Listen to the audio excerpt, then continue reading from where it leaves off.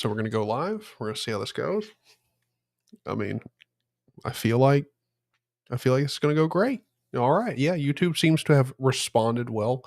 Hello, everyone in the stream. I hope you guys are all doing good. Can I get a yay or nay on the audios for the streams? Fingers crossed, it's good. Fingers crossed. And I did watch it. It sounds good. Perfect. Sweet.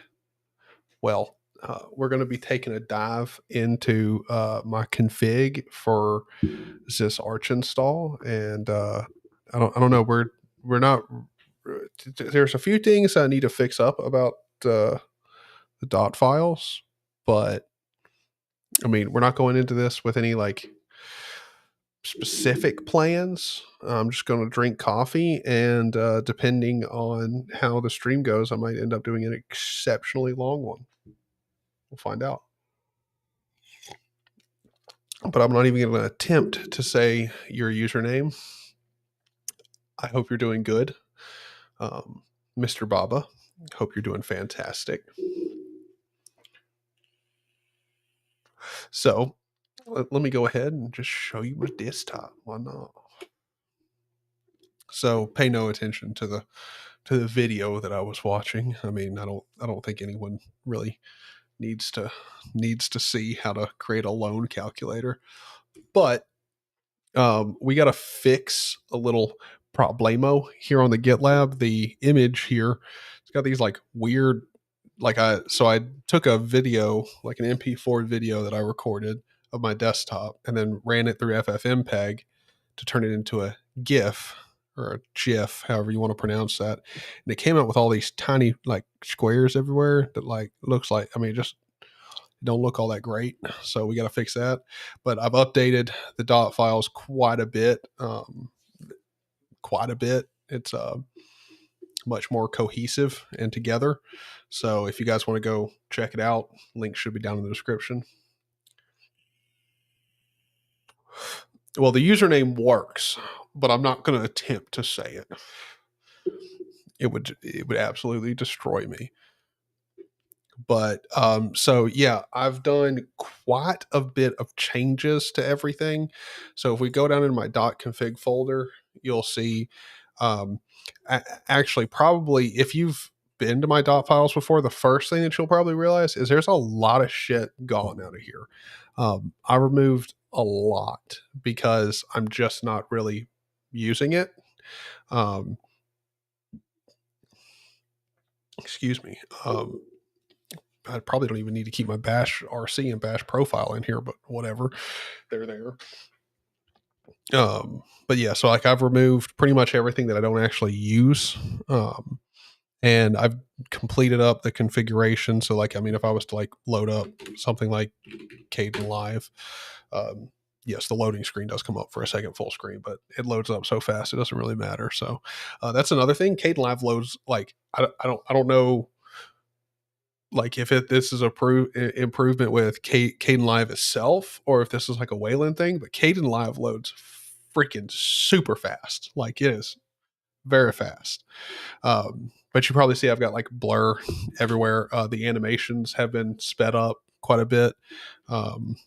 If I vim into my Hyperland config, we'll go in here and I'll show you around a bit. Let me just close Kdenlive. We don't really need that anymore. And let me just zoom on in so you guys can see the text like, quite a bit. But so I no longer have my 4K like TV hooked up anymore. Just cause. I mean, there's no reason for it, but just cause. And then if we go down to the animation section, like this is kind of like what I want to show off. Like it's a little wild. There's a little bit of animation code, like just like a wee bit, just a tiny bit. All right, but it works great. I found some guy's config. This dude's config. I'll post this in chat just so it's like there.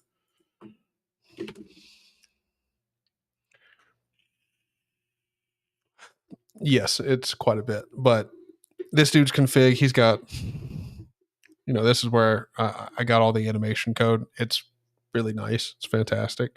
I tried out a whole bunch of different stuff, and I really like these settings. Like it's very nice. He generated it using easings.net. I don't think I changed anything. Like I'm pretty sure I considered changing anything, and in the end, I didn't. I like the settings he's got.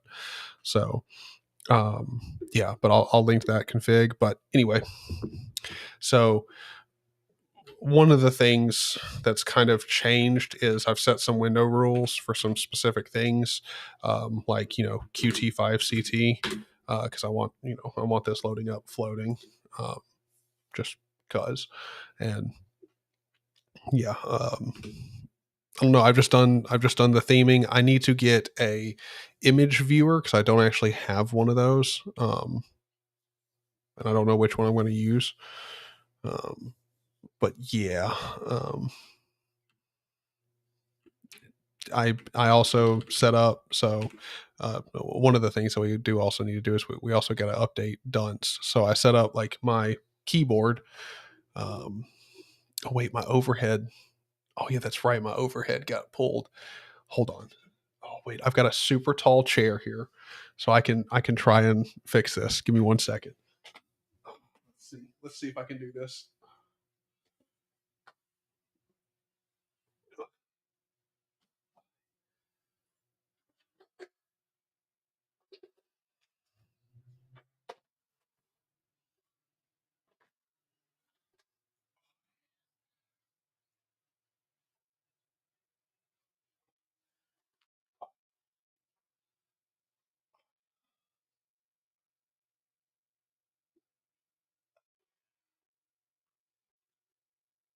No.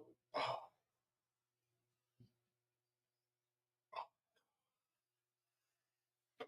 well,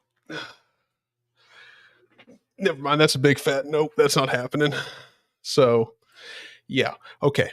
I can't lower it. The cord is being pulled. I'm gonna have to fix that, but we'll do that some other time. So anyway, on my keyboard, it's got like a little volume scroller. I've got the Apex like Pro keyboard. Hold on, let me load up a picture of it.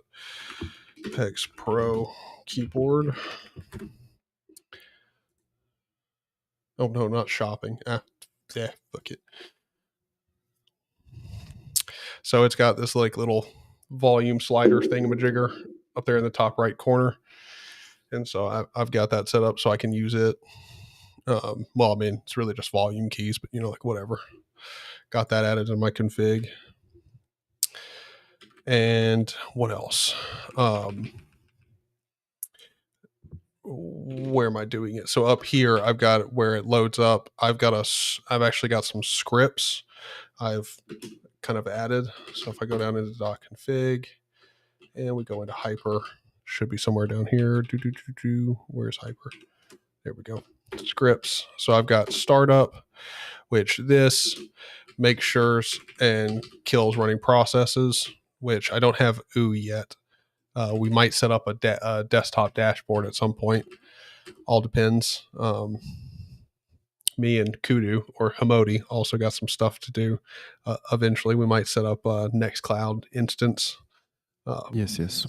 So might be doing that at some point. TGB, how's it going? Uh, what do you mean, Leslie? What are you asking? Uberzug? I'm going to assume that's what you meant by that.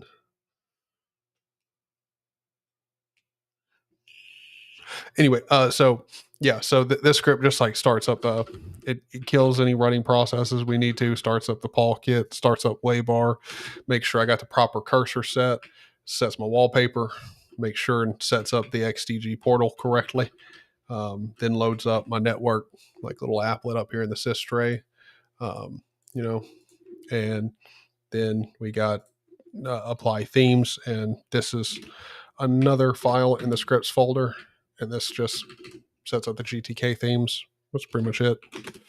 And yeah, my the profile is kind of important because that sets up Qt5 stuff for Qt5 CT, sets up my path, and then my scriptdir, because I've got some script dependencies um, in there, and that's an environment variable that needs to be set.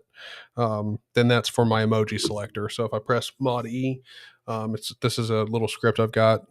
It's a variant of Luke Smith's um, emoji selector script. This one obviously is built and uses like Wayland tools, and it's also the file that pulls from emojis, some of the useless emojis and like broken emojis too that Luke Smith has in his file for whatever fucking reason. A lot of those have been removed. So yeah. Also, this search, it doesn't actually display any emojis. I want it that way. It just shows me the name of them, and then I select them, and Dunst will pop up and show me it. Again, if you're looking at Dunst, you're like, that doesn't match, and that needs to be fixed. Don't worry, I know that. Like we're gonna fix Dunst. That's not a problem. But now if I do Control Shift V, you can see we can paste that emoji. So very nice. Oh, Uberzug has an image viewer. I'm not sure. Over under on this being a 12-hour stream. Well, right now we are very much under. This is a fresh stream. We'll see if this goes on for 12 hours. All depends on how much I get bribed to go for 12 hours. All depends.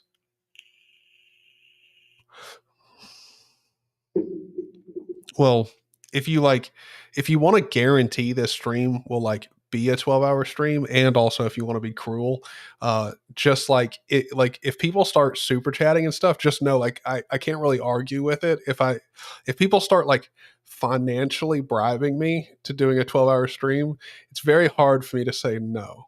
So like if you want to be cruel and ensure I don't get sleep, it's probably just going to cost you like a little bit, just a little bit. This is also a great way of like e-begging, 100%.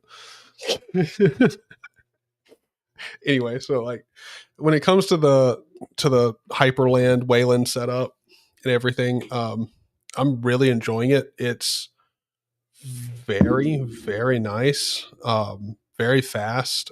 It renders extremely well on all of my displays. That's one of the really nice things about Wayland. High DPI screens and scaling is just wonderful. It's beautiful.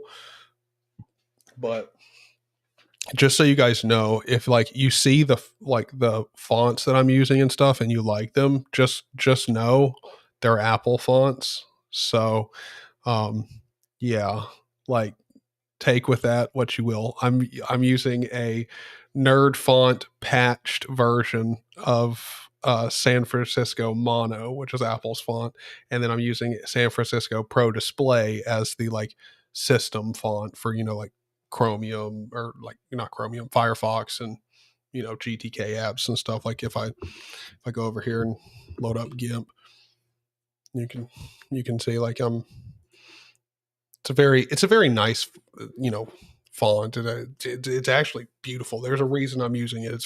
It renders beautifully. It is an absolutely gorgeous font. Let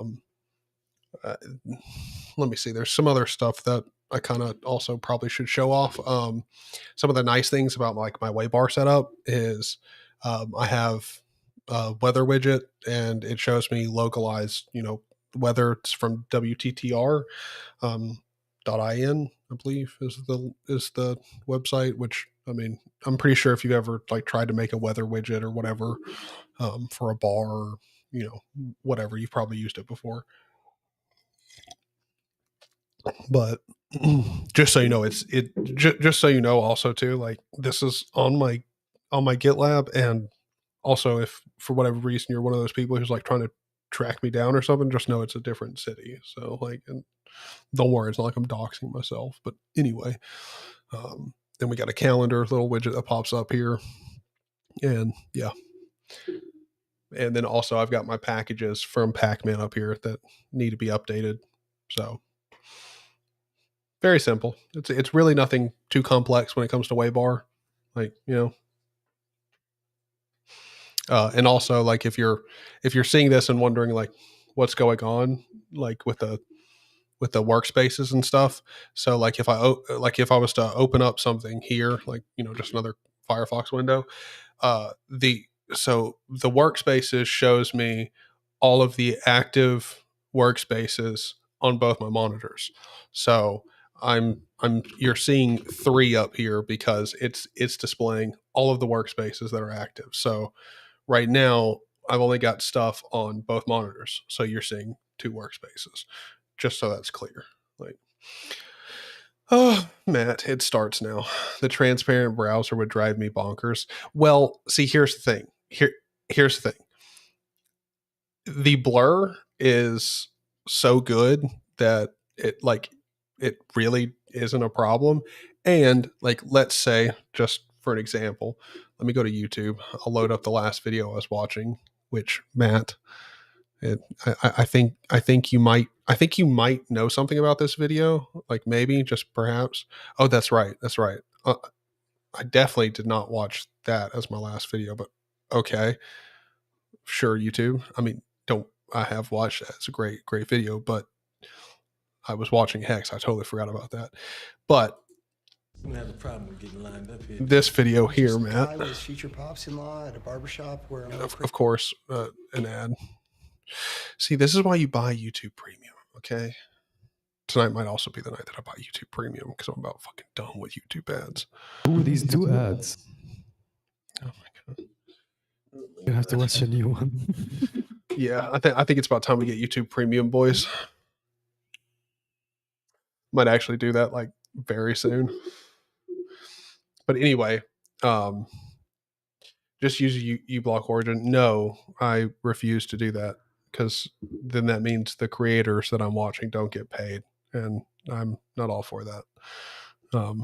As somebody who makes videos, I kind of like also like seeing revenue. Again, not like hyper greedy, but it is like kind of nice because effort is put into videos and like it takes time to make them.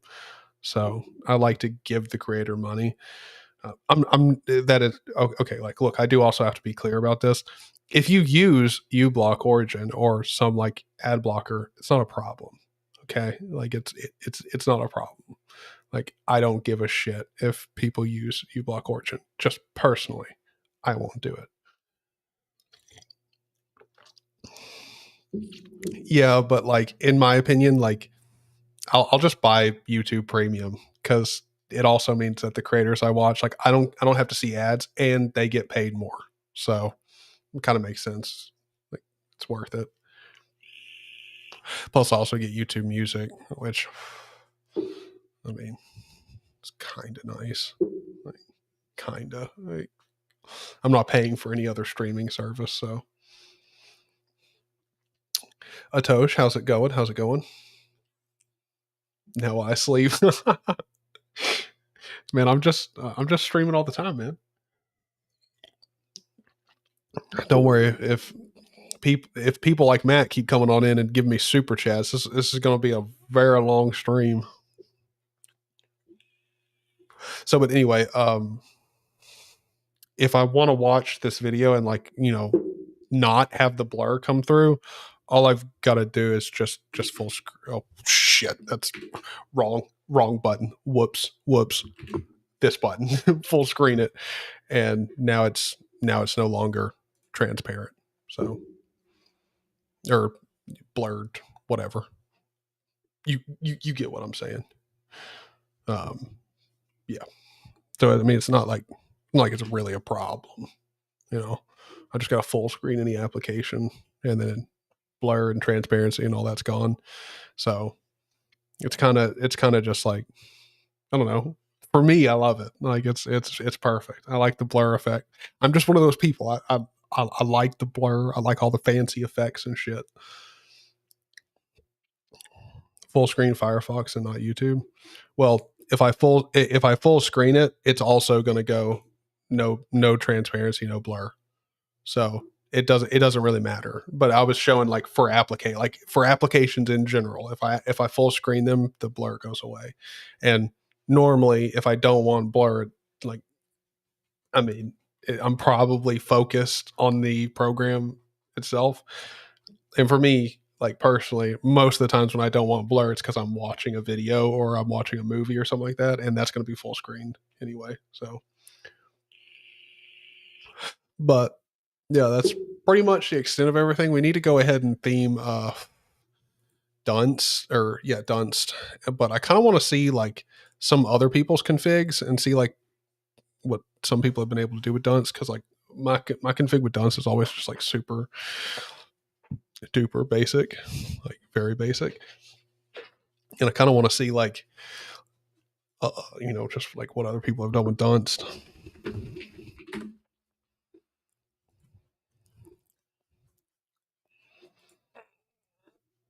Oh, dude, that is clean as shit. Oh my God. Dude, I'm such a basic bitch. Look at that. Like, that looks great. That looks like that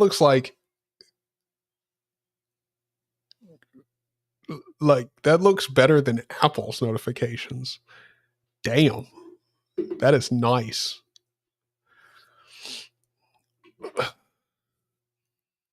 Matt and I can be friends in 2 weeks. Why in 2 weeks? Wait, hold on. Let me investigate. Why are you and Matt not friends? Let me see. What is he doing for 2 weeks?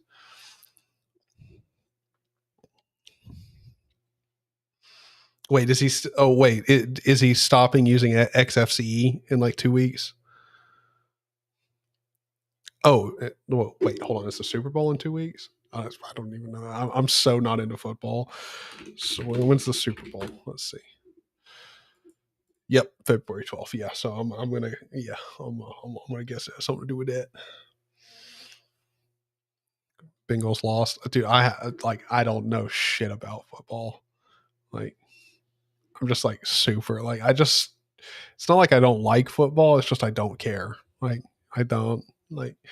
I also don't care about like just sports in general. Like, I don't know. I'm also like I'm not even into esports and shit. No, I'm not a very hyper competitive person. But like, if like my family's all sitting down for the Super Bowl and stuff, like I'll definitely watch it then.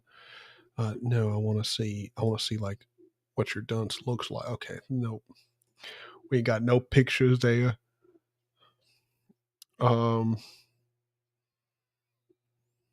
Rice University. What? Dunst. Noun. An indescribably bad stench. The worst smell one will ever smell in their life. For one to say they might have smelled their dunst implies that they could not imagine ever smelling anything worse. What?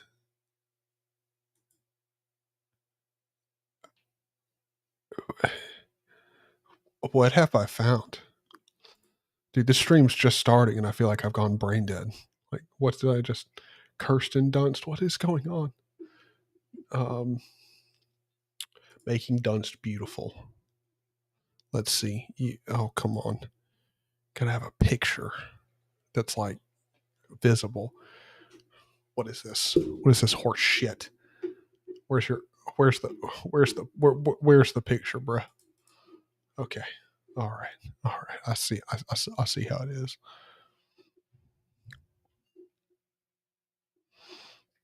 Let's see. Does he have a picture in his dot files? Oh no, it's 404.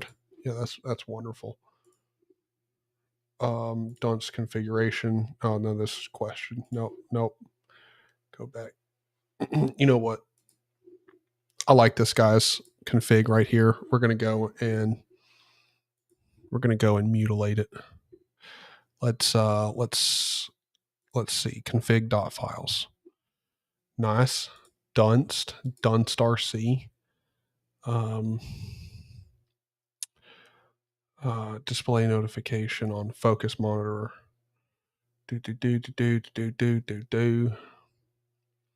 Follow mouse. Yeah. geometry of the window, close all, control space.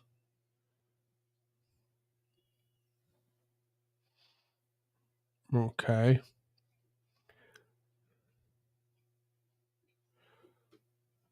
Font is fixed 11. Yeah, no, we're gonna specify our font, baby. We gonna specify our font. The spacing between lines.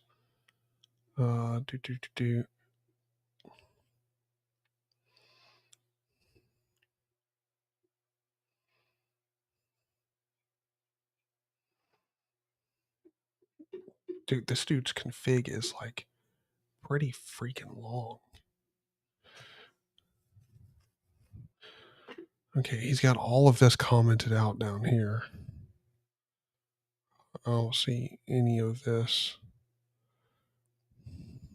Every section that isn't one of the above is interpreted as rules to override. Yeah, I'm just trying to make sure this is all actually commented out. Yeah, it's all commented out down there. Okay, let's take this and grab all of this up here and let's replace it with my config, and then we're going to edit the font and we're going to see how this looks, and then we'll go from there. Try this out.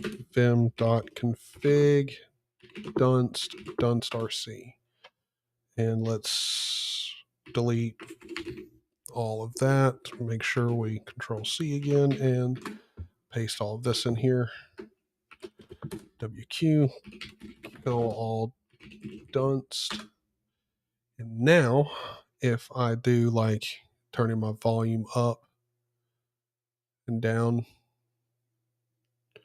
okay, like I see there's like a tiny bit of text there, but that's about it. Hold on. Notify -send. Hello, this is a test.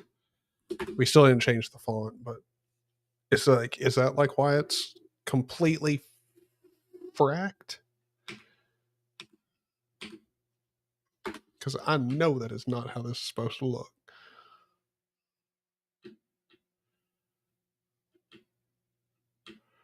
Let's see. Let's go down to font.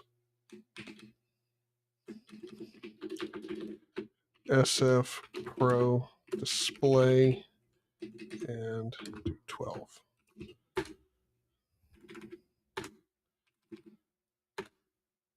Yep, nope, the same. Well, that's dumb. Oh, wow. Okay. Don't ignore chat. That's bad. Creep Ensign Productions, how's it going? Hope you're doing good. Matt got me interested again. Also, like, Matt's gonna stop people. Like, come on, he's supposed to be getting you into Linux stuff, not football. Leslie, sleep is for the boring. Thank you very much for that $20 super chat. I guess it is. So the odds that I don't get any sleep tonight just got exponentially higher. Awesome. By the way, if you're just popping in and like don't really know what I'm talking about, if I keep getting super chats, I'm gonna stay up and do a 12-hour stream, which is looking pretty damn likely now. I didn't like set a price or anything, but pretty much Scout's honor here. It's gonna be a long night.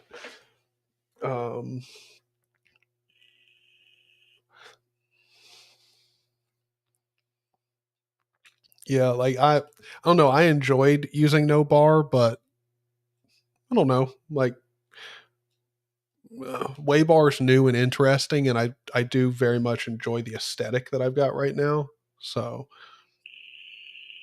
I mean, it's very much a copy of someone else's bar, like almost 100%. Very, very little change.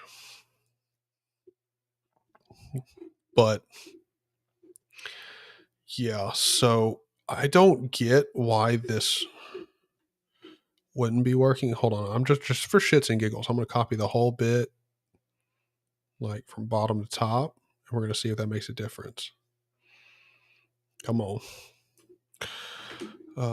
Let's see. Kill all dunce and delete all of that. Control C again and paste all of this in here.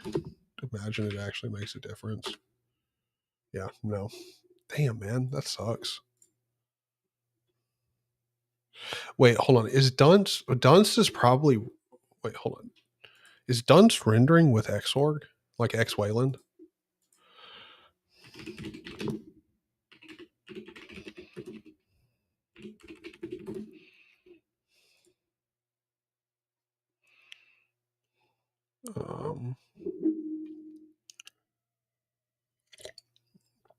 Oh, okay. So it's running with X Wayland. Okay. Okay. I mean, it's not like I have a problem with that. Just I didn't know if dunce supported Wayland to be interested. Gee, good Lord, I have to stop not looking at chat. Oh gosh. Okay. Okay. Use WOB for the volume stuff. Nah, I mean, nah. I'll just, it's fine. Like I've got little scripts for it, and then just to execute those scripts with a keybind. Like it's fine. Probably don't even need the scripts, but I like it to turn up the volume and then also send me a notification to like visually let me know that it's happened. He got me to switch to KDE. What more do you want? That's a good point. That's a good point. How's your time with KDE going? TGB, no sleep. I like those odds. Awesome. Great. Well, yeah. So probably not getting any sleep tonight. Not probably. I'm definitely not getting any sleep tonight. Like, yeah. Okay. Yeah. Yeah. Yeah. Probably not. Probably not. Good Lord. Like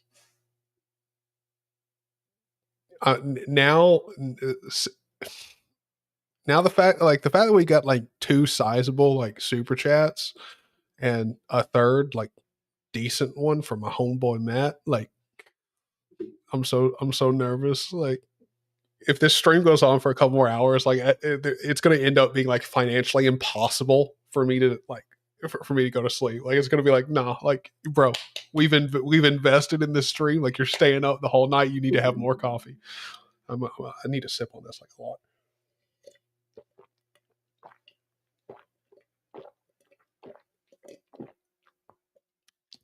Let's go, boys.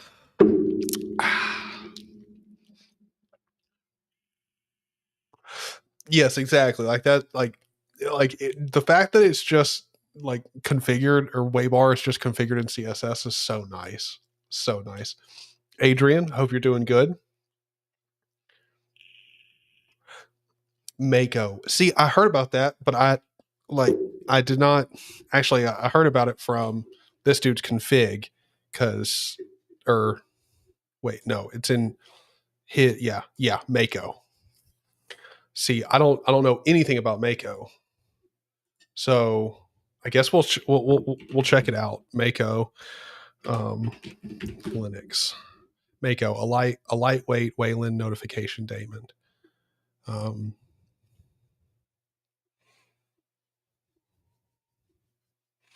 Will run automatically when a notification is emitted. This happens via dbus activation, so you don't really need to explicitly start it up. This also allows delaying its startup time and speed up system startup. If you have several notification daemons installed, though, you might want to explicitly start this one. Some ways of achieving this is, so we could just remove dunst. Yeah, dude, like let's switch over to like all like Wayland utilities. Like let's do it. I don't see any reason why not to. So now the main question is, so can be extensively configured and customized. Read more. All right, so we can read the, excuse me. We can read the config there, or we can go check out this dude's config. binding options, on button left, dismiss, none, on button right, dismiss all, on notify, exec, MPV, user, sounds, free desk. Yo, we can add like a little sound thingamajigger, a little message notification. That's pretty tight. I say we do that. Like, hold on. Can we do we already have this? Hold on. Let's see. ls/user share sounds free desktop stereo and yeah. Okay. Message.oga. Yeah. Okay. Oh yeah. I mean, it's pretty much exactly the same configuration. I mean, almost exactly the same as Dunce. Like, it's very similar. I love Kubuntu. Kubuntu is really nice, but also at the same time, it's very nice because it's Ubuntu and KDE, which like Ubuntu tames KDE, which is good, very good.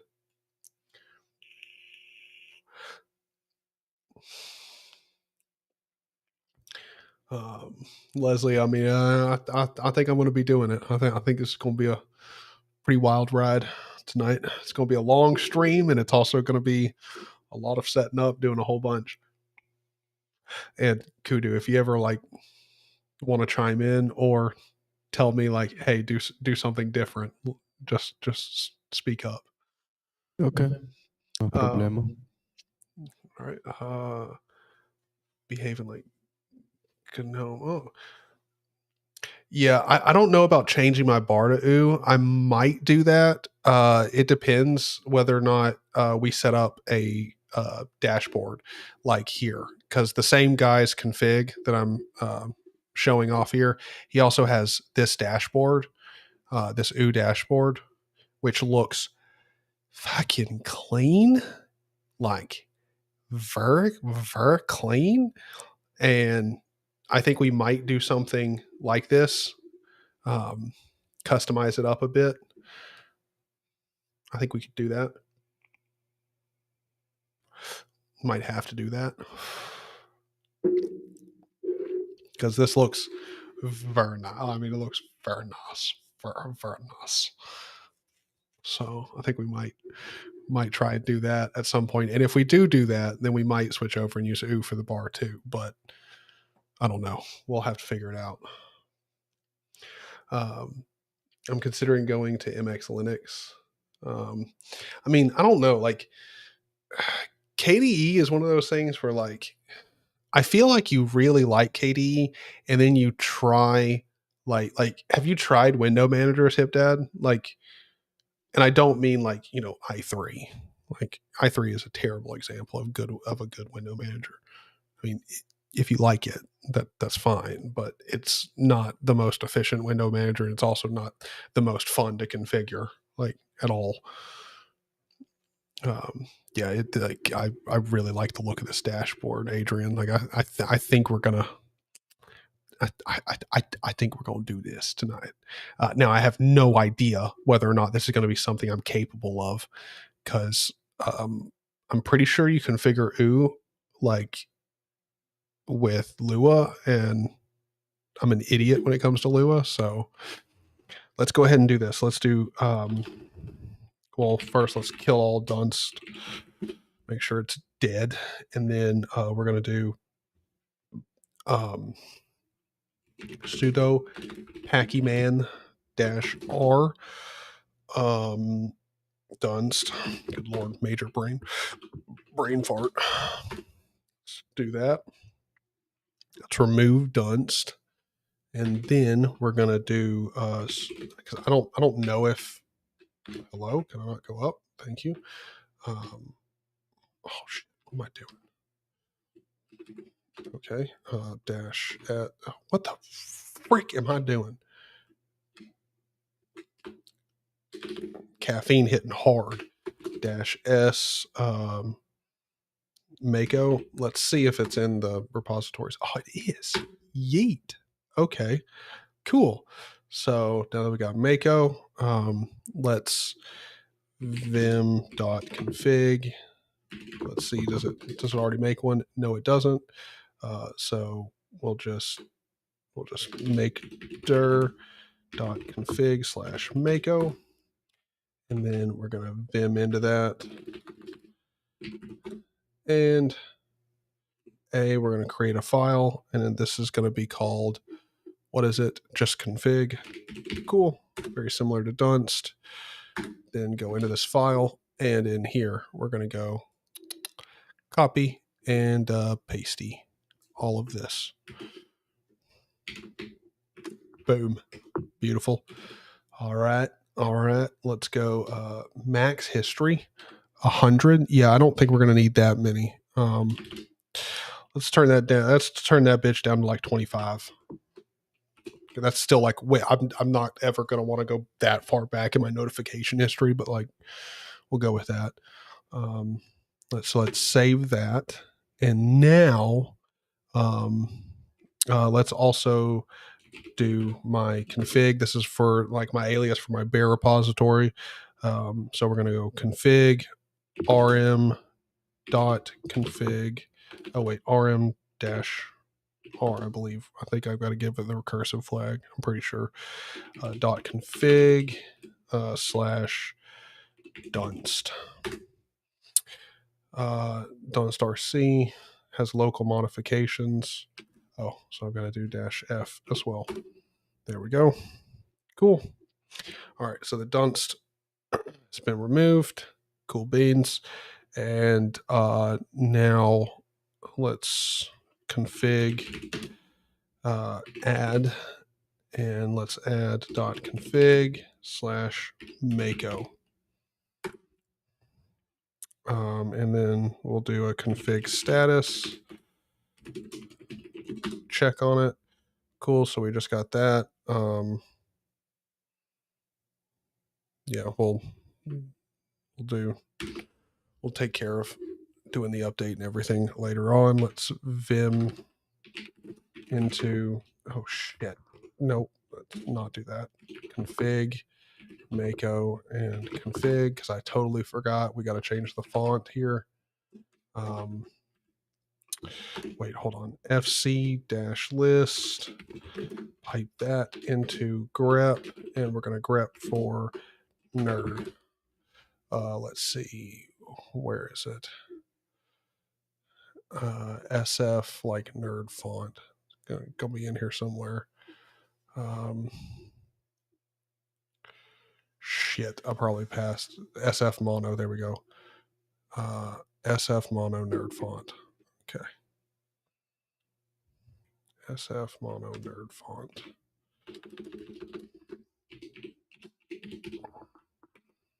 Yeah. There we go. Good Lord. This like microphone cable was in the way. All right. That's out of the way. And we're going to take that up to 12. Save that. And then if I do a notify send, boom, hello, this is a test. And we also get a nice little notification sound. Nice.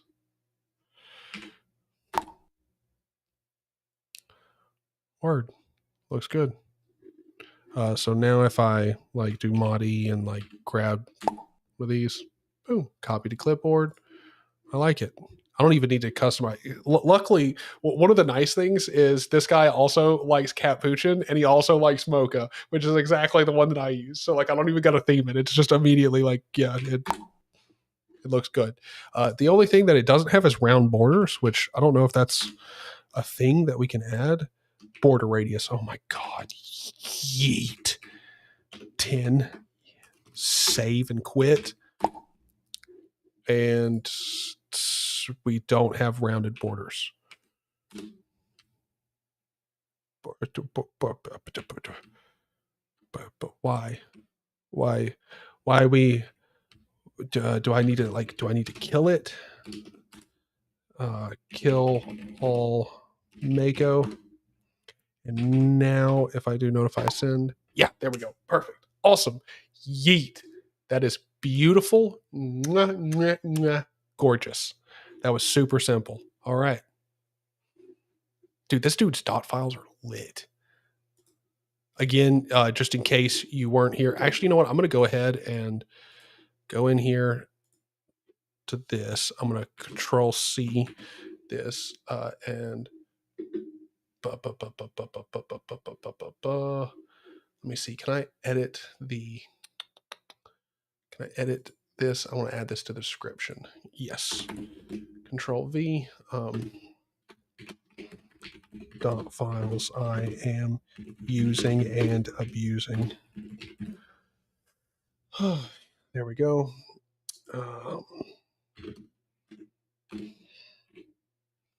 Save. There we go. All right. So the description should be updated. You might have to reload the stream, but there you go. I'm sorry, guys. I'm very far behind on chat. Wait. Hold on, Adrian. It's Lisp? The language for ooh is Lisp? Be very Kudu. Do you know like is ooh Lua or Lisp? Do you know? I'm pretty sure it's Lua. I'm pretty sure it's Lua too. If it's Lisp, bro, it's gonna be a hard fucking no from me. Like absolutely not. I'm not spending the night staring at 1,500 like parentheses. It's not fucking happening. I mean, it could be funny. You never know. Oh, I mean, it would be funny for everyone else. For me, like my eye, like I'd see parentheses in my dreams. Like I'll pass.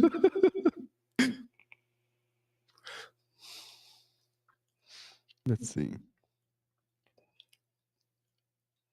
Yeah, like there. Well, actually, like Hip Dad, you actually do have a good point when it comes to themes and KDE. Like, there's actually like almost all theme projects build for K. Like, I don't know almost any that like only have their GTK option. Like most themes are available for KDE. Ooh, Dog Masson. I hope that ZFS full like ends up okay.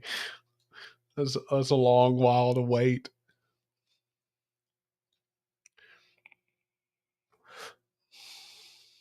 Atosh, being based on Manjaro is not great. Not great. Unless we're talking about a mobile device. Then it's a good thing. Because that's where Manjaro gives a shit. Everywhere else, it's just real poo-poo. Real poo-poo. And that's like me trying to say it as nice as humanly possible, and I can't not refer to shit. It's terrible. Like Manjaro, just hold on. Let me just switch over here to a face cam. Just in case anyone from Manjaro ever sees this. Please, God, please start giving a shit about your desktop release. Like that would be just nice. If you could, I don't know, like I know this is me asking a lot, but you know how like you're like 2 weeks behind Arch? If you could use that time to at the very least have the same level of reliability as Arch, that would be nice. I don't know what you and the team over at Manjaro do during those 2 weeks. Perhaps, the circle jerks need to stop and like work gets done, but that would be nice. Now, I don't know that they're all just circle jerking, but I'm going to assume so because as far as I can tell, nothing gets done. So that would be it would just personal message to the Manjaro team. Please start giving a fucking shit about your desktop release. It would be nice. Very much so. I'm going to get reamed on some Reddit for this whole tangent, but still, I don't give a shit. It's honest. It's coming. It does honestly come from a place of care because I used to really like Manjaro, and they've gone to absolute hell. So, yeah.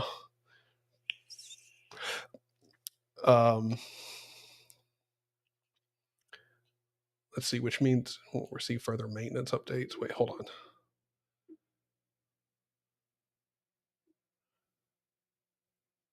Wait.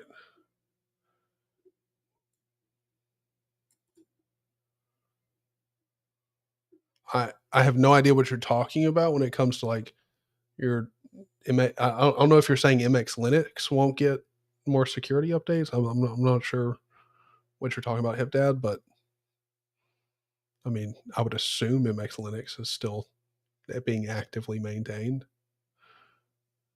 But Adrian, it's a Lisp-like language. Shit, called Yuck. Well, I had heard of Yuck, but I thought it was more like Lua. Like, how are we both completely wrong with this? Hold on, let's go. Okay, we've already got Mako set up. Which actually, wait, hold on. There is something I need to do. Vim.config. Well, hold on. Mako.config. Let's just pop down in here and I think I need to go into one of my my startup script, and we need to also add Mako in here. Kill that running process. Cool. Yeah, I went to their website and they have an example bar, and in there is a file called like ends in .yuck. I mean, it doesn't look like it have a lot of parentheses. Wait, hold on. I thought I saw a doc. Well, no, there's Yuck migration there. I thought I saw a doc Yuck. If you go into like examples.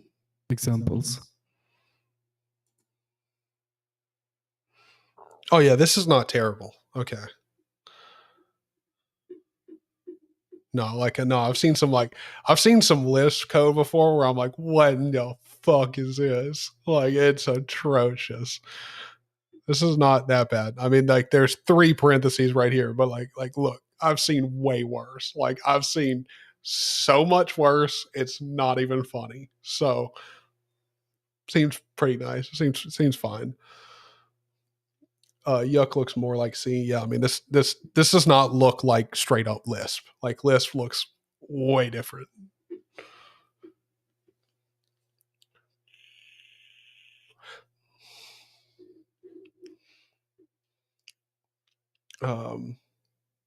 Says that it's written in Rust. OO is probably written in Rust, but I guess Yuck is like a configuration language. I'm going to assume, or maybe it's just like their like module language, like, like where you configure the modules or whatever, like similar to like how a lot of stuff uses like Waybar is kind of like that, like, like you have like a configuration file that is all the modules. I think it's like a JSON like file. I don't think it's actually a JSON file, but I think it's like a JSON file. And then you have your CSS.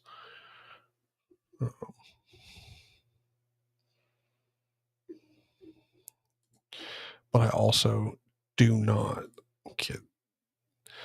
So I'm going to assume SCSS is their like very, very close version of CSS. Documentation and instructions can be found here. Yeah, so it is written in Rust, but it doesn't use Rust for its theming. Pronounced with sufficient amounts of disgust is a widget system made in Rust, which allows you to create your own widget similar to how you can in Awesome WM. The key difference is it's independent of your window manager.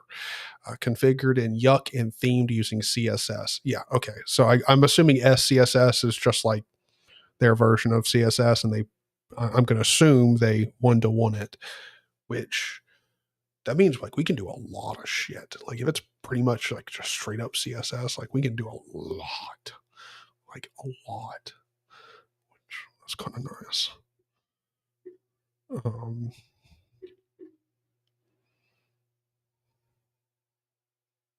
But yeah, I mean, we don't need to do all this. We're on Arch. We got the AUR, baby, and Pac-Man. So let's see. Simple mathematical operations. comparisons, Boolean operators, Elvis operator. I've never heard it called the Elvis operator. I've never heard it called that before, but I love that. Safe access operator, conditionals, numbers, strings, booleans, variable, the normal shit. JSON access, okay. Some function calls, search matches, captures, string length, area length. Oh, damn, dude, you can do a lot with this. Theming with GTK. OO is styled in GTK CSS. Gotcha. Okay. To make theming even easier, it makes use of SCSS and then compiles into CSS for you. If you don't know any way to style something, check out GTK CSS Overview Wiki. Yeah, so we're going to definitely need to go. If you have no clue about how to do CSS, check some online guides or tutorial. SCSS is very close to CSS. So if you know CSS, okay, perfect, cool. All right. It's not like I'm a wizard with CSS, but I definitely know CSS. Magic variables. Okay.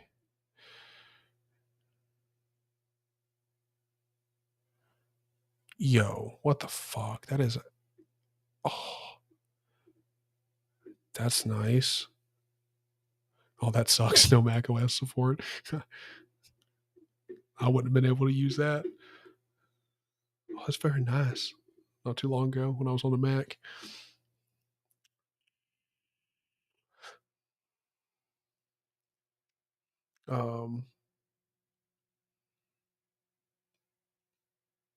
For the sake of my internet, could you not stream at 60 FPS?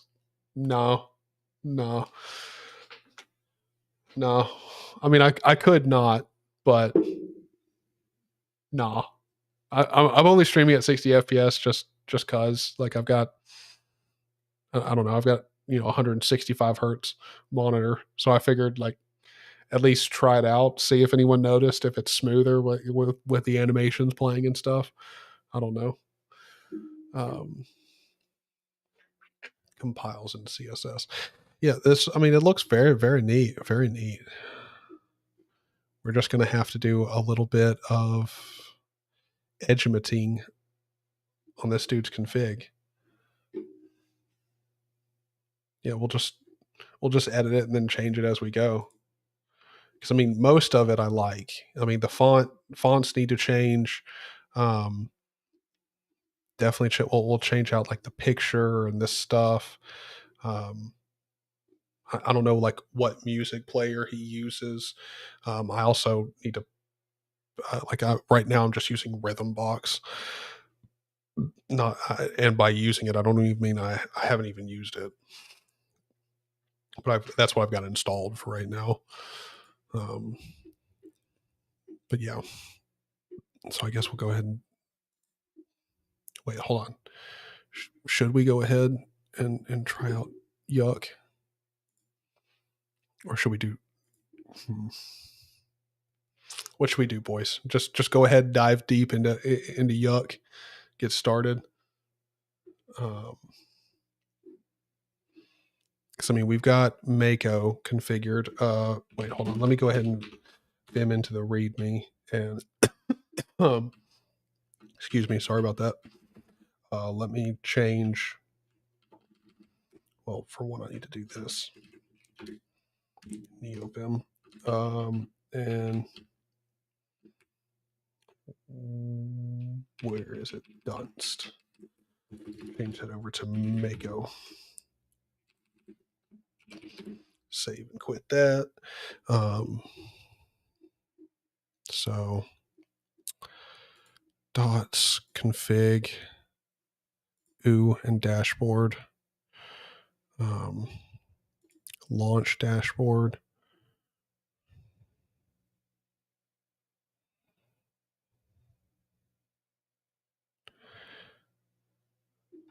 So I wonder, like, when is launch dashboard getting called?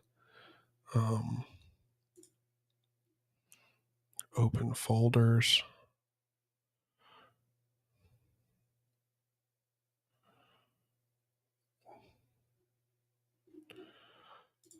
Yeah, we're going to have to go through and investigate all of this. Images, music.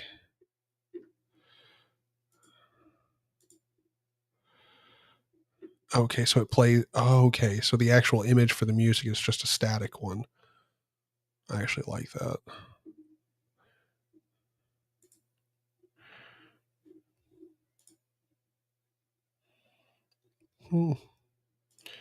Yeah, so we're going to have to do a lot of customization here, but I think we can do that.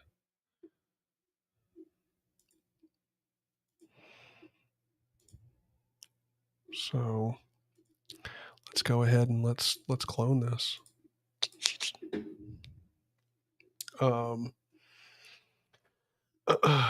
Just post a new short. Oh, nice. 100% utilization. Wait, well, hold on. Where are you seeing 100% utilization at? Oh, you're talking of like Josh's Wi-Fi. I'm guessing that's what you're talking about. So, first off, I want to figure out where in the hell this is getting launched from. I'm going to assume it's in like his startup, like menu, power menu, screenshot start. Like, let's check his startup. X-Way link, Clipman, Sway lock.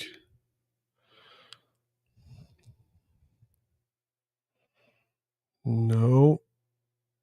So he's not launching the OO dashboard there.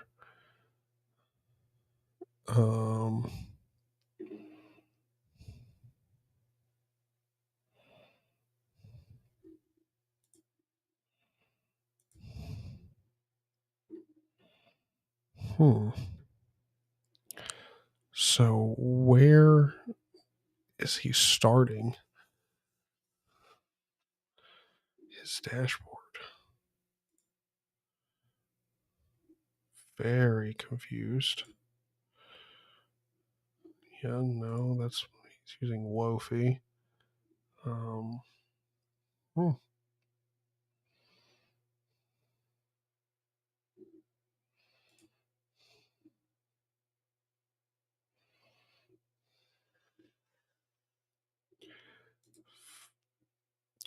Very odd.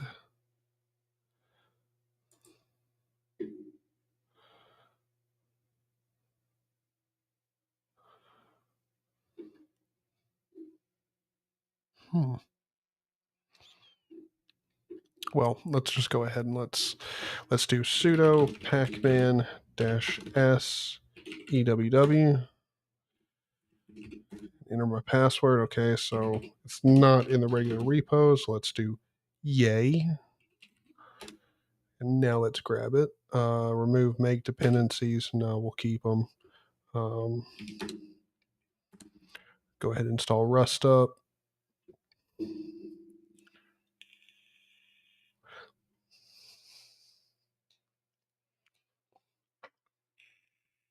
Oh, have a good one, Hip Dad. I don't know if I responded to that. Yeah. So I'm going to assume that everyone is probably interested in OO. And if any of you guys are, and you've used OO for a while, if you want to share your configs, please share them in Discord or message. Yeah, just share your dotfiles. I'll go check out your OO configs.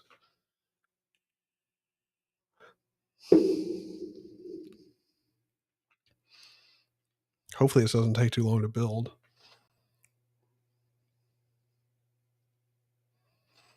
Probably need to go get me another cup of coffee here before too long. I need to be wired for tonight. I'm just going to have to remember to drink coffee pretty frequently. It's going to be decently important.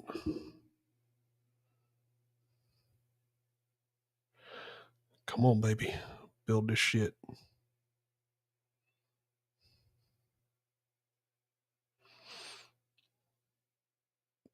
Like, Kudu, have you tried using EWW at all? Or OO? No, I haven't. Why don't you? I mean, I use GNOME. Ah, good point. Yeah, it's the best. I mean, agree to disagree. I'm sure there's someone else in chat who's going to have your back, though. You'll be like, yeah, I love GNOME. It's fantastic. I mean, it's fine. Like, it's fine. It's just, I don't know. Like, I like to tinker, especially here recently. It's been a lot of fun tinkering. And GNOME is just one of those things, like, you can only tinker with GNOME for about 15 minutes until you break something. And you're like, shit. Roll it back. No, that's why you don't customize GNOME. You just use it as is. It comes as is. Exactly. Yeah, it comes perfect. It comes perfect. If you're trying to change it, you're just a sinner, man. Yeah, exactly. Especially if you try to theme it. Oh god. Yeah, what kind of idiot would want to theme their system? Like, come on. Yeah, just imagine. What a degenerate. CD into dots, ls, CD into config, and CD into EW. Wait, hold on. Let's ls EWW dashboard. All right, so let's MV EWW to home/dot config. All right. CD back up out of there. Control. And so now if I CD into dot config EWW and dashboard ls and go sudo chmod a plus x launch dashboard, make it executable, and then go launch dashboard. Configuration file EWW/home/.cache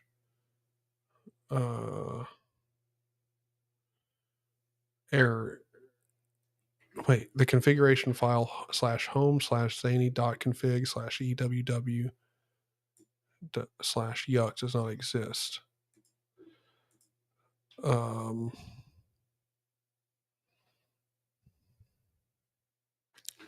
Okay. Well, yeah, because it's in dashboard. So I guess we just move all of this out. Hold on. Just in this folder. Let's go launch dashboard, config equals home, configure dashboard. Yeah, so like, why? I mean, if we're passing in CFG and that's in dashboard, why are you telling me this?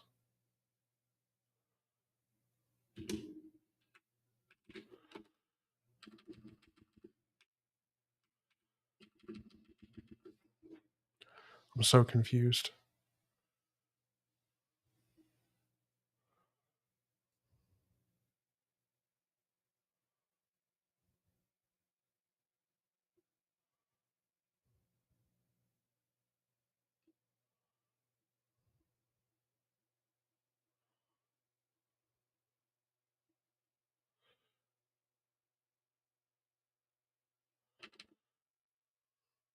So does like this just need to be moved?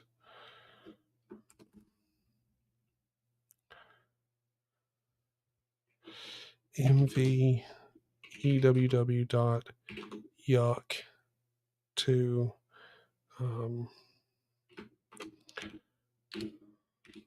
dot config EWW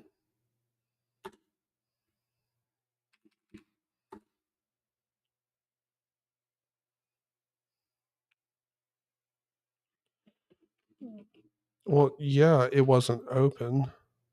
Like,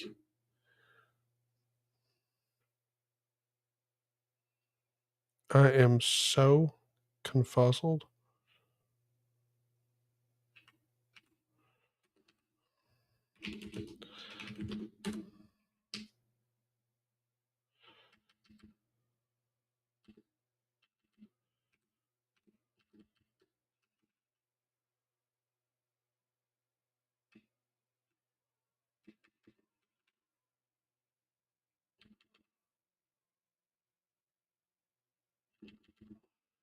Oh, wait, it removed. Okay, we created the file. All right, so I need to try to run it again.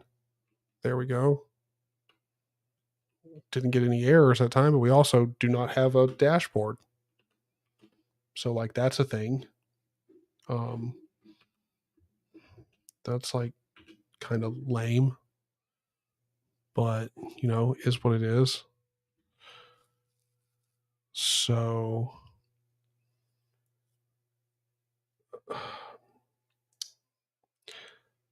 oh, well, no, I don't know. Let's just Vim.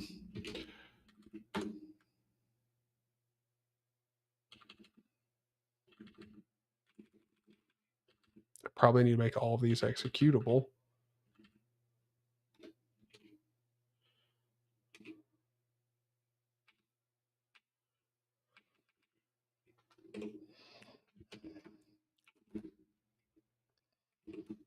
Well, let's just go back up a folder and ls.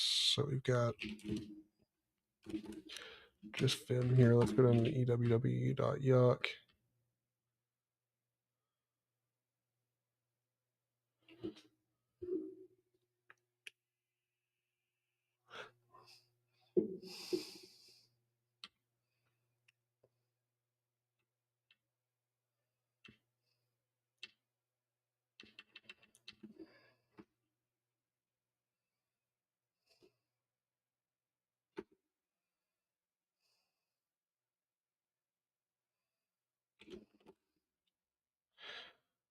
I don't think it's working because they're all trying to like pull from like just the scripts folder.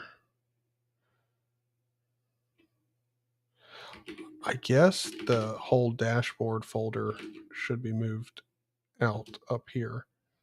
CD in a dashboard. LS or just keep vimming. Config. I don't even know if config is like doing anything.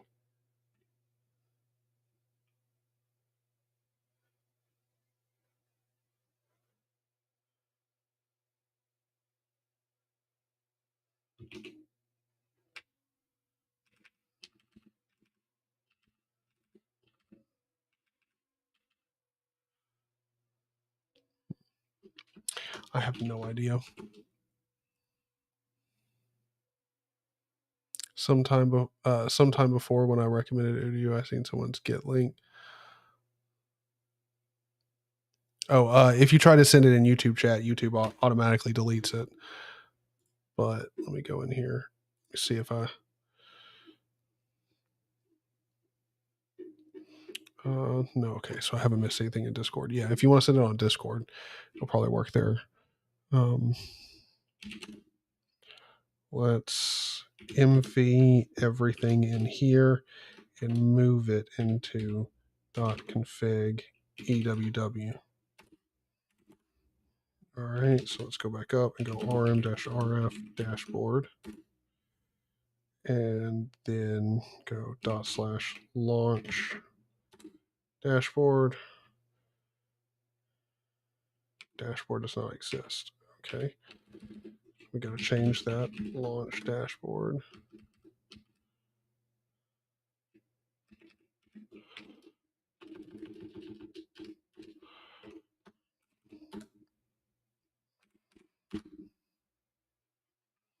And we still get nothing.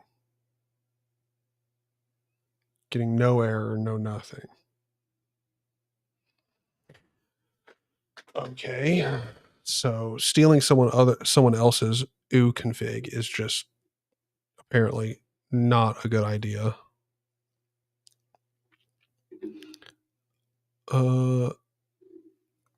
Like at all.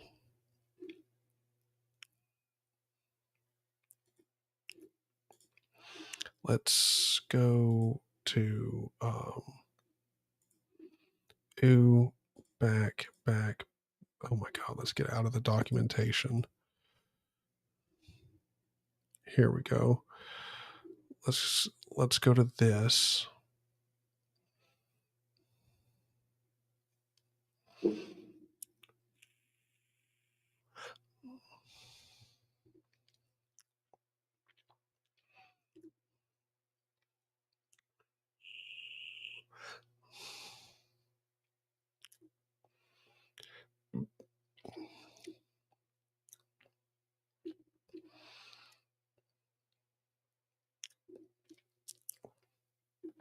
This is a very nice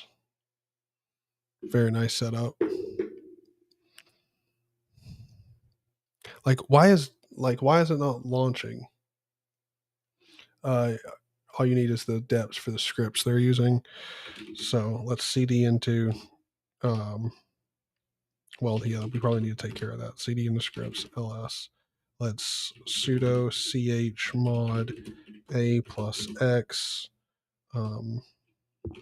all the files.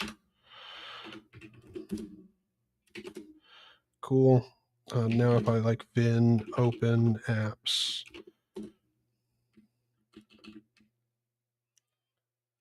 go here, change that to OO. Firefox, Brave browser,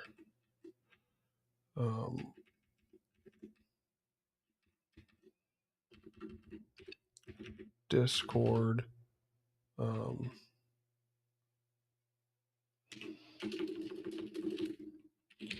Kitty,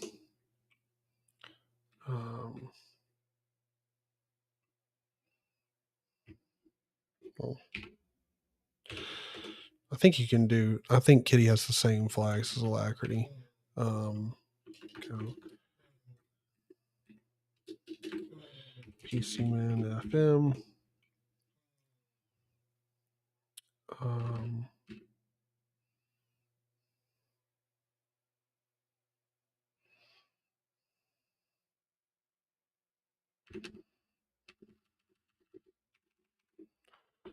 All right, I don't think we need anything else.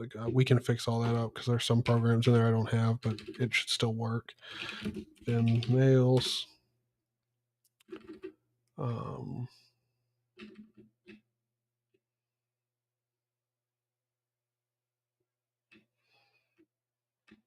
Oh, okay, cool. So I can send email there, so it's fine. Music info status, MPC status.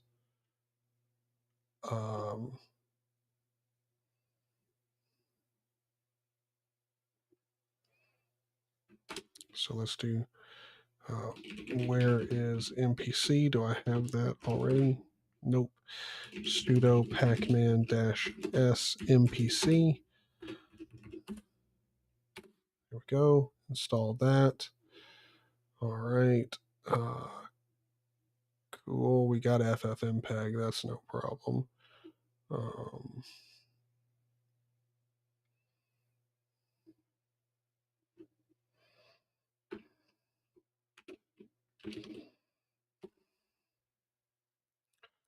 Let's do open folders.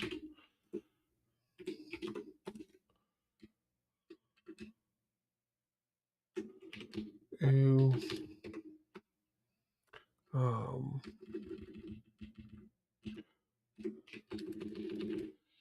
PCman FM.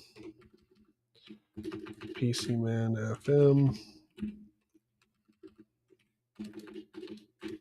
PCman FM. PCman FM. Good Lord, I could have just searched and replaced all of this, but you know, why live life the easy way when you can do it the hard way? You know?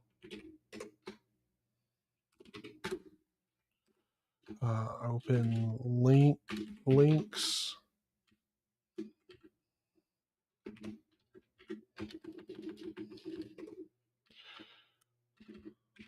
Firefox, new tab.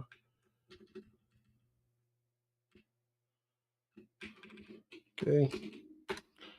WQ, this info.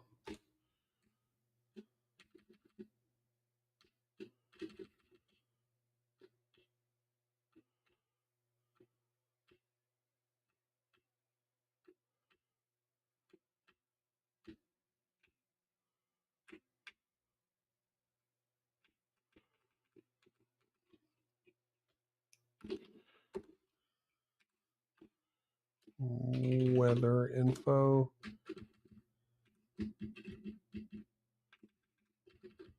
Get your data from here, weathermap.org. API key. Get your city. Okay.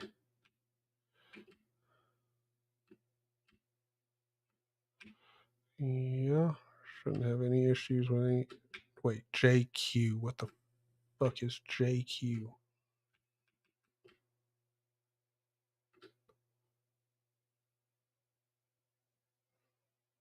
What is that? The fuck is JQ? I have no idea what that is.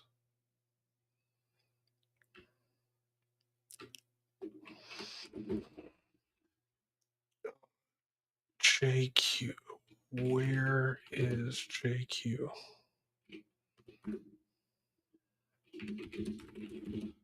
Dash S JQ.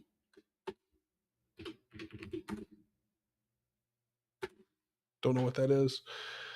Oh,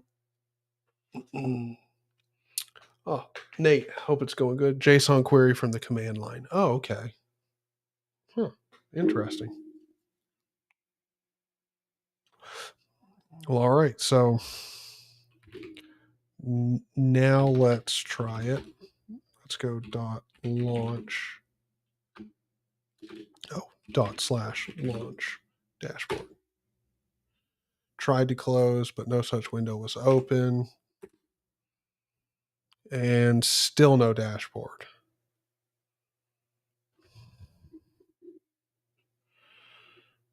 Why?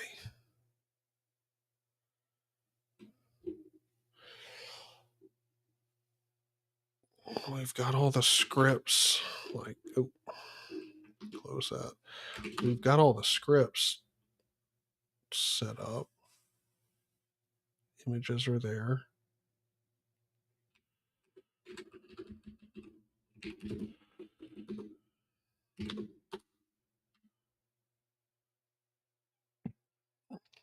I mean, could it be that just the fact that I'm using the wrong font? SF mono nerd font. It would be hilarious if this was why. SF mono nerd font.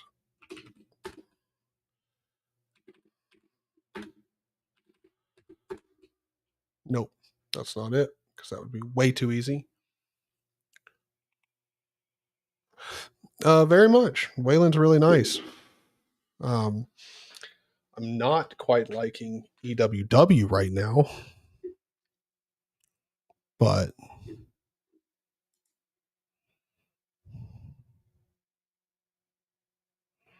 $19.20 and $25.60. All right, so I've got a $25.60 screen. So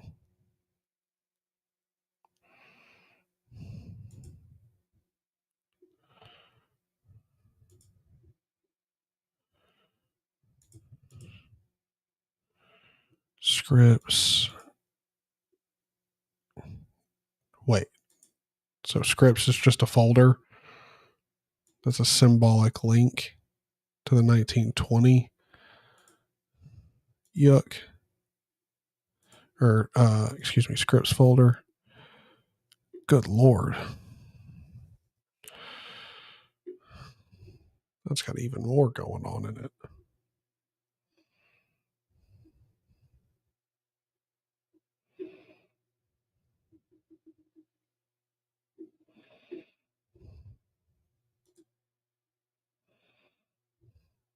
So,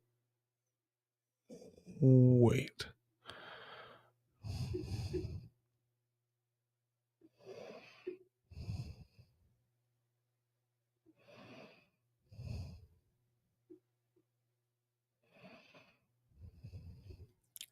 So,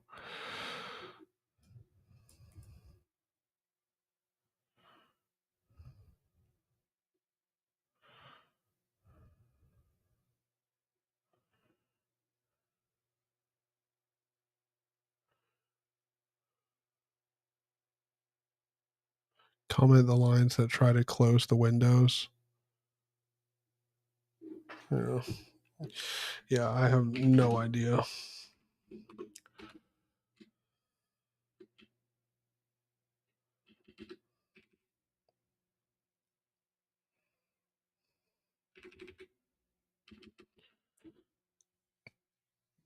Well,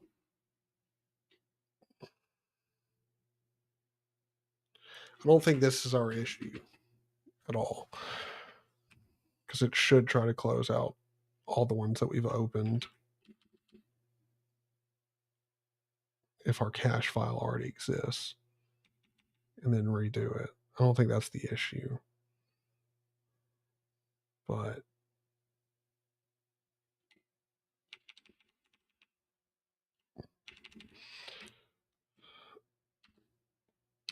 hold on, let me try this.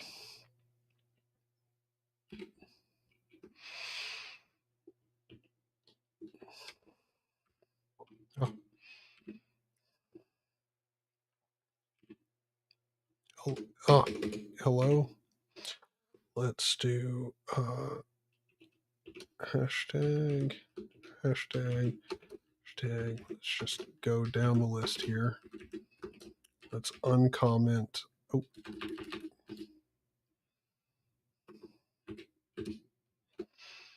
Hashtag or pound, whatever you want to call it. We're going to go through here and do all of this.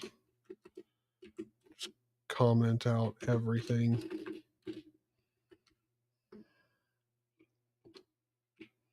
Except for background and profile.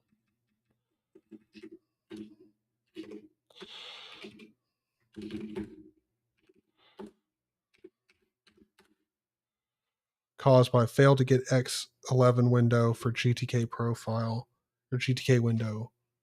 Failed to open window profile. Caused by failed to get X11 window for GTK window. Well, yeah, that's probably it. Wait, hold on. I'm gonna guess EWW Wayland.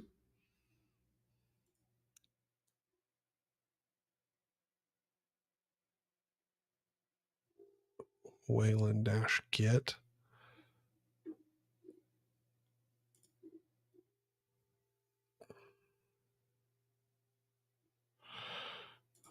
Let's see, discussion 453. Does that have something to do with Wayland?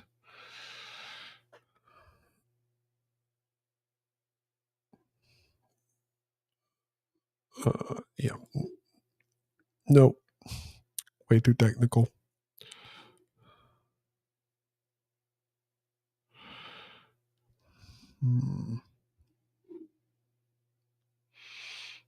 Oh, wait. Run EWW. Okay. Run -EWW. Yeah, that's not even a command.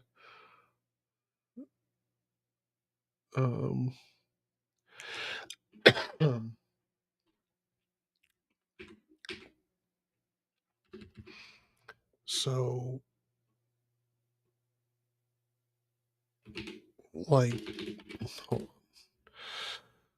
Let's vim go in here to eww.yuck widgets profile.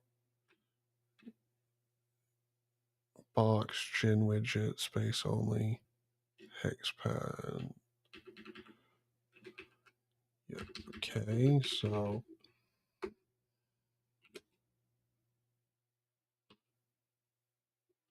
wait, hold on.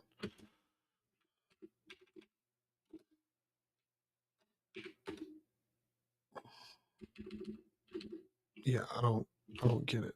Like it failed to get a GTK window. Like I don't know. Failed to open window background.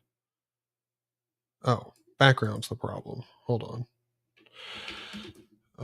Vim eww dot yuck and go to apps files background def widget bg class background. Wait, why would you fail? Like, am I missing a dependency or something? Like, am I missing something?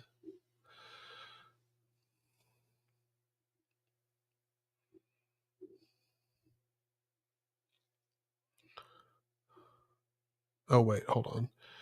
Background def window stacking actually focus width 1920 by 1080.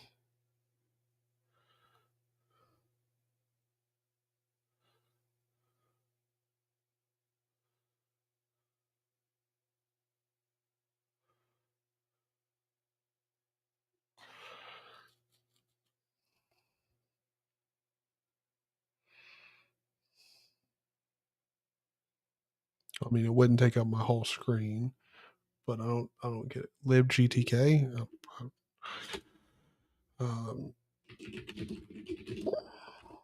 S libgtk.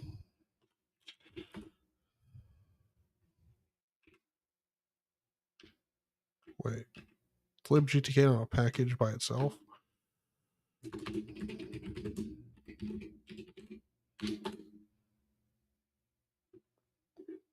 Wait, do you have to get libgtk from the freaking AUR?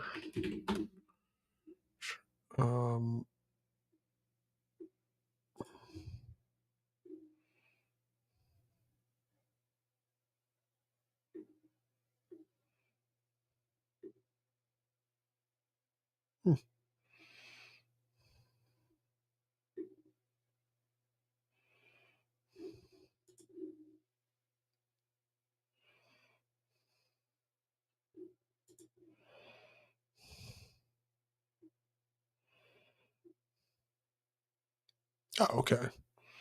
Yeah, I've got the base developer package, and I believe I have. I'm like 99% sure I've got GTK 3 because I know I got GTK 4. Yeah, there's no way I wouldn't have it. So yeah, I don't know. Mintalk, how's it going? Yeah, maybe. Well, most likely. I've gotten enough super chats to where I'm pretty sure I'm not getting any sleep tonight. Linux with Zach. Hope you're doing good. Doing pretty good. We're just trying to figure out why the frick won't load. It's giving me a little error here saying that failed. Yep, it's about time for me to go get another cup of coffee. That can't be happening. But yeah, failed to get X11 window for GTK window. Failed to open window profile. And I don't know why. I mean, I should probably download the EWW-Wayland package.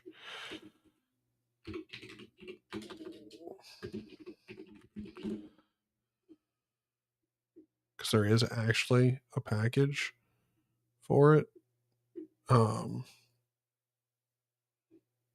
EWW-Wayland. So let's do sudo pacman-r EWW.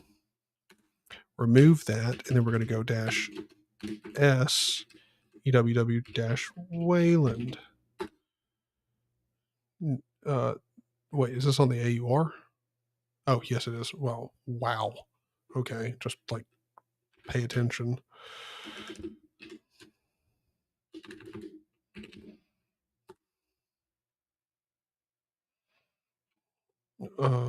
No.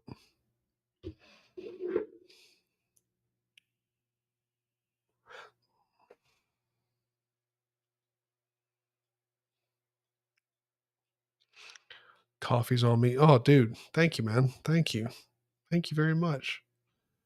So yeah,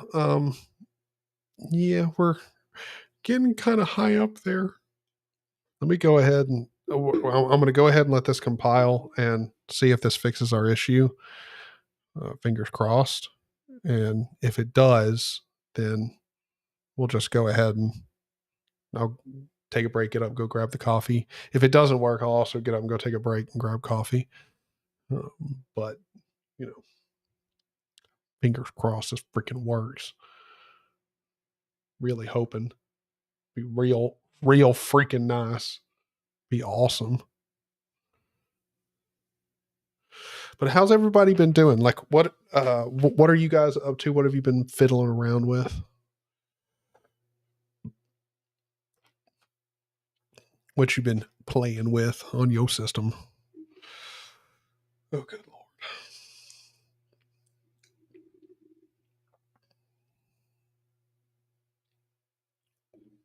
Lord. Ooh, rebuilding Pop OS workstation. That sounds fun. Kind of. Depends on your mood. But it does actually sound a little bit fun. Also depends if you're having as many issues as I am with, like, ooh.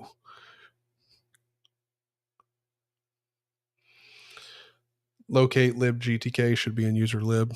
Well, I mean, pretty sure I do. Libgtk. Let's see. Let's go up. Lib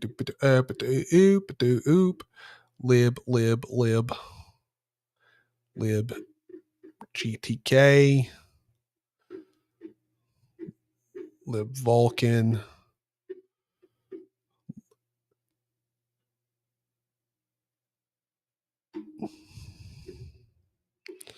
lib GX. Got a whole bunch of this stuff. Let's see. Do we have, like, I'm going to guess would be a folder. Well, no, we don't have a folder, but we've got a whole bunch of lib. I'm pretty sure I saw a whole bunch of libgtk bullshit in here. libgav, libg.a. Don't know. Good Lord, if I could stop scrolling so fast. libgtk, yeah. libgtk x11. Got all this stuff. GTK3, 4. So, yeah. Ooh. We're working on ooh, Josh. All right, so let me see. .launch dashboard. Failed to open it. Failed to open an X11 window for .profile.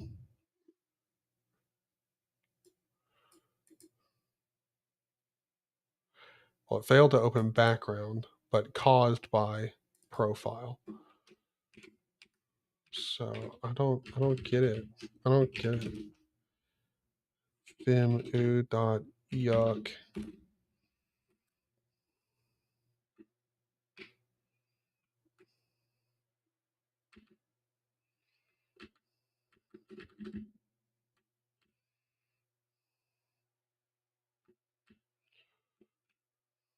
Chin win.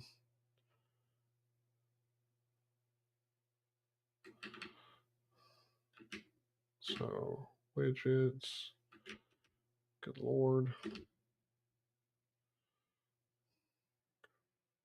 Down.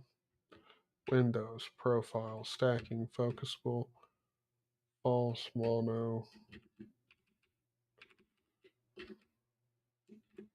Like, hold on. So if I change this to match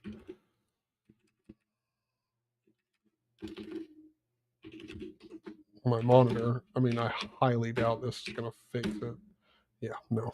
because that would be way too easy.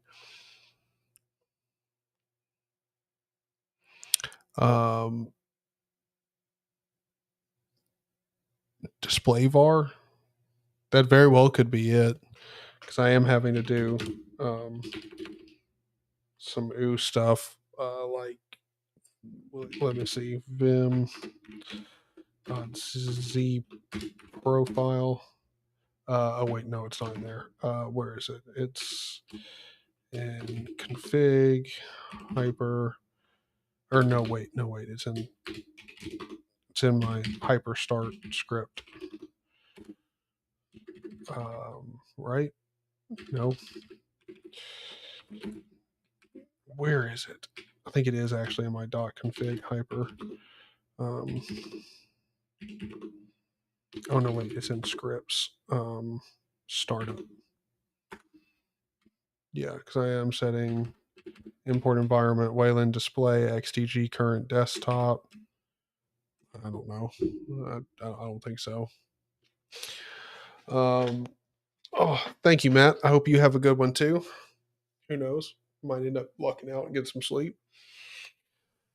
Oh, well, I hope you get a good day of work, Nate, and some good sleep before you have to go and do it. But yeah, so I don't know why OO would not work, and why run OO is not a freaking command. I have no idea. Oh yeah, Qtile won't run on Wayland. Qtile doesn't support Wayland. As far as I know. Hold on. Qtile Wayland.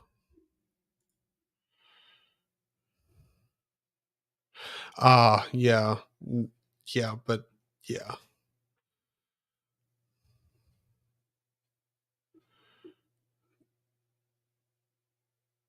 Yeah, I would not recommend running Qtile as a Wayland compositor, because it's not really a proper Wayland compositor at all. He's got monitor set to 0, and wait, what? Yes, I do.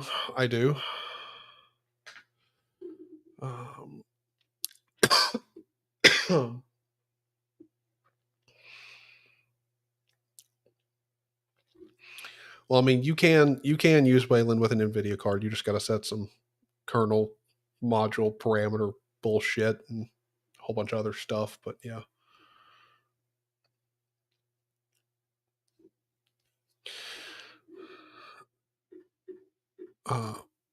I just don't get why OO is like broken. I don't get it. But yeah, so I guess we're not going to get a dashboard. I guess that's not going to happen. So let's yeah, I'm fine with that. Let's do rm-rf.config eww. Just completely remove that, and then we're going to do sudo. Oh wait, hold on. Yay -r eww-wayland. Enter my password, and let's nuke that bitch and get it out of here. All right. So yeah, so no dashboard. Too complicated. Too many issues. Don't give a shit. We're gonna move on. So we got Mako configured for giving us notifications and stuff. So like I can turn up the audio, turn it back down,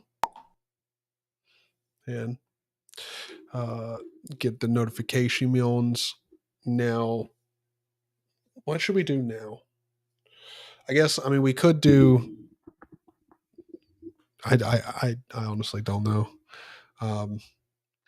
Oh yeah, I do need to fix the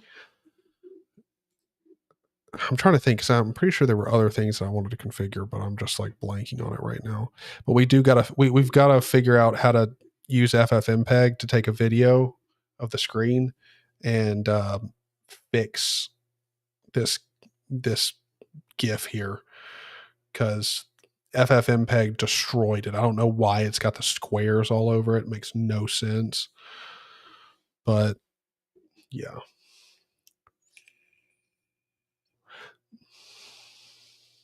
Emacs web browser.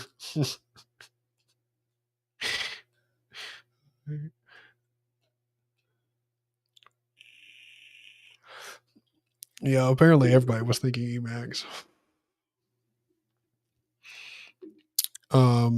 Yeah, I don't know what else I would need to configure. But oh yeah, I do also need to configure Snapper and stuff, because I don't actually have all of that stuff set up. I've still been slacking on that. I need to go ahead and do that too. Let's go ahead and get let's go ahead and do some screen sharing, or not screen sharing, screen cap. If I could speak, screen capping. So I'm going to go over to desktop, just this view, and I'm going to record. So we're going to record me opening up the terminal, then a browser, then popping over, doing GIMP, closing that real quick, loading up this.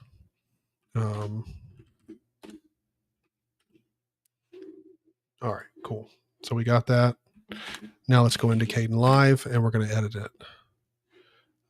Pop back over so you can see me. I don't think that's really important, but there you go. This one, let's switch. And we're going to drag this down in here. We're going to click on this, click, oh, nope, click cancel. Ungroup clips, click on the audio, delete. Then we're going to zoom in on this. And just make this full screen. So, okay, so it can crash. All right, so duly noted. Kden Live does not like being full screened. Recover. And let's just drag you down so we can see that a little bit better.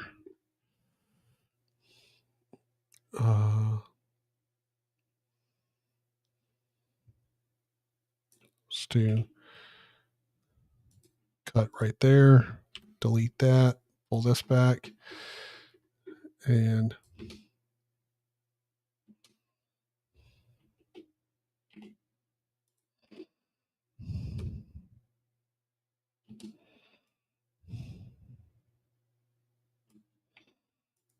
actually, so we'll do this, delete both of those, because we don't really need a long GIF.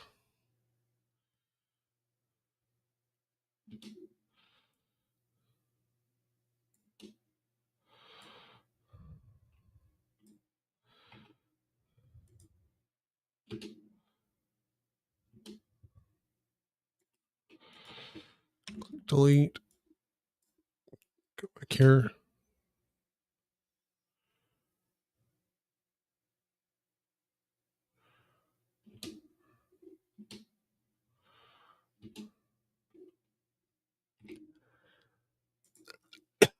Excuse me.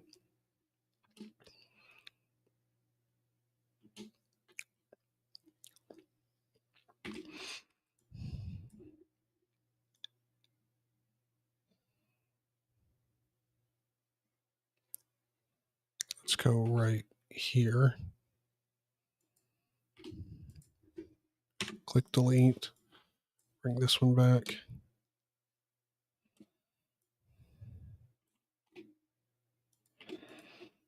Delete that.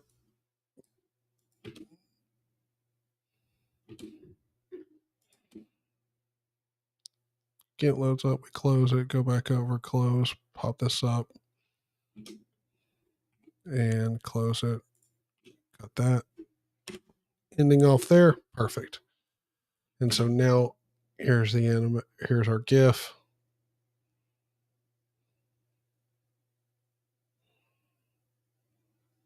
Perfect. Okay, so now we're going to go to project, render, and we're going to render this out. We're going to call it demo.mp4, video, audio, custom quality, turn it up all the way, take the speed of the encoder, take that quite a bit down, and now render to file.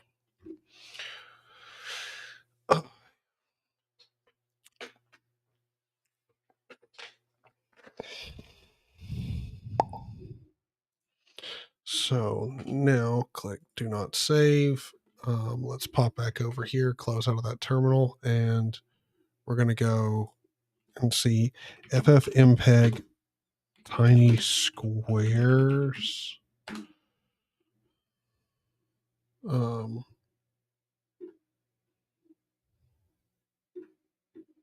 Like,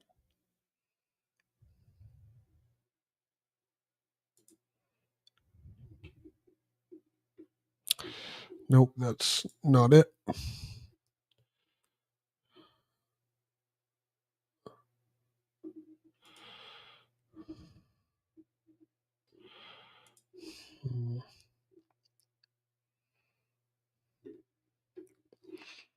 Wait, hold on. So first things first, let's get Wayland image viewer. IMV is a command line image viewer intended for use along with tiling window managers. IMV is currently seeking a new maintainer to adopt it. Please email. Ooh, okay.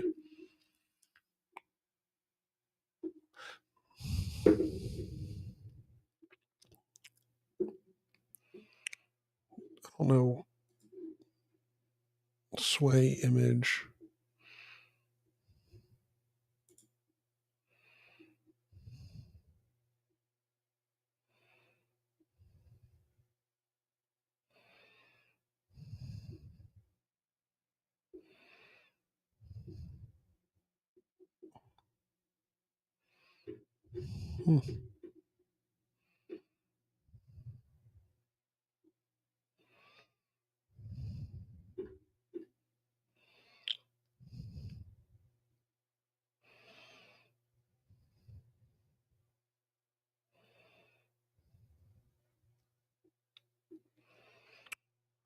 Okay.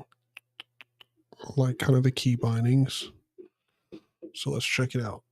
Let's see how it works. Sudo pacman-s sway image. Go ahead and install that.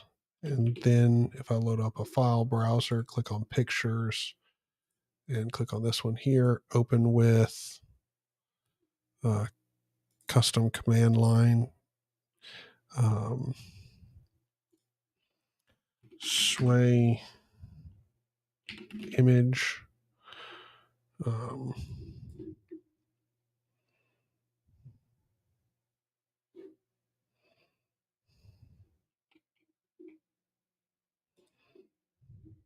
Perfect. Cool. Can we set that to be the default?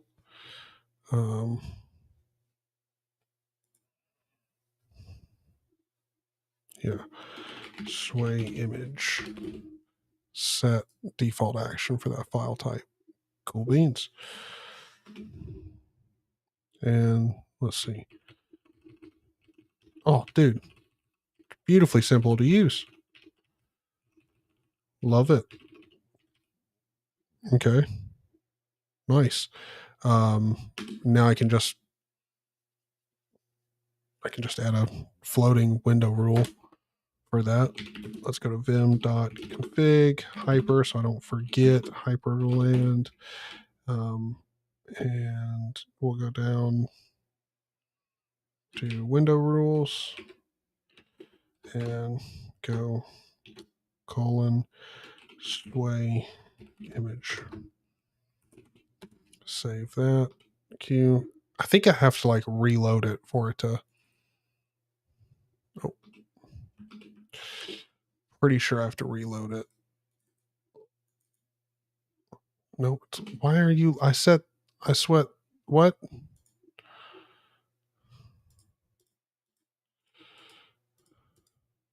Sway image, select that to be the default application. There we go. Cool. Okay.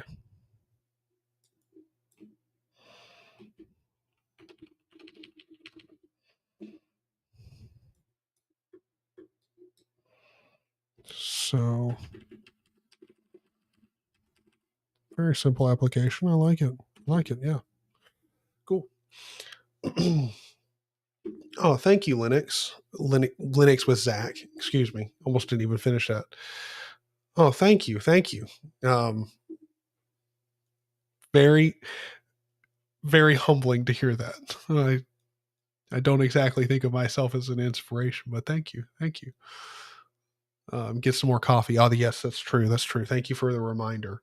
I have a question. Would you guys mind if I turned on um, some music? So, let me show you what I'm kind of interested in listening to. So there's this guy I found. Oh wait, no, clicked on the totally wrong thing. It's this guy. This guy here. I found. Don't. It's not like I've been super deep into like Christian music here lately, but I came across this guy here and happened to watch this, and this dude has like a wild, like it doesn't matter if you're not into like Christianity at all. Like this dude has a incredible voice. It is wild. I highly recommend you watch this cover. Like it is or I'm assuming it's a cover, not sure, but anyway, got a crazy voice. This guy here, AJ Ryan music, he's got this song in my blood, and dude, like this dude has a wild voice. Like I've just went down this like rabbit hole of guys who have like really crazy good voices, and so I'll throw this on if you guys want for like the time being while I'm gone. This isn't like like Christian music. I don't think so. I don't think Shawn Mendes is a Christian. Is Shawn Mendes a Christian artist? I don't even know. Hold on. Honestly, I don't know pretty much anything about Shawn Mendes. Why would I want to know Shawn Mendes' girlfriend? What in the what? What have I been given? Canadian I think pop that's the wrong guy. Yeah, that's Steve Granitz. Wait, what? So confused. Okay. I don't guess so. I mean, I know like very little about Shawn Mendes, clearly. What are you searching exactly? I don't even know. I thought I was searching for like a music artist, but apparently we're getting served images like this. So you're welcome. Okay. But yeah. I don't know. I don't even care if I get hit with a copyright strike. It doesn't really matter. Like, nah, I guess it doesn't. Frick it. You know what? I'll just leave it here. You guys can like stare at a keyboard. There you go. You're welcome. Enjoy the keyboard. I'll be back in a sec.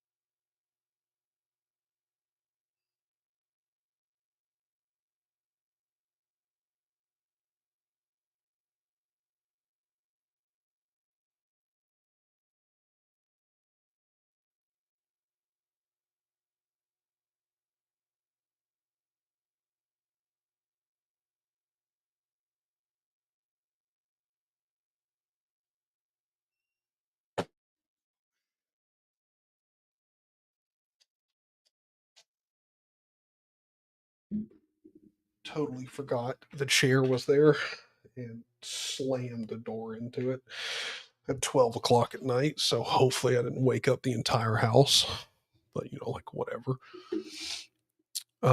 So yeah, got my cup of coffee. Judging based off of that warmth, I'm going to assume it's too hot for me to straight up drink right now. But let's see. So, close out of there. We're not going to do any dashboard BS. Hold on. Do I not have a floating rule set for PCman FM? Thought I did. Window rules. Yeah, PCman FM right there. So I guess it ain't working. That's great. Why would you not be working? What is the XProp version of XProp Wayland?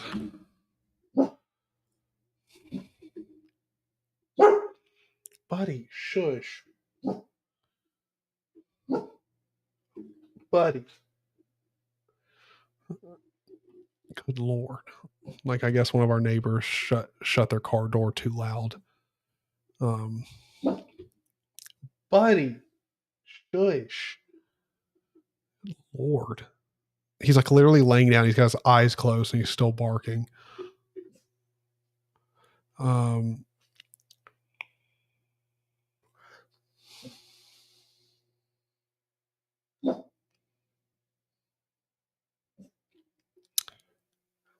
I don't want to install a GNOME tool. Behold WL prop. Okay.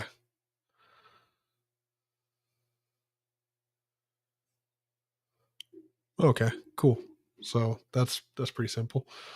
So let's go quit out of here, go to sudo pacman -s wl or what? Yeah, WL prop.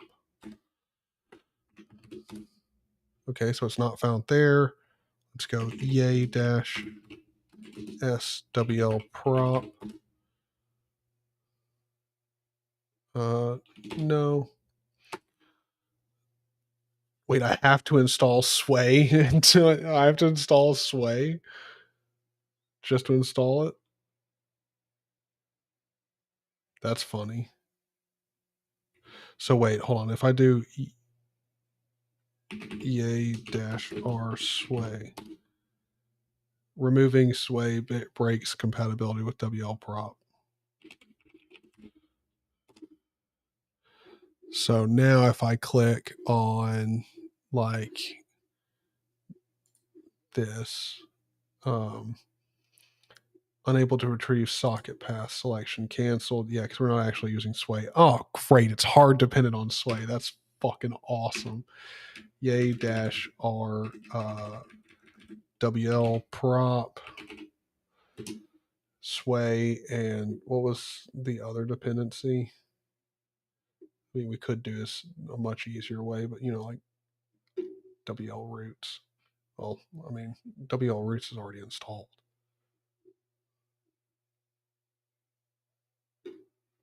Or at least I thought so. Yeah. Delete those.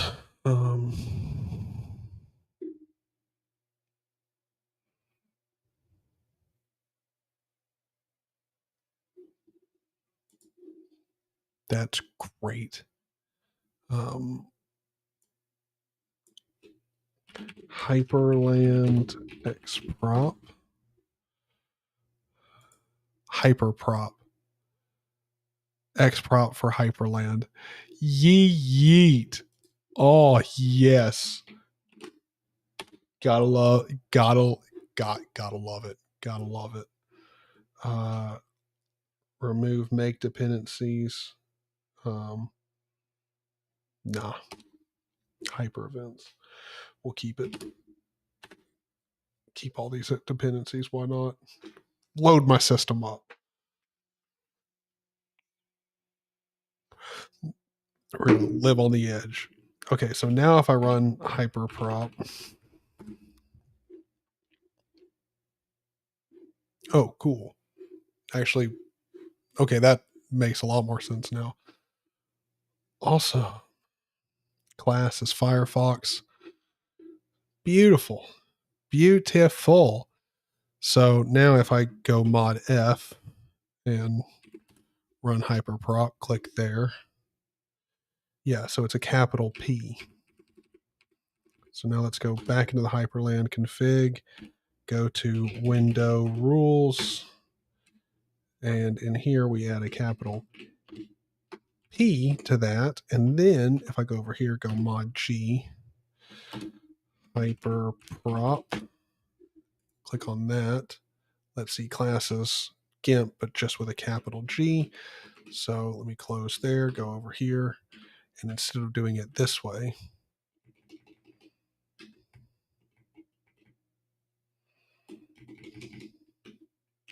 GIMP. Save and quit out of there. Oh, quit out of there. Now if I do mod F, bada bing, bada boom, hey Lamau. Now let's go into preferences, and we need to go here to display. Size of big icons needs to be 96. I like them, like if I'm going to do big icons, it's going to be big. Small icons, 48. Size of thumbnails, 100. Well, no, we'll do 128. And size of panel icons, let's bump that up to 32. Yeah. I like it. Close. Cool beans. Bring that out just a little bit more. It's just so nice. So now, if I go over here and go to mod G, bada bing, bada boom. It's looking good. Looking good, boys. Looking good. Okay. That's nice. That's nice. Find a nice, neat little tool every day. Hyperprop. All right. So let's vim into my README, and we're going to add hyperprop in here. Dash hyperprop.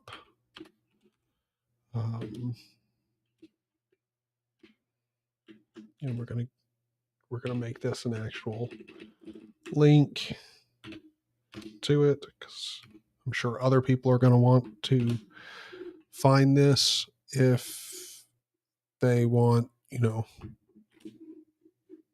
use Hyperland as well. We'll go xprop or xprop for Hyperland / Wayland. Do that. WQ.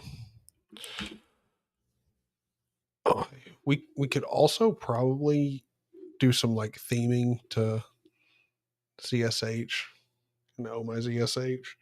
Make that look a touch nicer. We could also do that, but I don't know. Is there anything that you guys want to see me do? Like, at all?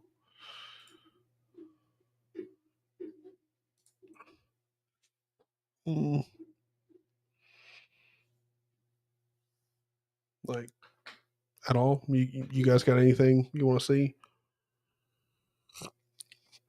in particular? I mean, I think we've done plenty of racing. Actually, no, because one of the things I do want to do is set the grub resolution.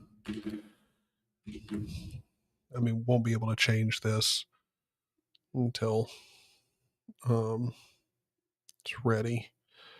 Grub tips and tricks.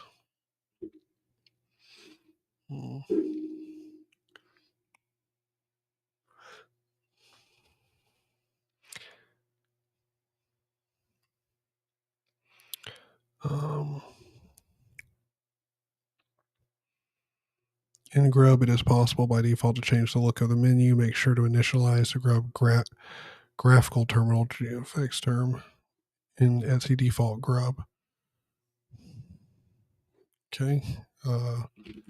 Vim slash, or wait, hold on. Sudo vim slash Etsy default Grub. Oh, gotta actually specify in vim for sudo. Grub timeout, we're gonna take that and make it 3.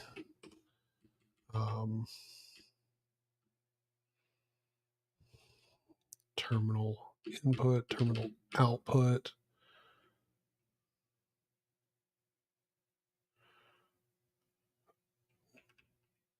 Wait. Uncomment to disable graphical terminal. Wait.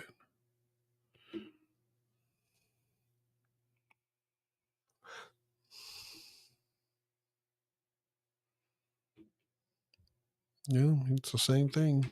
But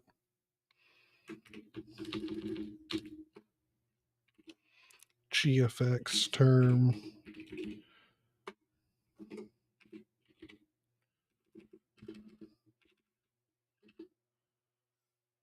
All right, setting frame buffer resolution. Grub can set the frame buffer. Good Lord, if I could speak. Frame buffer for both Grub itself, GFX mode, and the kernel GFX payload. Okay. The old VGA way is deprecated. The preferred method is editing Etsy default Grub to set width, pixels, and height. Okay, so the payload keep, we've got that. And then Grub GFX mode is set to auto right now. Times color depth. So yeah, 32 is fine. So let's go 2560 by 1440 because I'm pretty much always using this display by 32. All right.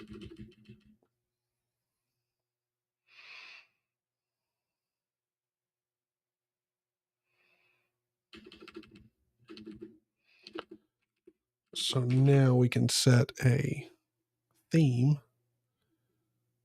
and shit. So now let's go to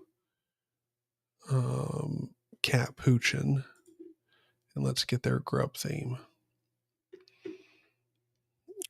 System Grub. Let's go. Get this. We will write and quit. And then let me ls see. Do I have any?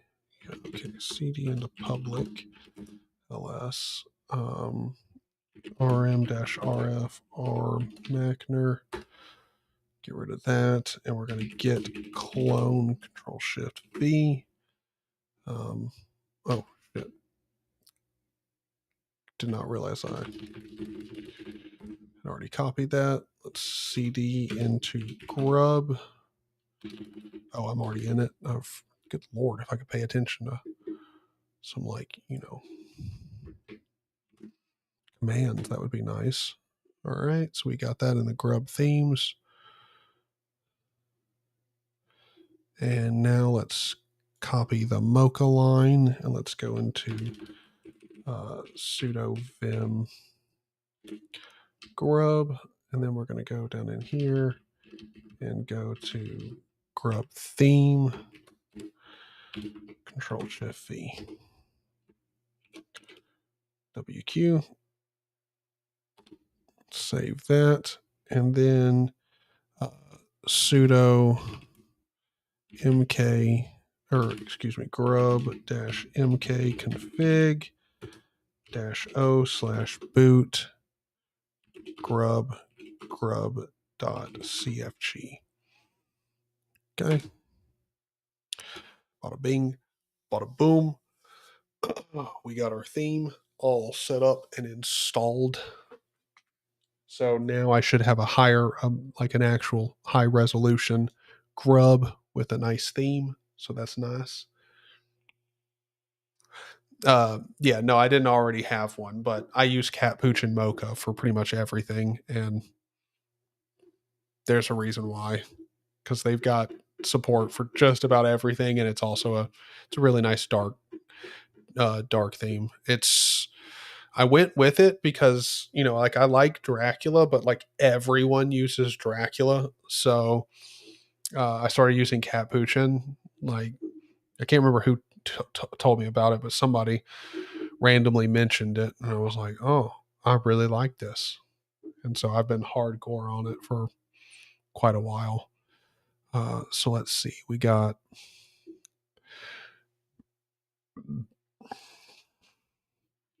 where's the system stuff? We could do not base 16.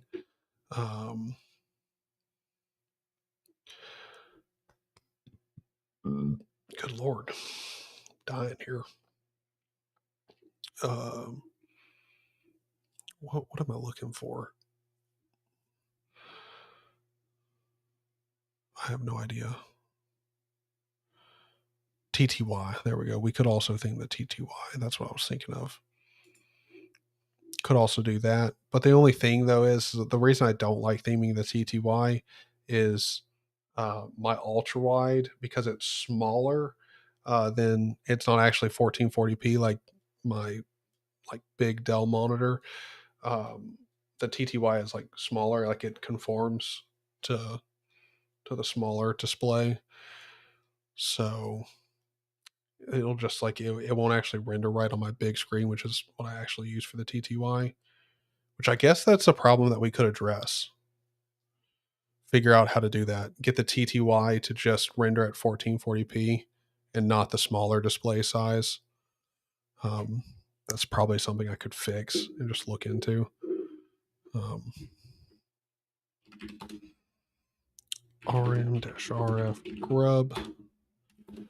Cool. Remove that. We've already done that. Yeah, you know what? Let's screw it. Let's go ahead and do it. Let's go ahead and change the TTY color as well. Git clone that, CD into TTY, and then we need to do run ./build.sh. So we run that, and then we do install.sh, and we're going to install the Mocha theme. Perfect. So now we go back up, rm-rf TTY. Cool. And we could do a reboot, but how'd you get your Firefox to be transparent? Well, I just have a global setting in my config, so I'll show you. Oh wait, hold on. I got a CD out of public. vim.config hyperlan.conf, and in here, where is it? It's in decoration. I've got active opacity, inactive opacity, and then full screen opacity is set to 1. So like I have 90% opacity most of the time, and then, or all the time. And then when I want something full screen, all the opacity goes away. So that's pretty much how I accomplish it. There's nothing really complicated. I actually only have one window rule for GIMP, where GIMP will always have opacity. And I'm just using some multipliers here. I could add override after here and just keep these to 1. So I'm not using multipliers, but it don't matter. It works. So awesome. Good. Glad I'm of use for once. It's nice. Oh yes, that coffee is perfect now. Give me that lifeblood coffee. All right, so let's figure out how we could get the TTY to render at a set size. Like TTY matches smaller monitor, smaller secondary, multiple monitors, TTY configuration. Oh God, this is going to be perfect. I have two monitors of different size and resolution. TTYs are mirrored on each display, meaning the same text shows up on both and any interaction is shown on both. During post-installer, lower resolution monitor appears to be set as primary. Set as primary with both BIOS and kernel boot messages showing up on shortly before blah, blah, blah, blah, blah. Displays at full screen, but only the portion of the screen that appears to correspond with the size of the smaller screen. Hold on, let me zoom in here because I'm just now realizing you guys can't see a damn lick of this text. So let me zoom in quite a bit. So once LI, this arrangement continues. Once X11 starts up, the displays work independently as expected. Any idea how to have both monitors use the full screen? I don't care as much that they are mirrored. Yeah, like as far as I know, they're going to be mirrored. It's not really an option, but if there's a way to limit,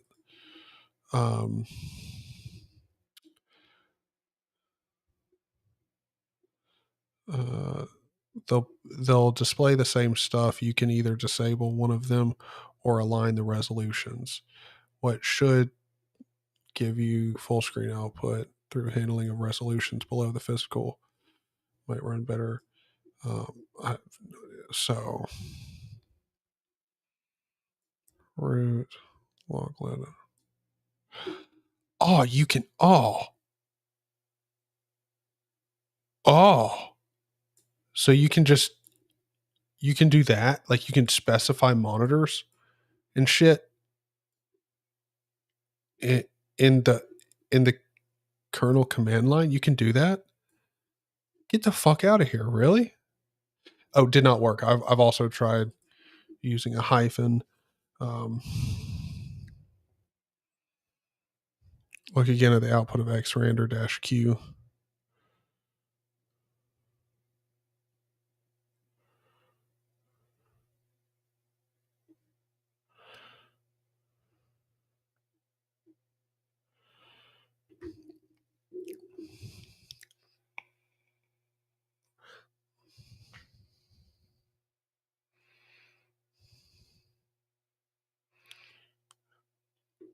Okay, so this does not seem like it's a simple fix.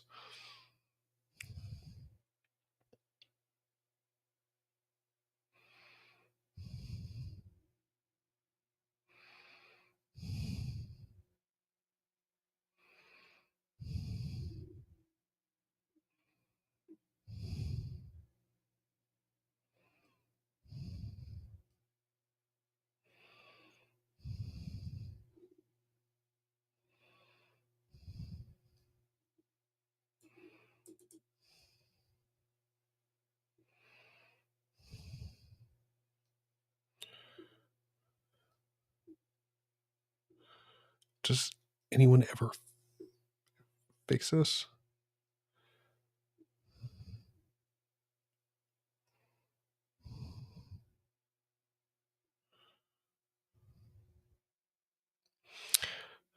These guys seem to be having a real issue.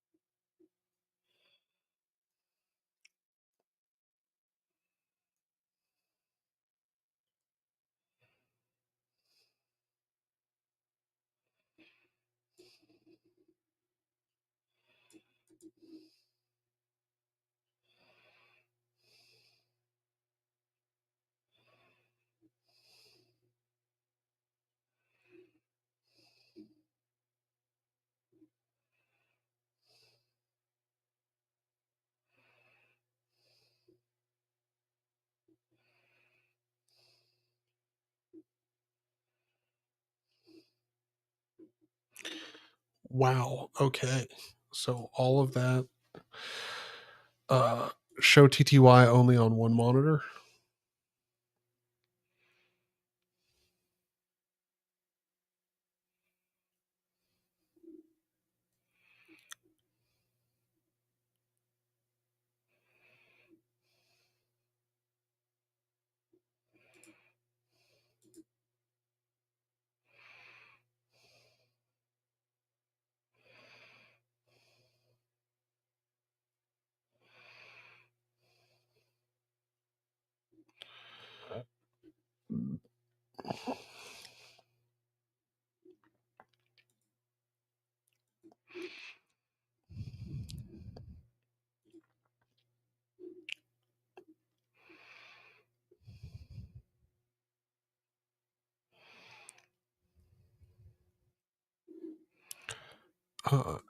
Yo, dog. This cannot be this hard.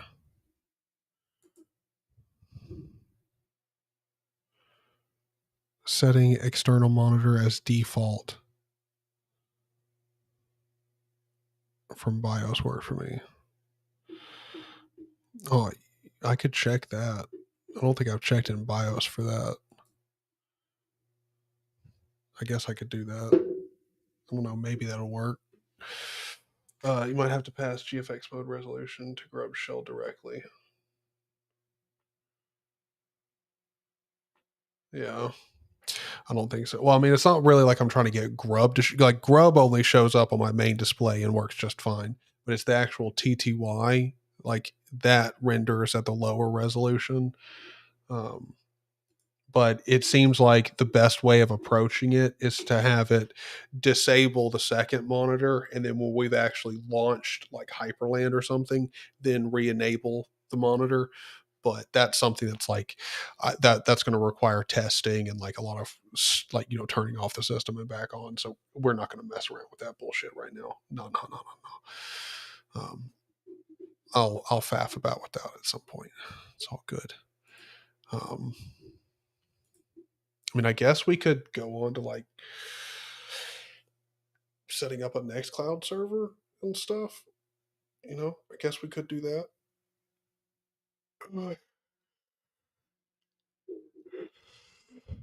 Oh my gosh.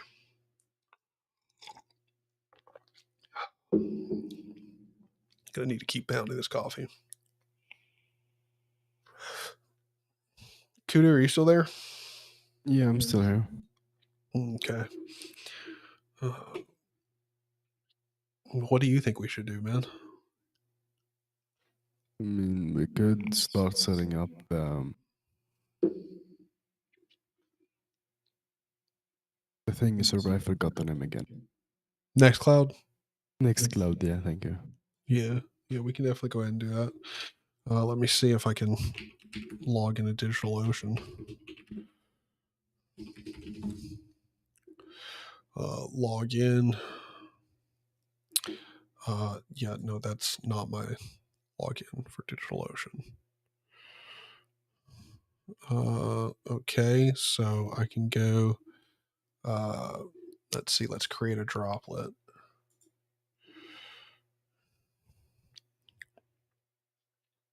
Mm-mm. Which one's closer to you, San Francisco or New York? Me? Yeah. I don't know. Let me see the map. Yeah. Map it. Figure it out. I'll figure out which one I'm going to pick. Yeah. Oh, I definitely did not just pass gas. I would never do that on a live stream. That's just unclassy. Mm-hmm. I would never. You said New York or San Francisco. how do you spell that? San Francisco. Yeah. SAN space FRANCISCO. Okay, that was too fast, but I got it. Don't worry. Okay.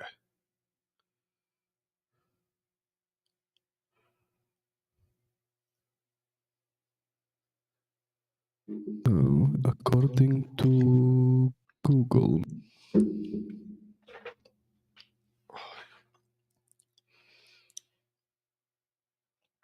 Yeah. New York is. Okay. So we're gonna go with New York. All right. So what do you want to go with as our server? We can go Ubuntu, Fedora, Debian, CentOS, Alma Linux, or Rocky Linux. Doesn't really matter. Yeah, I say we just go with Ubuntu. Yeah, sounds good.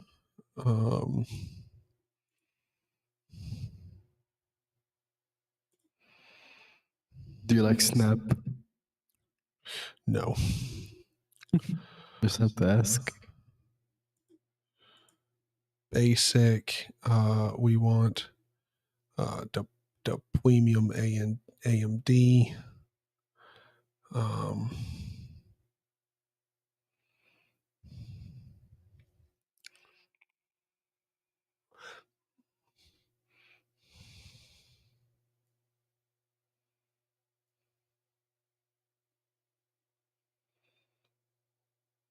Oh, cool. Okay. So we can go ahead and do a 7. Let's add a volume. Holy shit.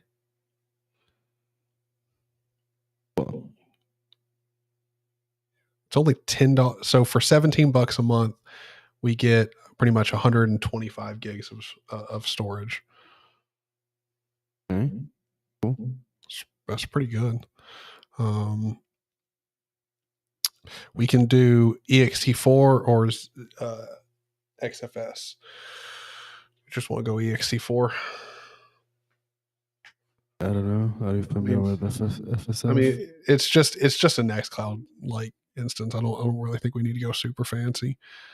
Okay. And then we're gonna have to set up a storage root password. So let me go to my dash lane, and let's add a new login for DigitalOcean.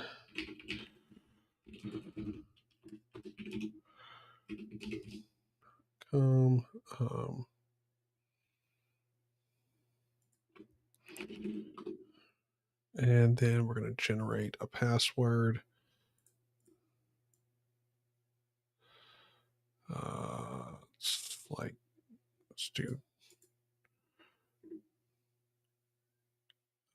Let's do an even longer password. We want this bitch to be like real secure. I'm going to randomize it quite a bit. All right, use generated password. Wait, for SSH, why don't you use keys instead? Just, I like using the password. It's simple. Well, no. It's also easy to share. Like, if somebody else needs root access. Yeah, I guess. I just really, in all honesty, I just haven't seen a reason to switch over to SSH keys.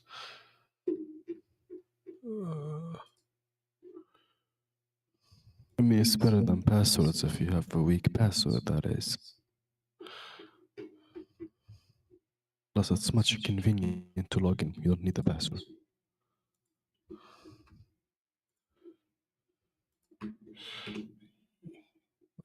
But I don't know. For me, I've got a password manager. It's not all that hard to keep up with it. Yeah. What should we make our host name? Let's do.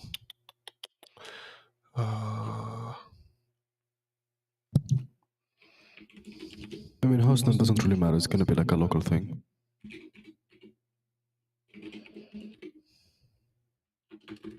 Or it'll be like maybe in the name of like the server or something. Yeah, like the host name of the server. Let's do a tag of Nextcloud on this one. Storage. There we go. Create droplet. Do.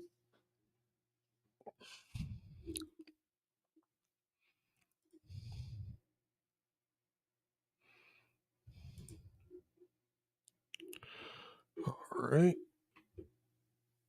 So droplets being set up right now.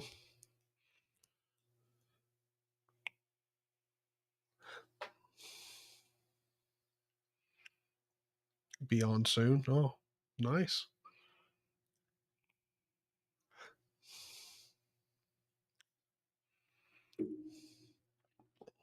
All right. So the droplet has been created. All right. Let's see. How your installation? How do you like your installation to be? Real simple. Real simple. Real simple. I haven't even provided any options. Wait, hold on. Update droplet console.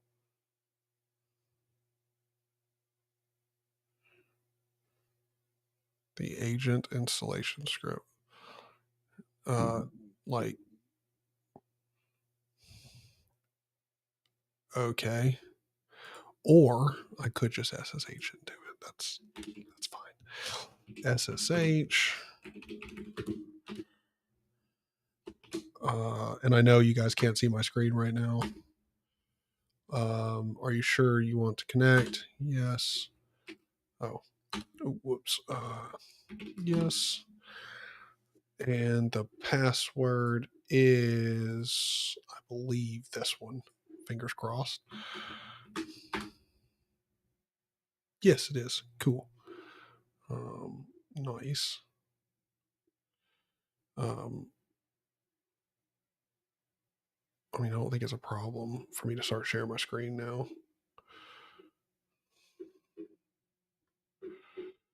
Pretty sure. Yeah. Okay. I didn't really. Oh.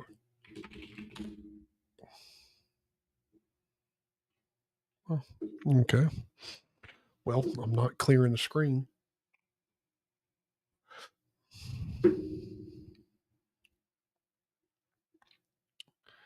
Let's see. So what I need to do now, I guess we could I guess Docker is probably going to be the best way of setting this up. Docker. Yeah, they got the official Docker container. Yeah. Wait, hold on. Let me run lsblk. So we have our installed drive. What about, okay, so then we've got SDA, which is 100 gigs. So I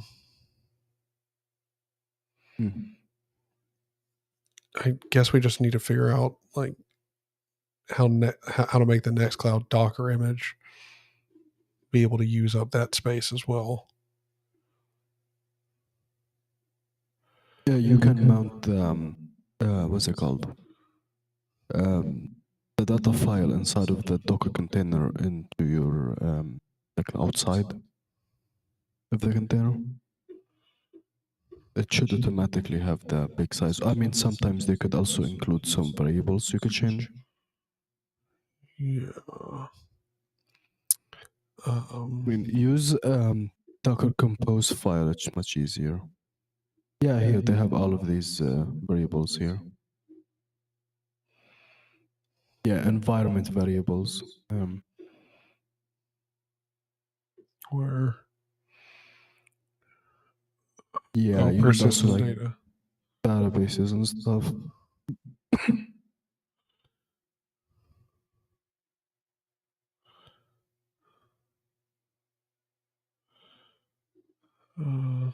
If you want, you can set the data directory.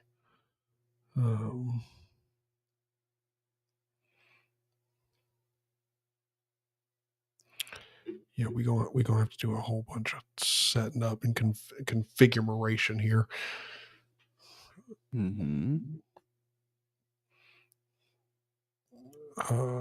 I mean, if I was using something like Linode, there would just be like a one-click setup for this, which would be freaking awesome. But like whatever. So let's do. They don't have this in DigitalOcean. No, there's no like one-click install for Docker. Yeah. Install Docker and Docker Compose too. All right, we'll have to do that in a second. You said Docker Compose. Is it all one word? Docker-compose. I'm gonna send it on Discord. I've got it. I'm installing it. Oh, okay, cool. So then I just got to do Docker pull Nextcloud. No, yeah, we installed Docker Compose. You could like because you need also databases and other like containers. Okay, so what should I? Yeah, So I shouldn't just run Docker pull Nextcloud. That one, if you just want to create the like the Nextcloud thing, but it also relies on other containers.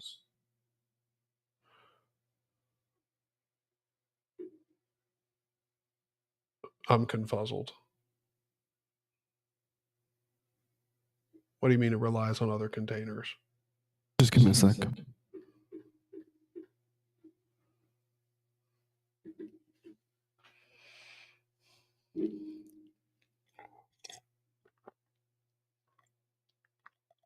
Yeah, you need like a database to hold the usernames and stuff, and a web server.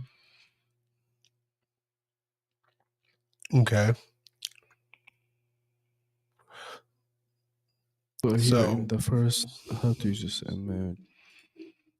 The Apache tag contains a full Nextcloud installation, including an Apache, a web server. It is designed to be easy to use and get you running pretty fast. If you want okay. So they have a tag with, if you want to just use Docker, like plain Docker. Where is it? All right, Nextcloud, how to install it, quick and easy. Ask your healthcare provider about Rebelsis today. Get out of here. What's up, everyone? Welcome back. Today, we're going to create a Nextcloud virtual machine associated. Oh wait, is my audio? Is my microphone picking up the desktop audio? No, I don't think so. Well, I mean, I know it won't do it on Discord, but I think it's coming through on the stream. I'm pretty sure. Then let me mute you. I'm gonna defend myself on Discord and listen to you stream. Let me know it. Everybody in stream, let me know if with a this is coming through, and encrypt all the traffic through it with Yeah, it looks like it's coming through on OBS, which doesn't make any sense because I'm using the echo canceled syncs. So like I don't know. Yeah, it echoes. Even my voice echoes. Oh my gosh. Hold on, let me try. Horrible to listen. Let me do this. Let me turn down the output and maybe that. So go ahead and give me a talkie poo. Hello. Yeah, still slight echo. I don't know why. Hold on, I'll just plug in my headphones. They ain't that big of a deal.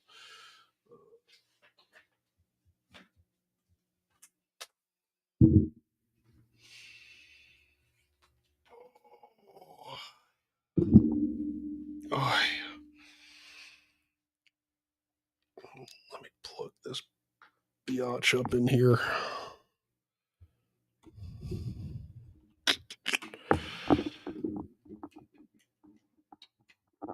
There we go, boys. And everybody in chat, never feel like you shouldn't let me know something like that. You know, don't sit there and suffer through an echo. All right, boys, I got you. The Linux tube, how's it going, man? How's it going? encrypt. Next on Low Res DIY. Hopefully the echo gone. Oh, it is. Oh, yeah. So why Nextcloud? Well, one of the reasons is because I'm just a cheap SOB. That's all there is to it.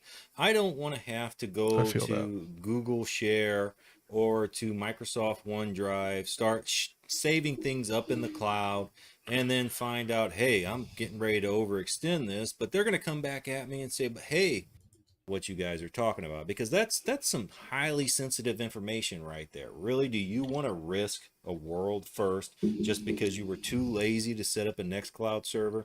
I doubt it. So let's get into it. Let's set this thing up. To start off with, I've created a virtual machine that has 8 gigabytes of RAM, 6 processors, and those you just do it how you choose. But the big one, I think, in my mind, is the hard drive. If you're going to be saving a lot of files to this, you're going to want to give it a large hard drive. I don't have a whole lot on this machine, on this test machines, but I'm still going to give it 100 gigabyte just for my testing and playing around with it. And we'll probably make another video about this later. If you don't know how to create a virtual machine, check out this video. It'll walk you through the steps, and we'll sit here. We'll wait for you. Go ahead, check it out, create your virtual machine, and come on back. I'm glad the echo wasn't bothering you. So once you've got it created, start it up, and you can log into it and do it through this. Oh, wait, Linux too. So you've been struggling with Nextcloud today, or like Hyperland and stuff, and like Wayland? I'm going to assume you're talking about Nextcloud. If you want, but with virtual machines and Proxmox, you can't cut and paste like we do with containers. And right here it says that the IP address is 192.168. Yeah, don't worry, homie. I got machine yet. And the first one we want to do is a sudo snap install Nextcloud. So let's just copy it and paste it in. Hit enter, and it's going to ask for your root password. Fill it in and let it run. All right, that took maybe 3-4 minutes to install. It's done. It's installed. So the next thing we want to do is we want to start it. And just that easily it's started. So our web address was 192. Let's go ahead and go to the browser of your choice, open a new tab, and let's see if we can log into it. Come here, buddy. My mom's been there for me through every sport, Nice shot. keeping me fueled. We'll get him next time. Thanks to her, I finally found what I love. You're always there for them, and we're always here for you. Food Lion, here for every moment. This one. I have never before wanted to buy YouTube Premium so much. Just that quick. You're brand new Nextcloud. Okay, so apparently we should maybe just go with the snap route, because it's pretty fucking easy to set up a snap instead of using Docker and stuff. Yeah, that's why I first asked you if you want to like install it like bare metal Docker, or you have an option with Snap.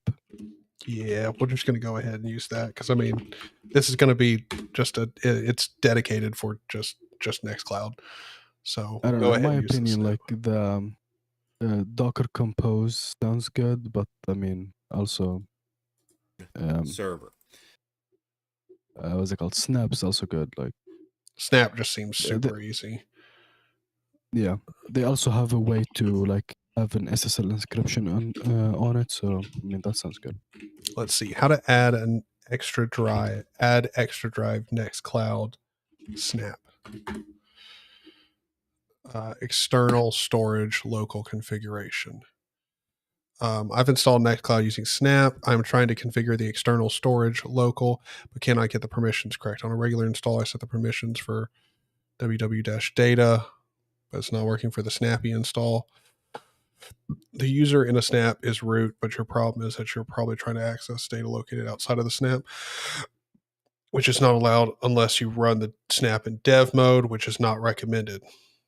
Using strong permissions is probably best, but anytime other than when you're upgrading, if you have problems, you look at dispose to the local directory.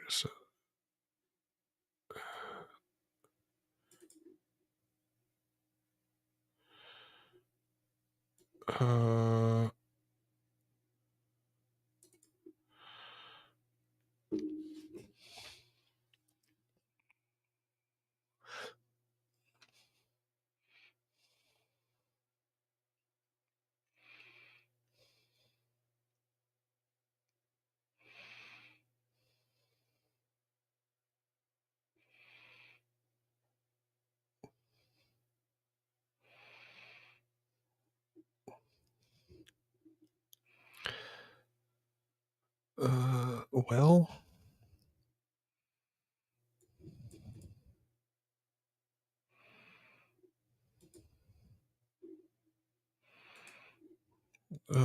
nope. Accept, rest, and continue. Come on. And the website doesn't even load. Word.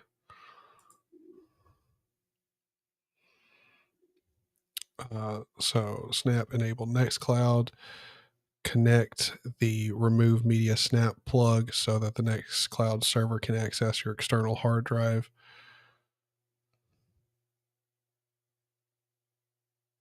Connect the remove media snap plug. What is that? No idea.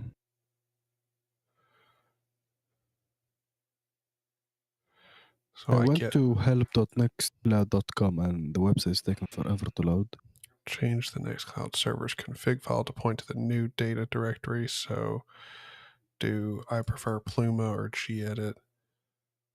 vi var snap Nextcloud current Nextcloud config.php and change the value of data directory to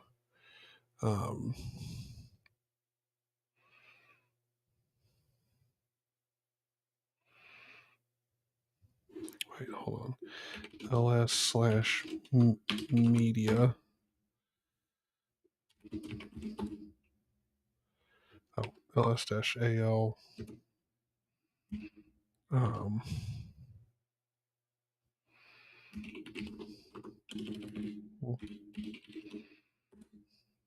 Yeah, so there's nothing in there. Oh, well, I don't think the drive's mounted. I'm such a dipshit. Anyway. So you got like 2 drives in there in the server? Yeah, so it's got hold on, let me zoom in here. It's probably a little bit much there. So we've got VDA, which is our 25 gigabyte like actual disk for our server, and then we've got our volume that's 100 gigs SDA, and so it's mounted to MNT volume. Okay, so it is actually mounted. Cool. Okay, so let's make dir/MNT volume and call that Nextcloud Nextcloud underscore data underscore directory. All right, make that. And then what are we going to do? I guess, what was the command to install it? Just sudo snap install. Window. Let's go ahead. I haven't logged into over here on the side. We're going to have these. Yeah. All right. So sudo snap install Nextcloud.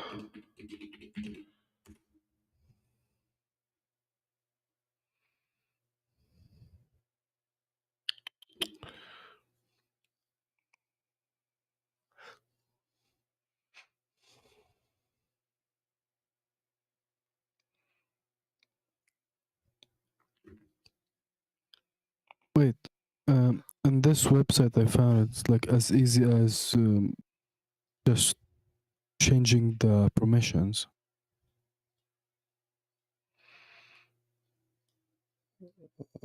I was reading a whole like long ass thing, and changing the permissions wasn't working for like everybody in the thread. Okay. So let's sudo snap enable Nextcloud. Oh, it's already enabled. Cool. So let's just go ahead and start Nextcloud. Or nah, let's not start it up yet. Let's do sudo snap connect Nextcloud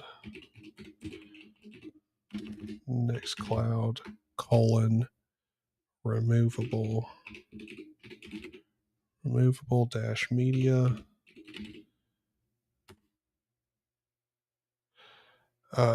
Snap Nextcloud has no. Okay, so we got to log into it first. So let's do sudo snap start. Hello.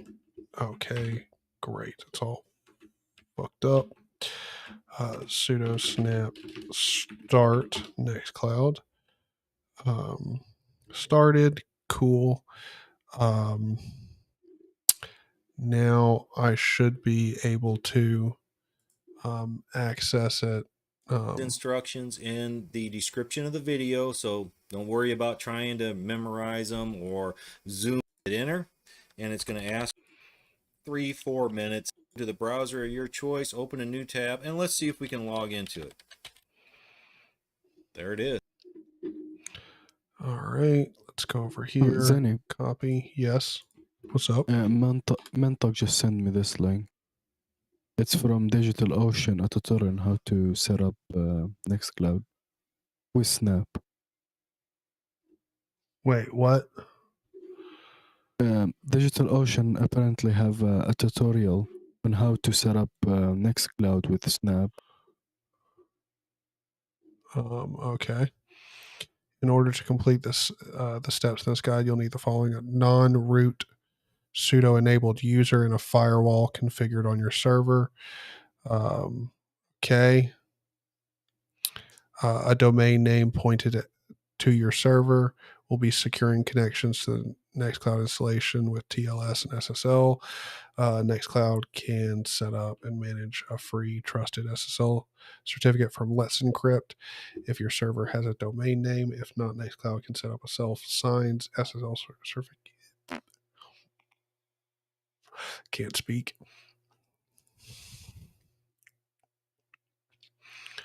All right, so sudo snap install Nextcloud. Already did that. Download and install on your server.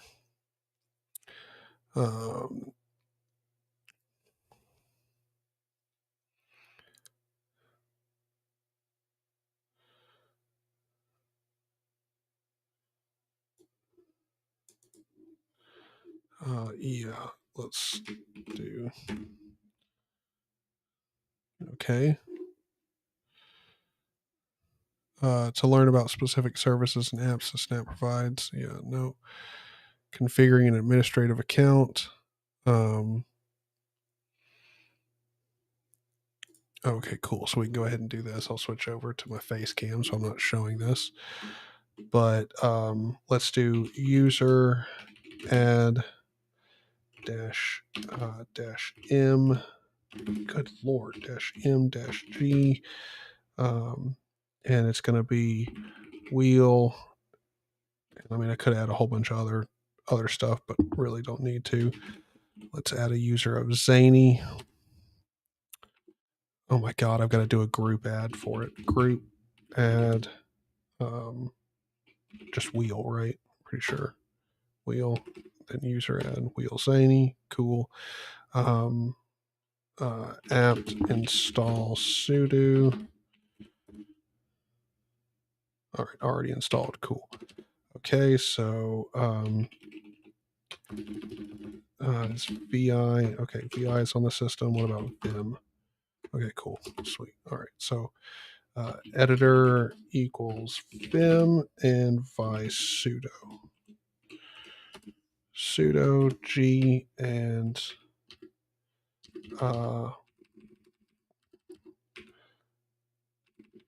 allow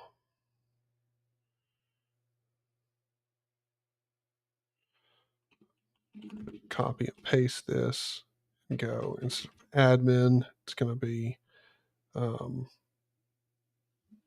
wait, percentage wheel. Shoot. Percentage wheel.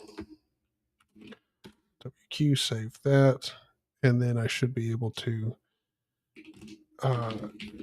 exit, re-log in. Oh, as Zaney. Oh, I didn't even set a password for that user. That's kind of a problem. Let's go and get Dashlane, grab the password for the root user. Do.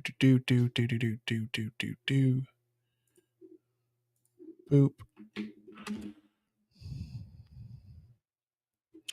All right, and now let's go pass WD Zaney and give myself a relatively secure password.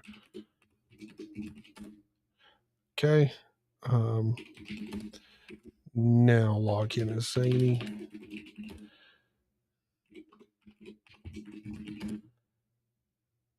Cool. All right. So now I should be able to do this sudo nextcloud, and let's create a user with a password of do Zaney as an actual user, a password like so. Oh wait, click Control C.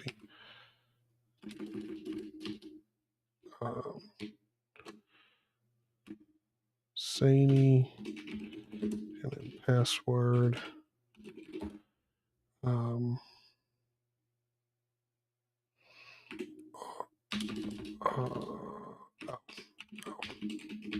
Now I get what it's asking me.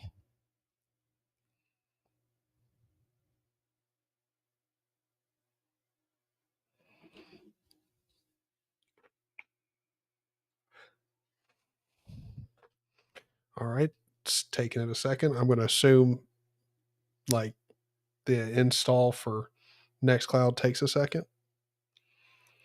Password is Nutter Butter. Hell yeah, that's a fucking good password.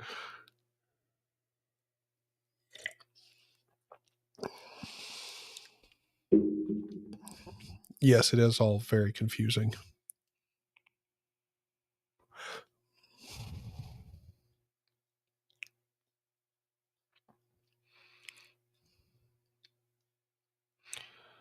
All right, Nextcloud was successfully installed.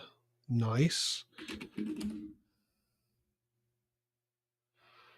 I don't know.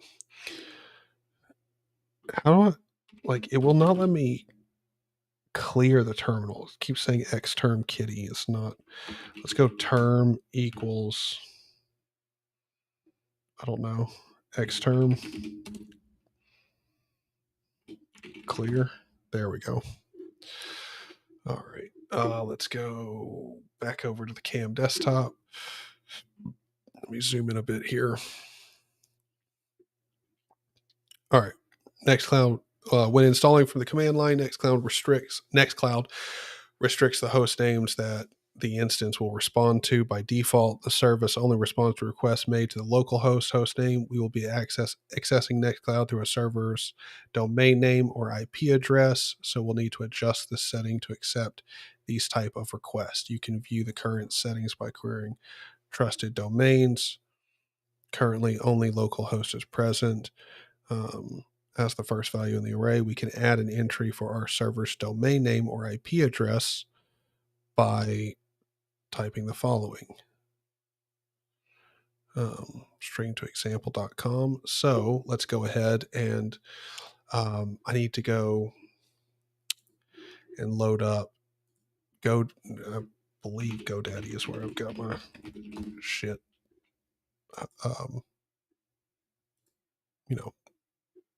registered. Let's go sign in. Go to my Google account. Google.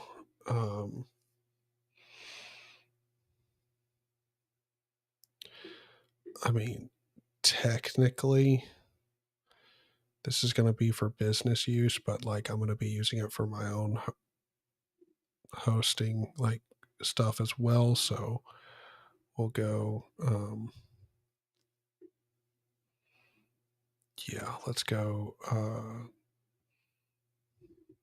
set up or manage.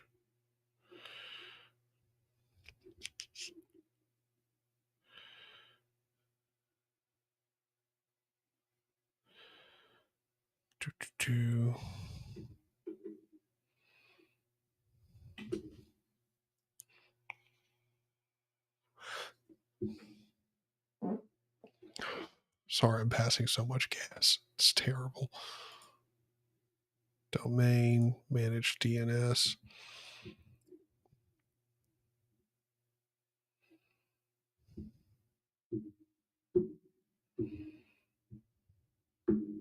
Because like we can set it up. So I've got Zaney.org. So we could set this up as like drive.zaney.org, right? Yeah. Okay. Oh, we'll just have to get all that DNS shit set up. So let's go ahead and add this part here. Let's make it accept drive.zaney.com. So dash value is equal to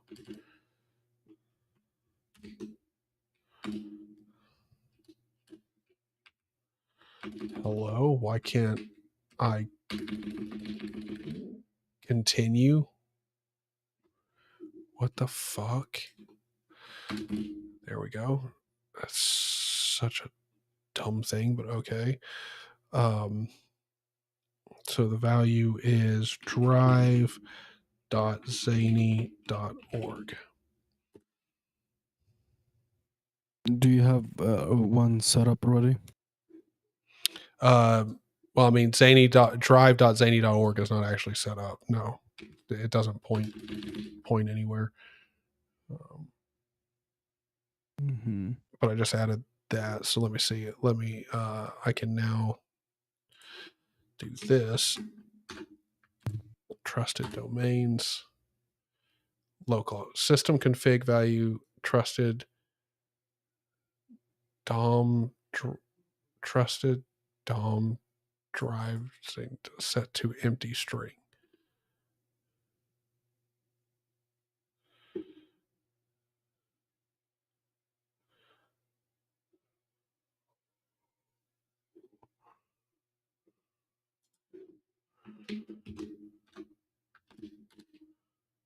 Yeah, so that didn't work.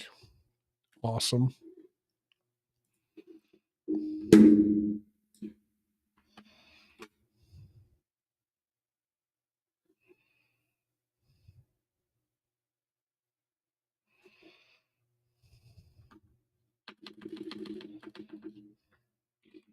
drive.zaney.org. Let's move this over here. Why would this not be working? Like, what the frick is different about this command?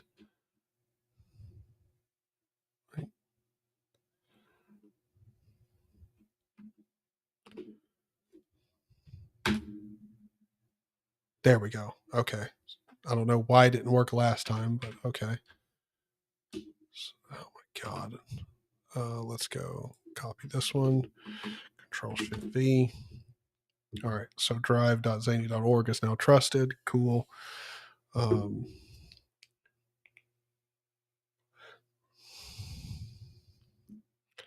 right. Securing the Nextcloud domain, setting up SSL with Let's Encrypt. Let's go. Let's see. How do we start up UFW? UFW Ubuntu.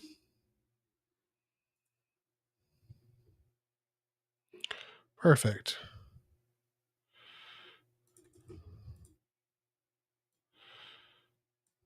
Control C, Control Shift V. Cool. It's already installed. Yeah, no, we don't need that. Setting up default policies. Copy. Control-Shift-V.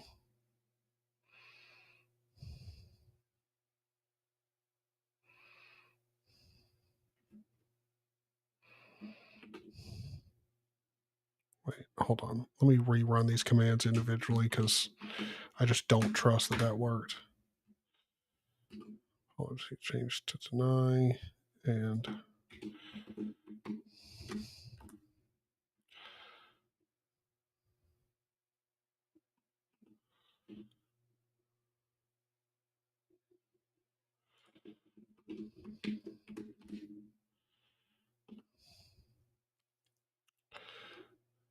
copy.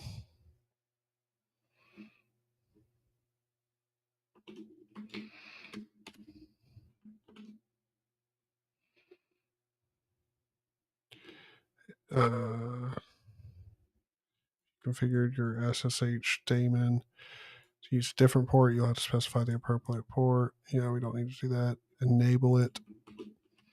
Control-Shift-V. Oh, wait. Control-C. Command may disrupt existing SSH connection. Yep. Cool. Allowing other connections.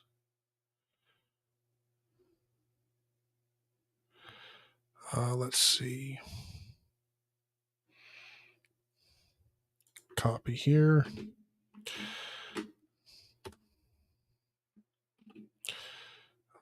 Then copy this. Control-Shift-V. Okay, so let's see. In order for Let's Encrypt to verify that you actually own your domains for which you're requesting a certificate, there are a number of requirements which you need to be aware. In order to register with Let's Encrypt ACME server, you must agree to the currently infect subscriber agreement located here. By continuing to use this tool, you agree to these terms. Please cancel if otherwise. Does drive.zaney.com exist? Well, I mean, Zaney.org exists. If drive.zaney.org doesn't exist, you can't create an SSL like certificate. So it's gonna fail. It's not gonna work. Well, how do I create it? Because I mean, I've already got the domain Zaney.org. Yeah, then you have to create a subdomain, a drive, on using Daddy. What's it called? GoDaddy. GoDaddy. Yeah. Yeah. Okay. So I'm in DNS management. Add a DNS record. I don't really remember how to do it on GoDaddy, but add subdomain GoDaddy. Add a subdomain. Let's see. Edit DNS. Click add a new record. It's type A. Yeah, then you put the IP address of the server, and then you put the name like you want for the subdomain, which is like, you know. Yeah, so I think that goes. So type A, name, drive, the value. Let's where the fuck is it? Here it is. Copy that. DNS management. Paste in that value. TTL should be default. Add record. Updating DNS record. Okay. So cool.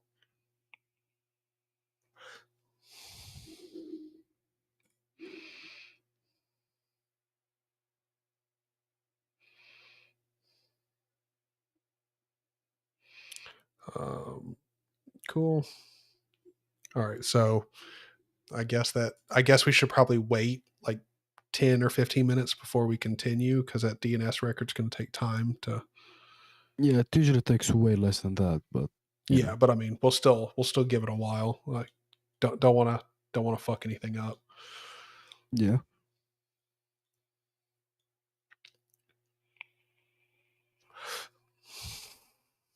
Yes, we are. Yes, Men Talk. We are going deep in the weeds here. Deep in the weeds. Wait, hold on. All right. I'm going to offset what I'm about to do by chugging the rest of this coffee.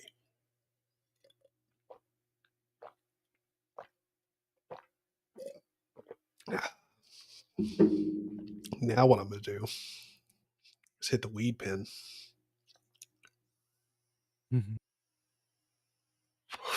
This should be entertaining for all you guys.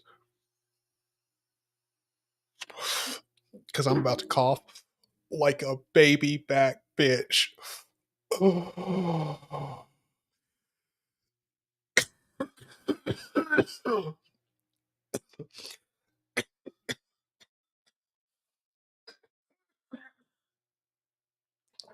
okay. I'm okay. I can literally see my entire face getting redder by the second.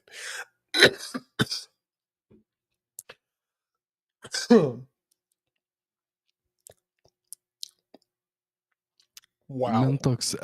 Mentox said, ask if we can do a little B intermission, lol. A little what? I don't know. Let me send it to you. Here. Oh my God. A little B intermission. Okay. Yeah. No. By the way, unless you're like, around 18, if over, don't search Little B on YouTube. Okay. Just don't. You're going to find some cooking videos, but trust me when I say the focus of the videos is not the cooking. All right. Yeah. Wait, I had no idea what that was. Little B is a YouTuber. She Okay. she cooks, does other stuff, and somehow we came across her with Scott or Arch Center, and it was too much. Men Talk, if you want to join the call, I'm pretty sure we can loop you in if you'd like to join and talk.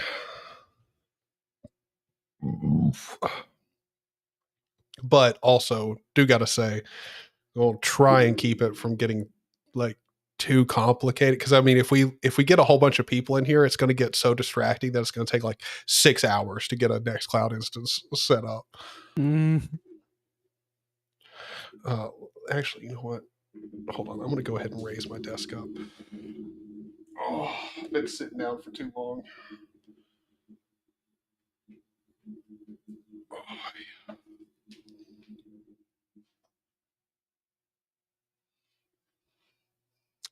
Heard something move.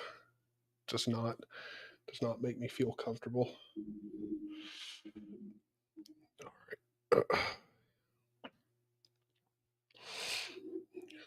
This is much better. Able to stand. Oh, get some blood flowing in my legs.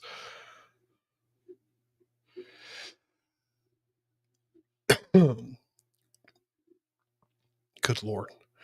That pin killed me. All right. So I think we should be good now. Fingers crossed. I think we waited. Yeah, Wait, what? Mentox said that we can add him. Okay. All right. I'll go ahead and do that. I'll add friends. Men Talk. Create DM. You already have a group with these people. Are you sure you want to create a new one? Oh, no. Let me call there, I guess. Well, wait, hold on. Can we not just like turn this? Like, can't you like loop them in? Do we have to go? What do you mean? Because you start a call there, like Yeah, it's literally yeah. the same. Yes, fine. All right. Perfect. Hey. How's it going? Hey. I'm gonna mute you on YouTube. Oh yeah, definitely want to do that.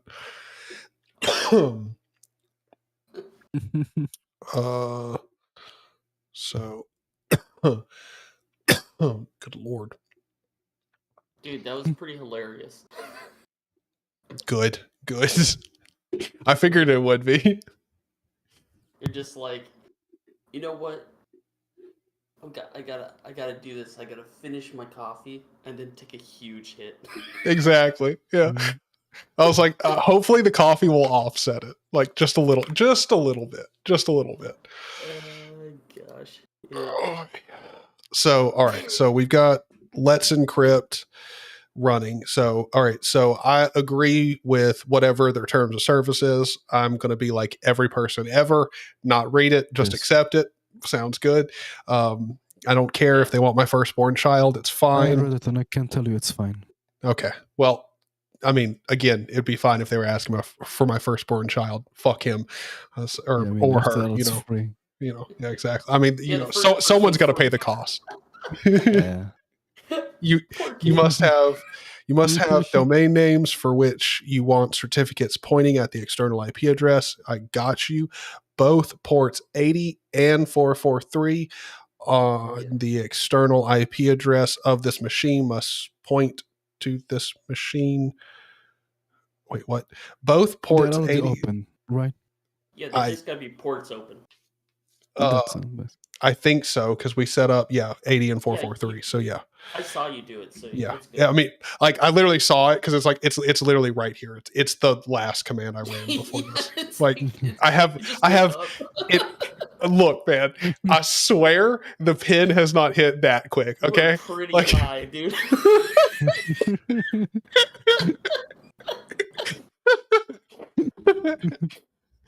Yo, by the way, you know, we both got standing desks.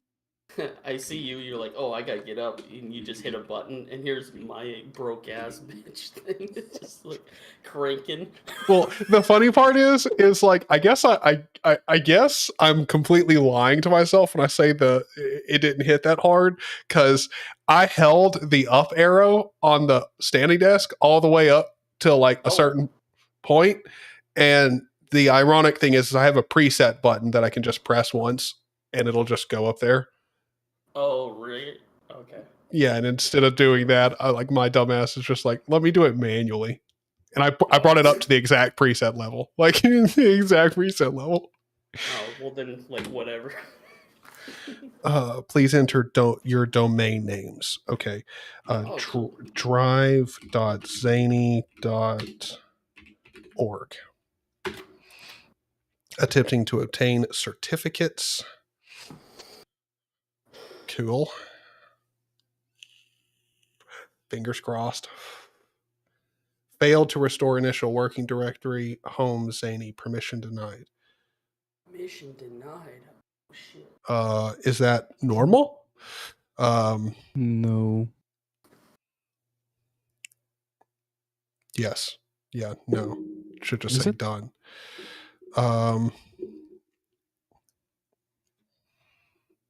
So okay. So we've got a. Let's say Zaney. Like, did you create a username in the server? Yes. Yeah. Okay. So I'm logged in as the Zaney user, because to do this, you need to be logged in as a non-root user with sudo access, or privilege escalation.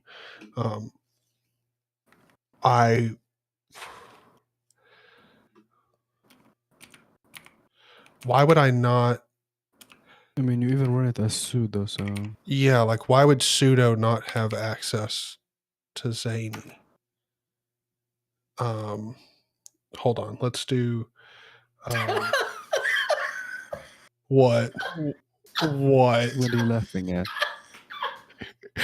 What? Oh, dude, like, I just, like, hey, I wonder if this shit'll work. I did drive.zaney.org. I hit enter. I can just log in. Bullshit. You can just log in? I can just log in. Yo, what's your username, homie? I'm not joking. I'm really not joking. Wait, hold on. I'm gonna check this out. drive. Yeah, it works. That's why I'm laughing. I love that it doesn't, at least like, the first install, it doesn't like give you a website where you can like enter an admin password and shit. Oh, like, okay. It will be bad to I thought create you guys were mysteries. saying that you could log in with like fake accounts and like you actually got in. No. That's what, like, I was like, wait, are you fucking shitting me? Like, that's how it works? Like, that would be bad. Y'all broke me for a second because I'm like, there is no way this is how it works. I can log in with my Cheeto, flaming hot Cheeto hands. Yeah, I don't think so. No. So it says here till April. It's only to like next month. I thought Let's Encrypt like gives you 3 months. I guess you have to renew it every month. So hold on. If I make well, hold on. I should be.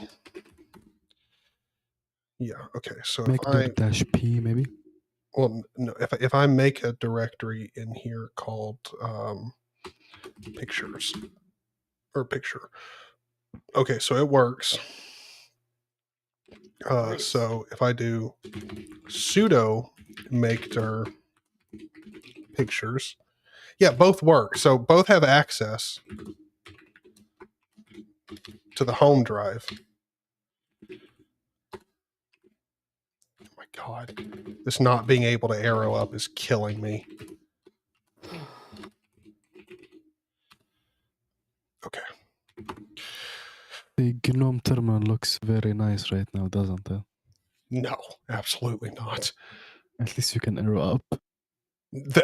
That's probably something just added in the bash RC. It's probably just something missing from my ZSH RC. Like, let's be real.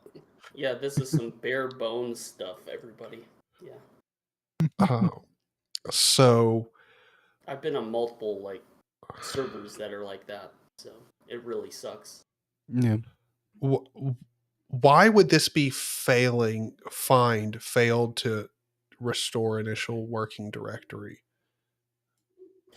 Hey, it's sometimes it's one of those where the look phase is so quick it doesn't allow it to like do it, so just redo it. You know what I mean?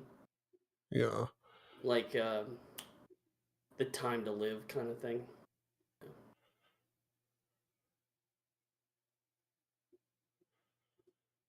I don't know.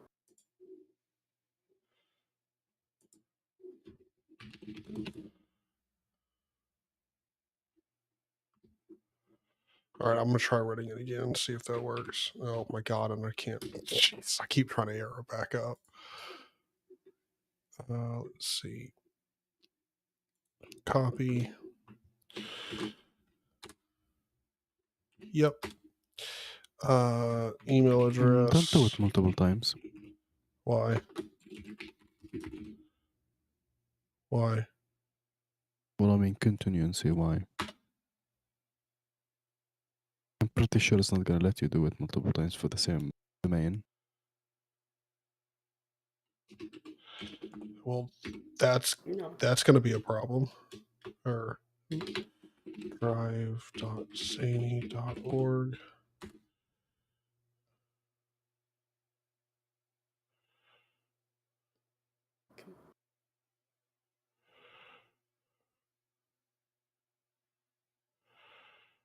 I mean, it's obtaining the certificates, but find is failing, which I don't get. Makes no sense. Could be something inside of the snap container. Wait a minute.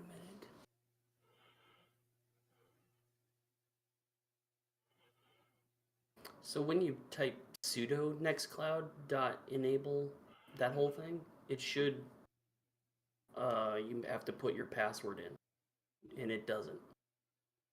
Well, I have a feeling it's probably because I've already put my password in. Well, I mean, maybe, yeah. I mean, I could just completely exit out and SSH back in. Try that. Yeah, you did enable SSH So there's no worries about that, so you can get back. Yeah. I don't get, like, this makes no sense. Because this guide is going off of Snap, so it can't even be like a Snap issue. Mm-hmm.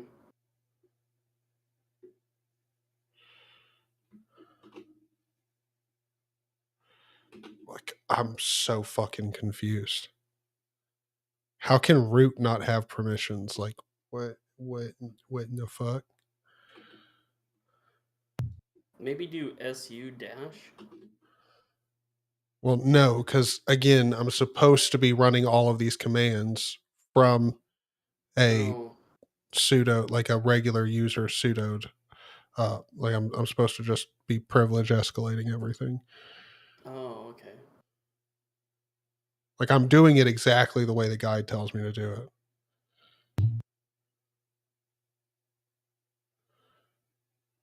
I don't get the sudo find.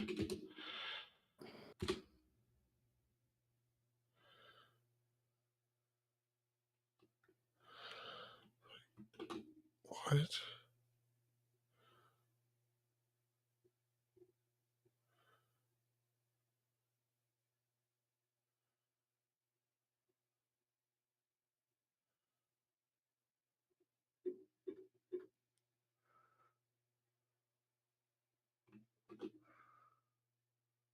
I mean, this may not be even an issue, but it's still.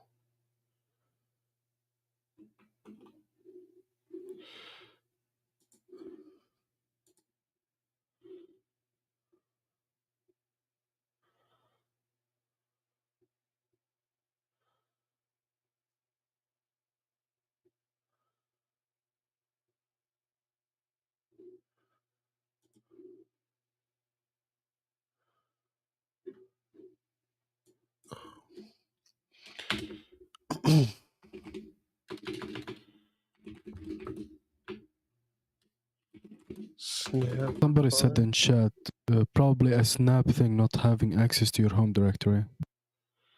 So how would I give Snap access? Find failed to restore. Okay.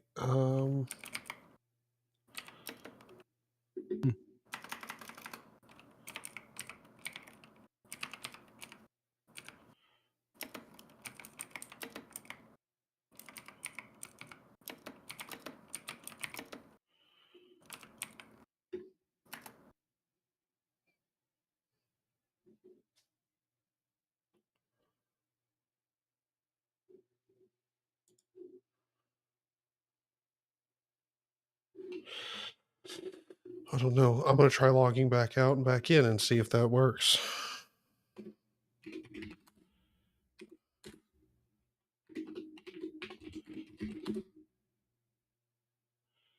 Okay. I don't know why I switched there, but you know.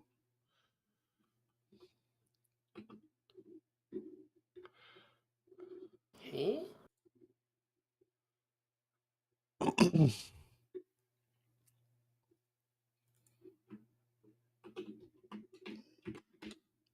I found a somewhat of a solution. All right, so it just asked me for my sudo password, so I know it's in there. Okay.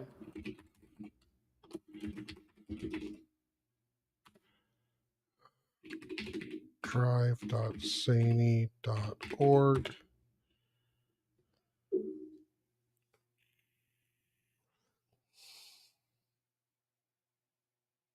Yep.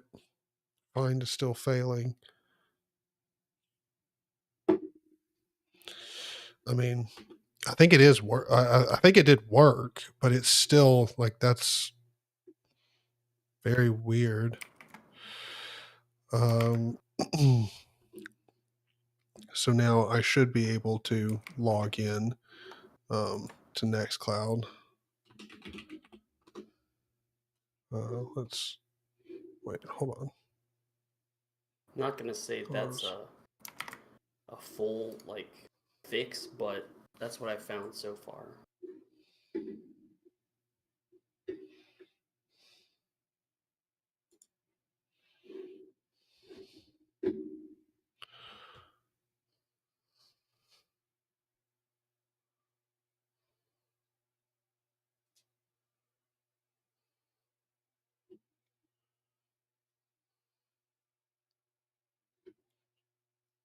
Oh,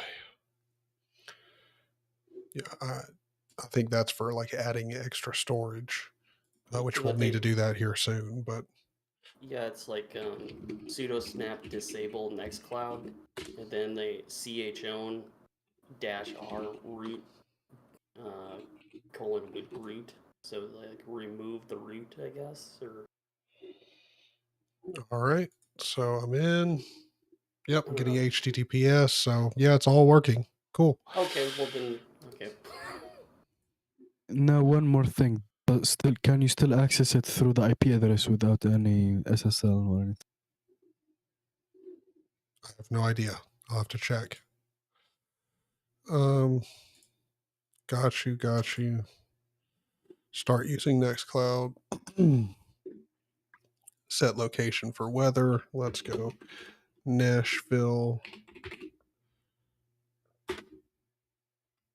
Dude, mad props, dude. You got it. Can I change that to like Fahrenheit?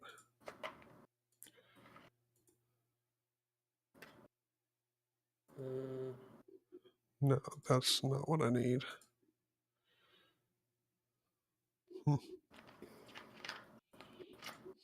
Yeah, it's what it is. Oh my god, dude! Like my eyes are like searing right now. You need dark mode immediately. Yes. So let me go, and I'm gonna check on this. Okay, yeah. So it pops up. You got a security risk. Accept and continue. Access through untrusted domain. Nope. So you can't come through there. Cool. Awesome. But you can't access it through the IP address? Yeah. Okay, awesome. Yeah. Perfect. All right. Oh, excellent. Beautiful. Dude, it already has the cart check in your browser.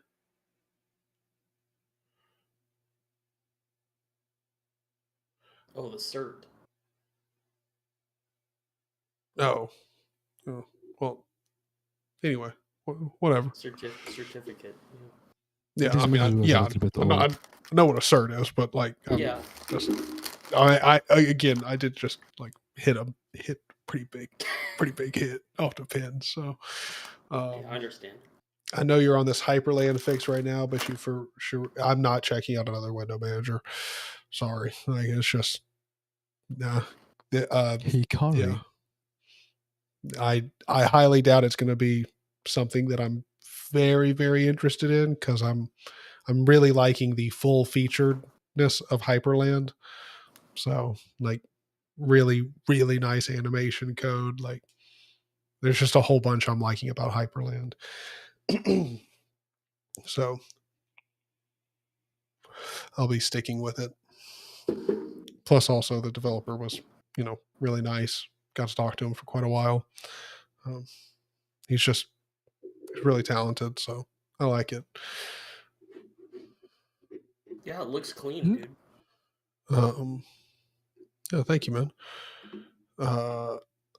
What am I trying to do? Oh, I have no idea. So we got Nextcloud pretty much set up. I just gotta like get it so add more accounts and stuff. Like I'll have to add accounts for all the team and you Kudu. Well, I mean you're part of the team, but you know what I meant. Yeah. Yes. So we got Nextcloud configured. Nice. What should we do now? Oh wait, hold on. We got to get the 100 gigabyte drive also added. Oh yeah. So you got to do that. Yeah, we'll do that. We'll do that later. I'm really not interested in doing it right now. I'm just glad to have like Nextcloud installed and up and running. So that's nice. We'll do the extra drive later because I'm sure it's not going to be too difficult.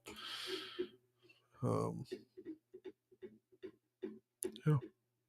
very nice install. You know, if I didn't make it more complicated on myself. But yeah. So there we go. We got Nextcloud installed. Nice. What should we do now? Now what do we do? Now the interesting part comes.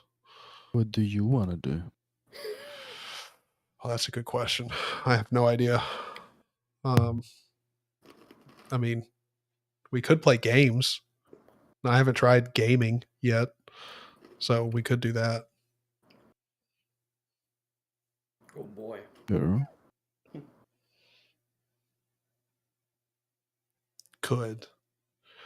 Or we could do nerdier stuff. Like, I mean, I do have to make a loan calculator for a website. So, like, if you guys like really want to get boring as shit, we can just watch this tutorial and implement our own loan calculator. We can do that. Or we could do something much more interesting. Like, I don't know what we would do. We could also start working. Like I do also need to start working on my website. Could just keep touching up the dot files that I've got. There's a lot of things that we could do. Oh yeah, that's right. Hold on. We edited our video. We need to get that GIF made without like causing issues. So let me CD into videos ls. So if I do ffmpeg -i and do demo mp4 into demo.gif,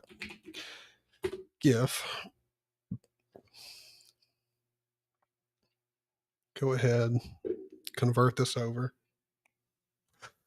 Now, if I, let's just load it up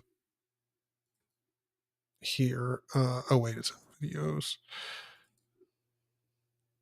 Oh, no, I don't want to load that up in GIMP.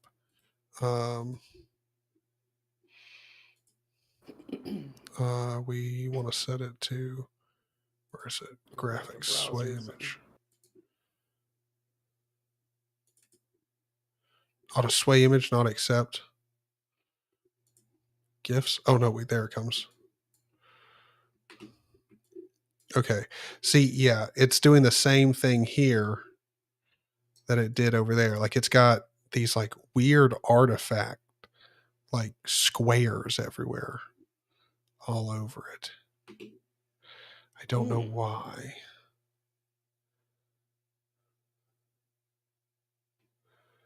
Very odd.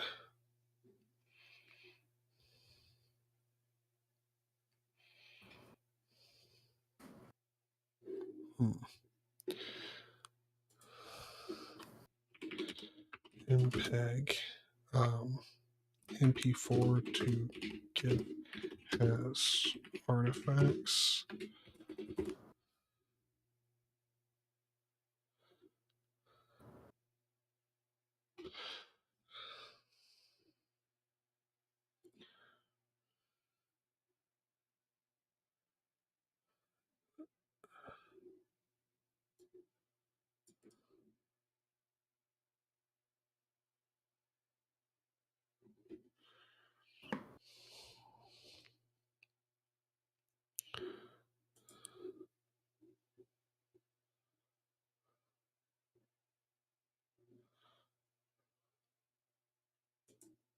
It's a pretty weird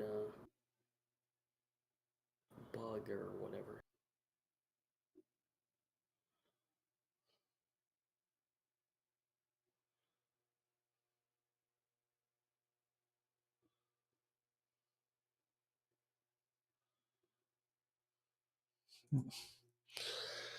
Yes, and of course, with like everything related to FFmpeg, finding a fix for this is going to be ridiculous.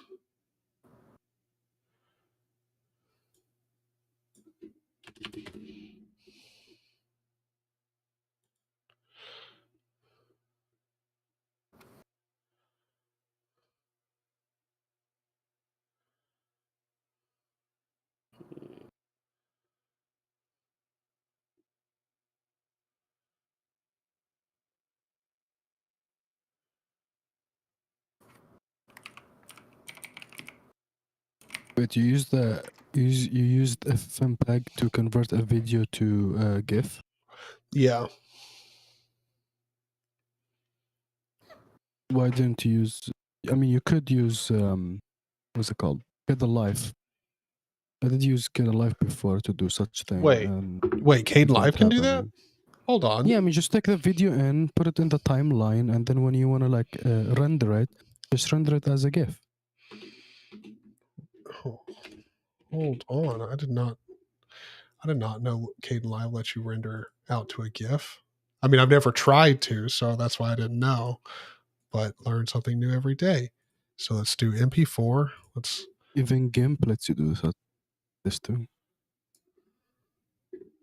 Go to project, render. Yeah.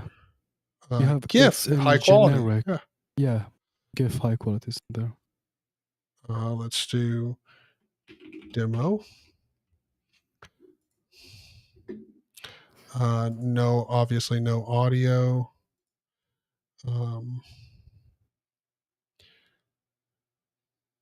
Yeah, render to file.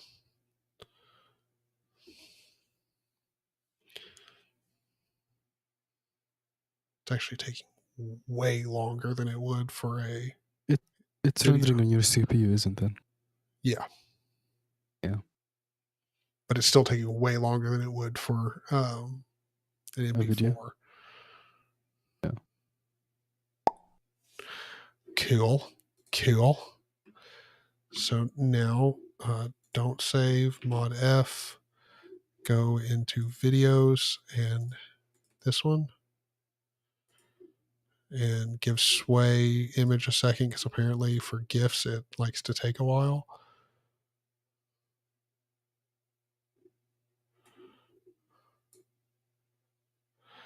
Okay, it worked, but the quality of it is...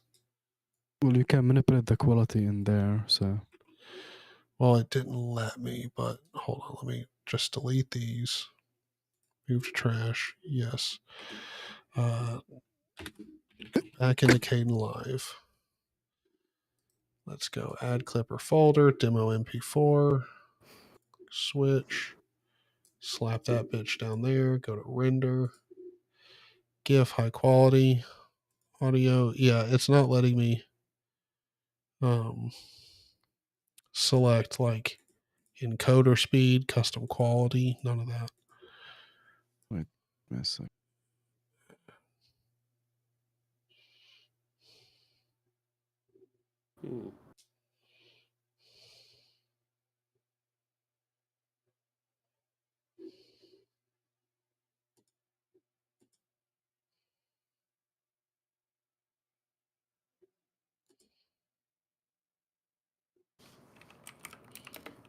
Could try a GIF image sequence, see if that comes out cleaner. Let's try that. Demo. .gif. And no audio. Render to file.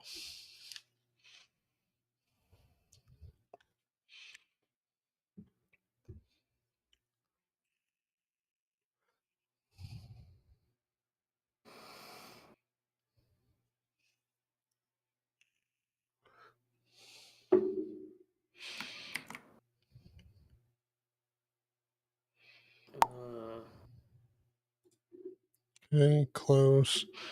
Let's go over here, go to mod F, videos, and check it out. This might be a Hail Mary. The online ones they only let you I've never export. done it. Yeah, they only let you export like up to a certain resolution, and it's normally pretty freaking low. Okay, I've never done any of this before. So. I don't. Maximum file size 100 megabytes. Hold on, let me load it up in add clip or folder, demo GIF. Let me add. Let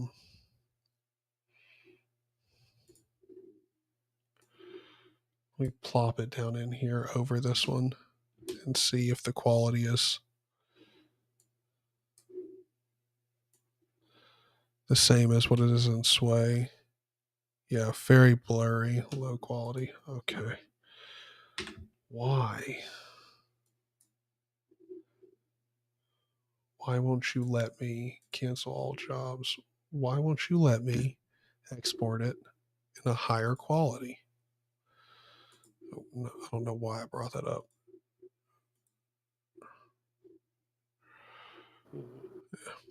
Ooh, okay, wait. I have another program. Okay. A second and see if it actually works for GIFs.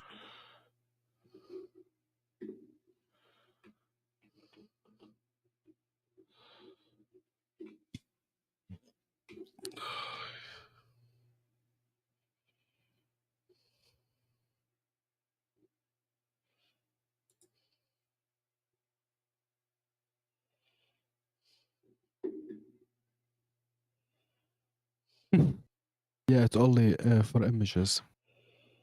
It can't convert a video to a GIF, but it can convert a PNG to a GIF for some reason.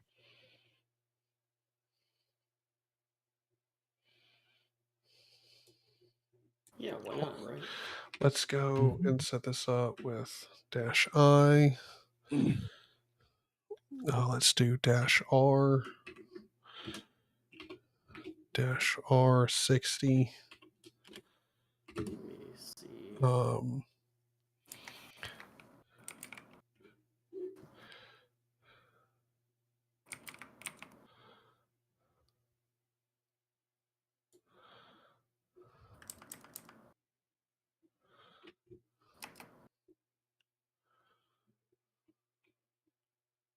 Delay loop.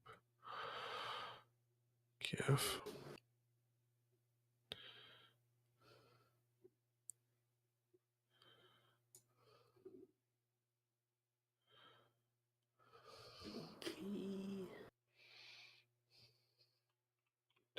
-V codec ppm.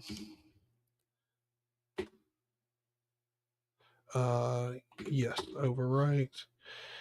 GIF Muxer supports only single video GIF stream. Could not write header for output file. So you know what? We're going to go and just copy this whole thing.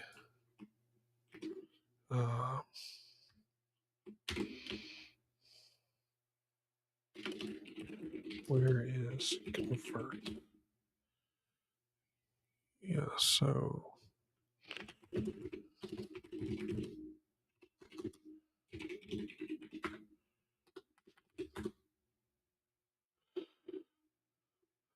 image magics convert. Oh, okay. Okay, so sudo pacman -s image magic. Right? Did I spell that right? Yeah.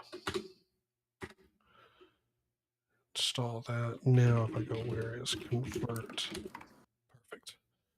All right, so we copy this whole line here. Control Shift V. We're going to change this to demo.gif and go through here, scale 1080. Really, actually, I don't think we need, actually just don't scale it. I don't want it scaled at all. The R or rate needs to be 60, and this needs to be 4. Demo. There we go.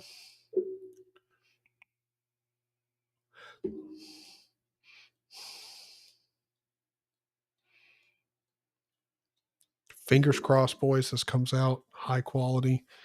Get a nice GIF to upload. Get that super high quality.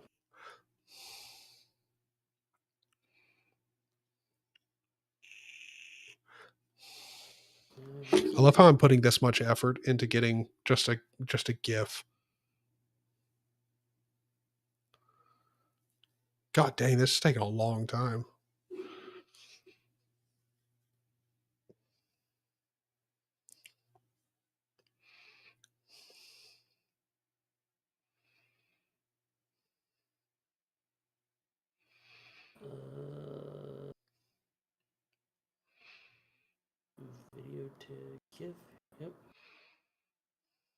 for GIF.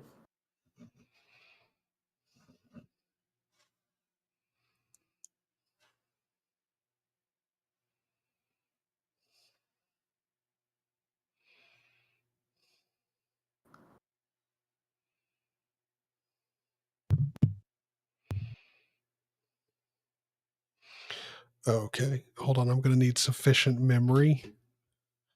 Apparently all this stays in memory, so let's see. Oh, 21 gigabytes. Sick. Sick. So That's gonna be the size of the GIF. no. It's just all the images are stored in RAM while it's doing all this. So thank God I've got plenty of RAM. I mean, my CPU is running at 4.3 gigahertz, and I'm using up a quarter of it to do this. Like, damn, image magic. Like, this better come out high quality as shit. I'm up to 22 gigs of RAM in usage. Yeah. Mine looks pretty good when I don't zoom in.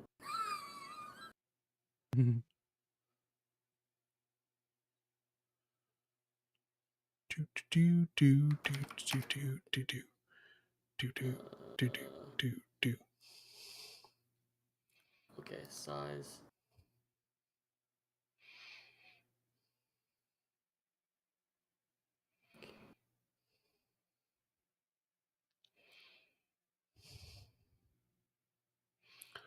Dude, if this doesn't finish up here soon, I'm probably gonna have to cancel it because, like, I mean, I'm quickly closing in on 24 gigs, and it's just continuously going up. Create a swap file, dude. Just a 1 terabyte swap file should be enough. Oh my God. Just plug in a USB hard drive. That'll be extra. Actually, now that I'm thinking about it, I don't even think I have a swap file at all. It's like, Definitely oh need to shit. look that up. Yeah, your system will immediately crash without the swap file. Yep. So this is going to be interesting. Welcome back, Atosh. We are trying to make a high quality GIF right here from a video, and it's a little bit of an adventure. I guess so. I guess there is no better alternative. I don't know. Okay, so my RAM usage just dropped quite a bit. So I'm going to assume. Oh my God.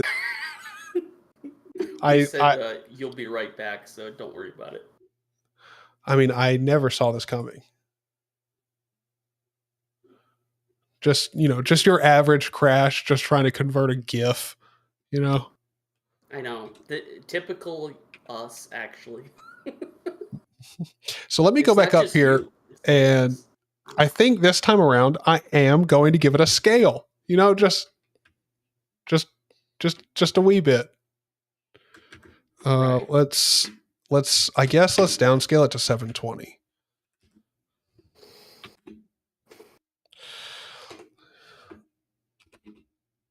Oh shit! Why am I trying to WQ this?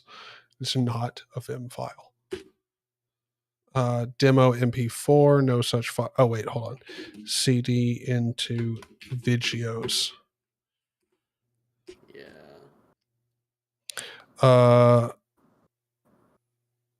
No, unable to find suitable output format for scale 720. Okay, so fine. We'll just do 320.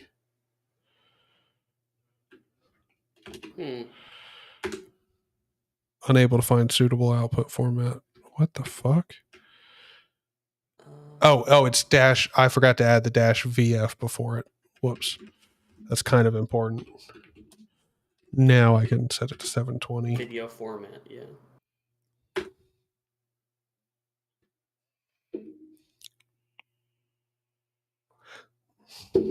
So now let me go ahead and load up bash top. Oh shit, whoops. Bash top.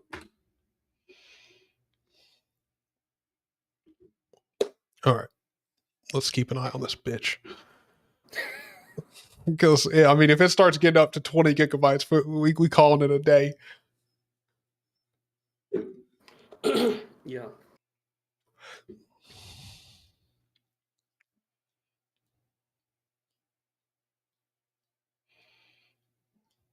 All right. So I mean, there's 550 frames at 720 1280. God only knows how many gigabytes that's. Okay, we're already up to 10 gigabytes. All right, boys, party starting. All right, let's do it. All right, so we're over 10 gigs. It jumped. Yeah, this is going to be fun. This is going to be fun. Want me to plug in another server for you?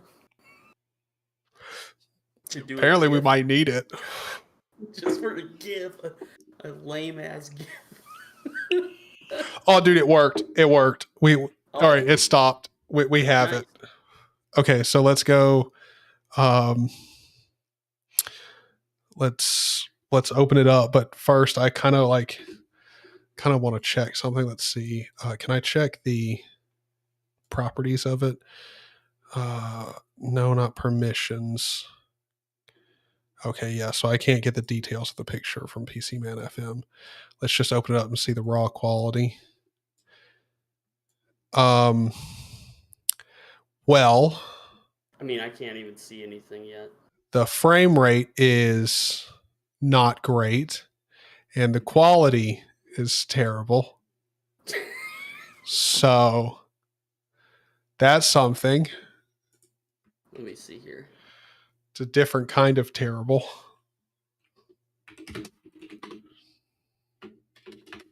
Oh, yeah, it's slow, too.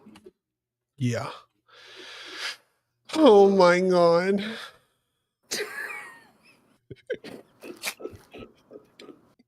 Dude, hold on. Bro, I got to. All right, look, at this point, I got to. Where's my pen at? I'm going to take another BS here. Was that like a girl from the Valley type of... Yes. Yeah. Yeah.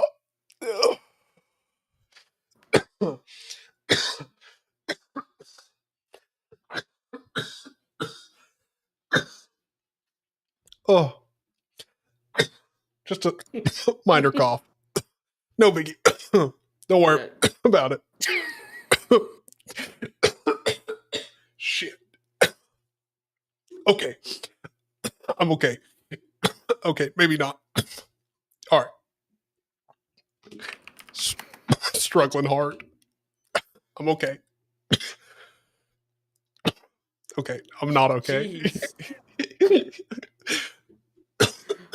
Shit. All right. What is that? Is that right, AK-47 or something? It is Romulan grapefruit.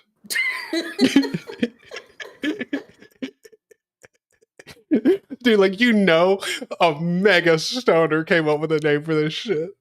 Romulan grapefruit. Who was like stuck on like watching Star Trek. Yeah.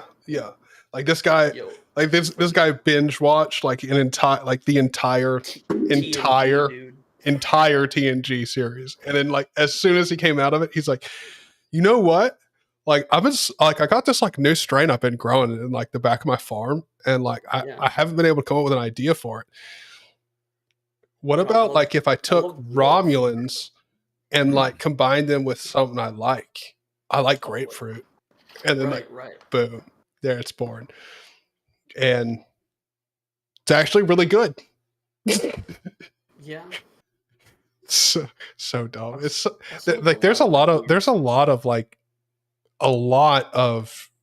not just like weed vapes, but like vapes in general. Like a lot of them have like crazy weird names, like wild weird names. It actually, now that I'm thinking about it, this could be the pen talking, but now that I think about it, probably the closest like market or like industry that has the same weird ass like naming scheme constantly, like Linux, would be like the vape market. That's pretty much it. Because like Linux, there's constantly just weird ass names for like just There's a normal lot of- projects. There's a lot of parallels, you know. Yeah. Yeah, I mean Linux vaping is very close. Okay, so that didn't work. Let's see if we can find something else. Based on high quality GIF. By the way, welcome back. Are you talking to me? Oh, sorry, Kudu. Ah. Yeah. So what happened? Your system just crashed? Oh, mine? Yeah. Oh, okay. All right, so I'm going to That's why you copy need the this. Yes, I do. We can set that up here in a second. I want this to be demo GIF, GIF. I don't care how, like, if people tell me to pronounce it a different way, I will. FPS 60, scale 320. Sure, we'll go with that. And the input is going to be demo.mp4. Please, dear Lord, work. Like, all I want is just a half decent freaking GIF. All right, it's not that hard. It's 2023, dude. Oh my God. GIF. Yo. Okay, it's super low resolution, but I think the quality is there. Like, it's just super low resolution. So let's do this with a scale of, instead of 320, we're going to do a scale of 1080. We're going to keep it the raw size. 1080. Run. Please, God, don't crash my system. Please, God. Look, I know I'm sending. I don't have a swap file. Just please, kisses. Dude. Don't do it. This guy's like praying to the RAM gods here. Got to, man. Got to. Let's hold on. I gotta load up Bash Top. I got to. Oh yeah, homie, we're fine. We're totally fine. We're only using like 6 gigs of RAM. It's all good. Oh, great. And that's at 60 frames per second? Yeah, 60 frames per second, 1080 by 608. The fuck? What?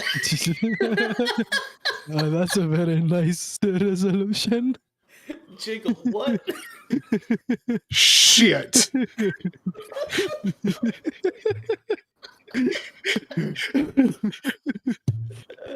Dude, this is like the funniest thing numbers have ever done in their lives. Dude, bro, I can't stand FFmpeg, man. Like whoever made this, like look, it's honestly like this is a genius application because like you could do literally anything with FFmpeg when it comes to media content, but also at the same time, it's like it was programmed by an alien because like none of the options, like everything is so fucking complex. It's just like, dude, could you like make it just a wee bit like just a wee bit simpler? That'd be great. Dude, okay. I would just alias like half of the stuff out, you know. Let's see if this is like half decent resolution. It's not like Emacs. Emacs, you can just search things, dude. Okay, like okay. It just I think the resolution needs to be bumped up more, like quite a bit. So let's go up. Let's make the scale. Let's do. I want this bitch because I recorded in 2560 by 1440. So if it's doing this like weird lower resolution, let's do. Let's just do like 2560. Try that. Yeah, I'm gonna check mine and see what my display. What just happened? Oh. What? Can I not? Huh? What? Oh, all right. You know what? I'll go to the end. Whatever. All right, cool. So now it's rendering out at What's the resolution? Come on. I don't see it. I have no idea. We're only like pointed on you, by the way. Wait, what? No, Oh yeah, that's right. My bad, boys. Thank you for letting me know. Yeah. Let's see. I just installed NixOS with Flakes and found out it has every single Wayland program I've ever used so far, and it's 80K packages. Oh, nice. Yeah, I think like Hyperland is like, I think it's only like very, very well supported on Arch, NixOS, and there's another one, but I can't remember. It may be Void. I can't remember which it is. But yeah. I'm so sorry for like not even realizing that I didn't have my screen open. That's what I get for hitting the pin and thinking it would be fine. Nah. I'll just forget and like be talking about what's on the screen and everyone's just staring at my face. Like there's just more than a handful of people like, hey bro, can I see what you're talking about? That'd be nice. That's the thing that I always hate about podcasts. There's no like person to just switch it when I want. It's like, yeah, they're talking about something on a screen and they're not saying anything. I would like to see that. Yeah, well, that's the crappy thing about YouTube is like there's a whole bunch of podcasts where like they'll be talking about something and they would show it on the screen, but they won't do it because, it'll get their whole podcast copyright, claimed. And it's so annoying. It's one of those things where like it's so dumb that that's a thing because it ruins the content and like the creator has no choice in it like in the matter.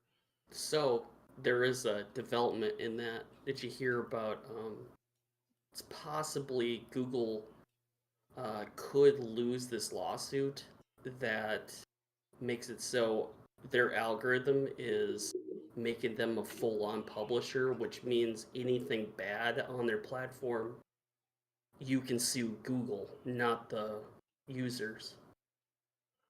Oh, wow. So that means that they're gonna be forced to like pretty much remove that algorithm straight up. That's wild. So, and I also love that I just burped into the microphone. I'm so sorry. Yeah. My bad. I mean, like, I don't know. I just saw that somewhere. Captain the Sparkles, I think, had something on that. So. Well, apparently this is coming out in 2560 by 1440. So, nice. We'll see the actual quality when we get it. Only using 12 gigs of RAM. I mean, do keep in mind that like on top of this, I also have like quite a few tabs open in Firefox, like more than a handful, OBS, Discord, and I probably have other stuff running too. No, for sure. Just the stuff. I maybe have Nuclear open on my second monitor. I'm not sure, and I'm not going to switch over. I don't care, but like, yeah. So maybe we could do a higher resolution after this if this doesn't work, but like, come on. It cannot be this complicated to just get a really nice looking GIF. Exactly, yeah.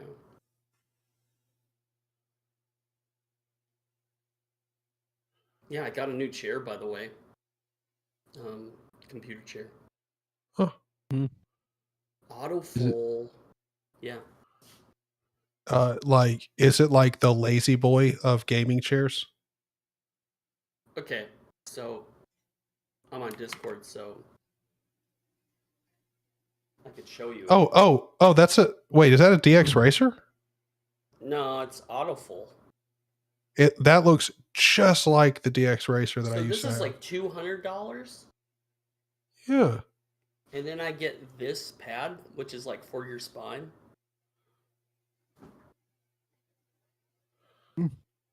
Dude, mine was awesome. Mine was $250, and that looks just like it. I should get one. Check this out. Oh, dude, mine didn't have that. Okay, word. Can you send me the link to that? Like, I'm gonna wish list that shit. Okay, it's pretty dope. Yeah. So, for everyone in the stream, like what Men Talk has, it looks very much like a leather DX racer, but it has a pull out, like underneath the seat. It has a pull out, like, yeah, 2 bars like that. Yeah, like 2 bars come out, and it flips over, and it's got like a cushion so that you can kick your feet up. Like, I'm kind of down for that. And it's $50 less than what I spent on my DX Racer, like probably it was 4 years ago. $222. So. Yeah, so mine started at $250. I know that. I'm sure it was over that with taxes and shipping and shit. And this came from LA, pretty much. So it was like 3 days tops. Yeah. Anyway, if you share me the link to that chair, I'll also put it in chat just in case anybody else wants to check it out.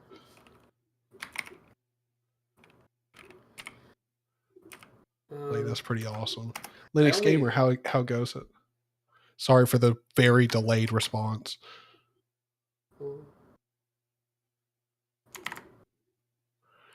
Okay, we should be very close to having a GIF that doesn't look like shit to put on the dot files. So you guys can see a good looking picture. Like that's all I want to show you what Hyperland looks like on my system. Represent my dot files in a good way. That's all I want. Like it shouldn't be this hard to get a very good quality GIF. Like this has turned out to be like rocket science. It's like you got to fine tune and get the jet fuel just right, so it burns and has liftoff and doesn't explode like a nuke in your face. Like pretty much what I'm trying to do with FFmpeg right now. Dude, that's true. Like, and plus, it's a good stress tester for your computer in general. That is true. Apparently, I mean, and also it's a really good reminder that I should probably, maybe, definitely actually create a swap file. Yeah, for sure. I never think about it, but yeah, probably a good idea to always have it just in case. Yeah.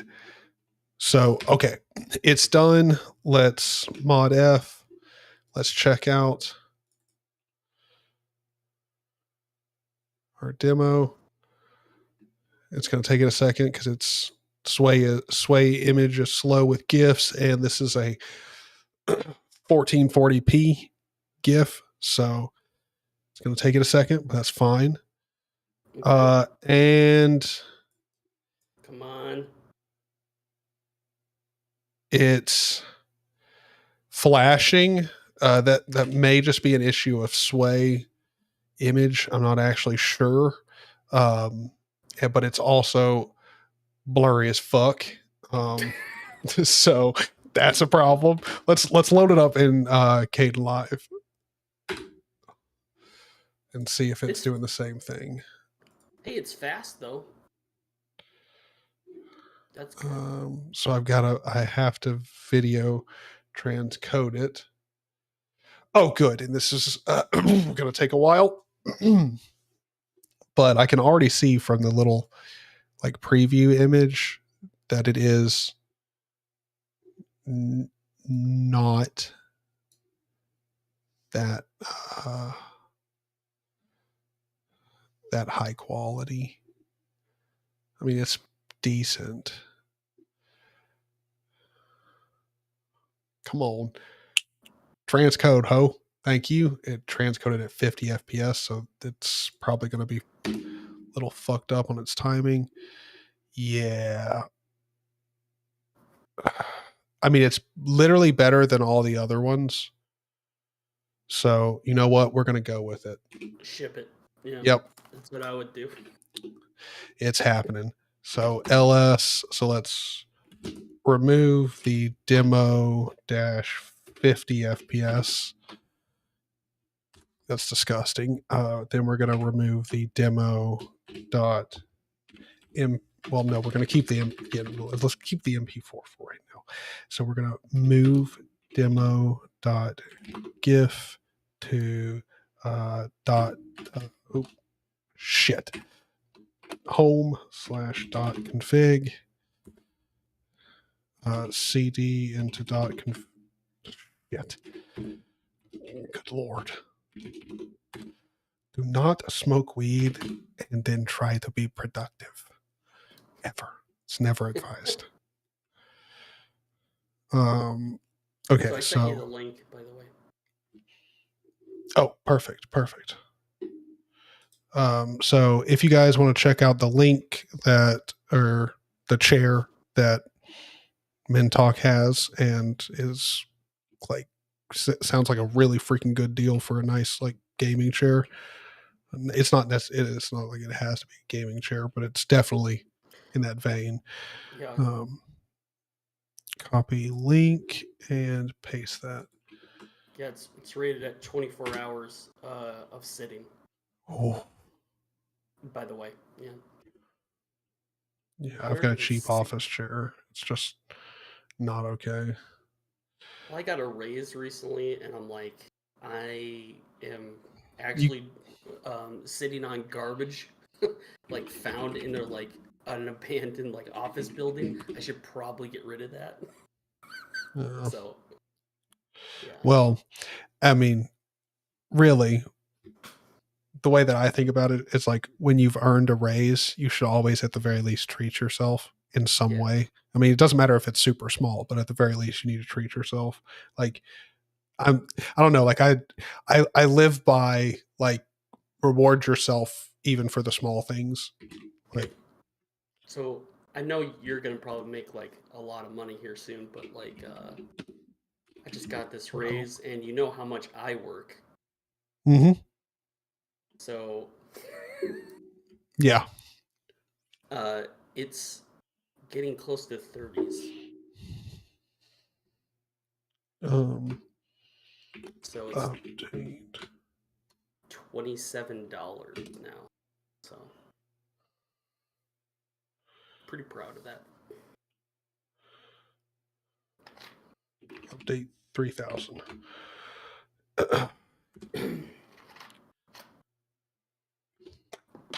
Come on, config. Commit. All right. I don't see why. Oh, okay. I was like, I don't see why in the world this commit would take so long. And then it occurred to me, like, oh yeah, that's right. I'm uploading a 1440p GIF. So like, God only knows how big this GIF is. I didn't even check. Oh, you're using this as like a git commit doing this? Yep. Yeah. Let's see. Dot config. Let's see how big this is. Propertize. Oh, dude, it's only 600 megabytes. It's only 600 megabytes. It's tiny. It's nothing. Damn it. All that like 12 plus gigs of RAM, and it's 600 megabytes. Yeah. And it's still not that great quality. Bro. Oh my God, I'm done. How is it this difficult, man? Okay, let's config. Let's do everyone a good service here, and config slash demo.gif. Let's nuke that out of there, because we don't want it. Yeah,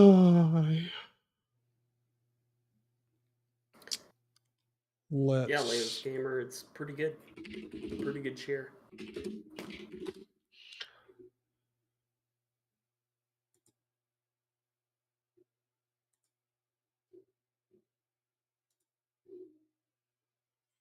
Videos, demo MP4, upload. We want large, high quality, download, sign up, Google, Cool beans. Fine. Start 30-day free trial. Okay. God damn it. No. You said it was free, bitch. I know. And by the way, for anyone who is like not cued in, I'm definitely talking to Adobe here. Okay, downloading, so it's working. So they're just trying to, all right, they're trying to be sly and get me to sign up. Okay, demo Adobe Express GIF. Okay, let's do this. Mod F. Oh man. Let's check this out. Downloads. Come on. It's 7.4 megabytes big. Double click on it.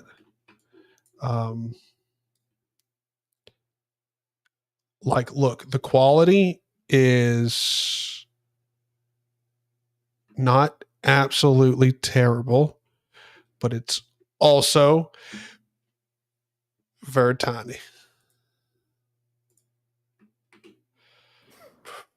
What the fuck? Oh yeah, it is pretty tiny. Dude, fuck off, Adobe. Video to GIF online converter. Yeah, that's one MP4 I GIF. wanted you to do. Maybe check out at least. Vigimeos. Convert to GIF. Convert. Waiting. Uploading. How much you want to bet this is going to download in like 25 pixels by 25 pixels? Yeah. This is killing me, man.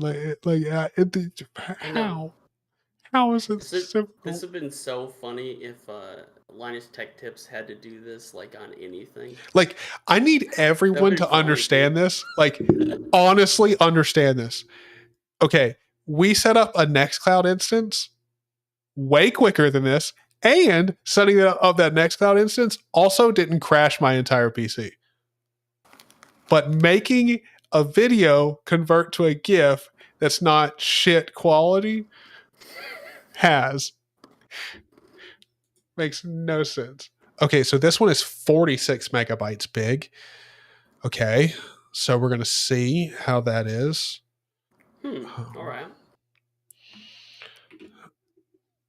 Downloads, demo.gif.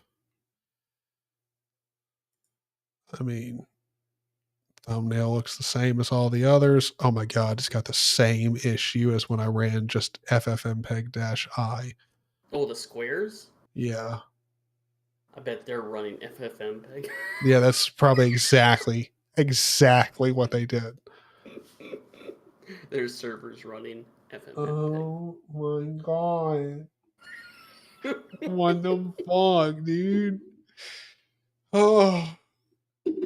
Or maybe it's it only sees it this way, but when it's like on a website, maybe it'll Hold on. better. Let me try to go to ChatGPT. Okay. ChatGPT must have the answer. My savior. Fuck. I can't access it. Pages not redirecting properly. Oh, I already got it, dude. All right. I can ask it. Okay. Ask ChatGPT. Tell it when I run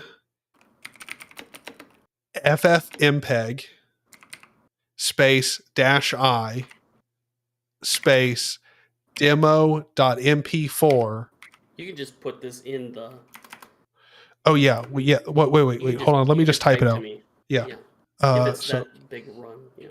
When I run ffmpeg-i demo.mp4 demo.gif, I get square. Good Lord, if I could type square artifacts. How can I get a high quality? Dang. This Flamin' Hot Cheetos is crazy. High quality GIF without any artifacts. There you go. Ask it that. Fingers crossed the AI gods have our back tonight. Okay. Our Lord and Savior. Our Lord and Savior, ChatGPT.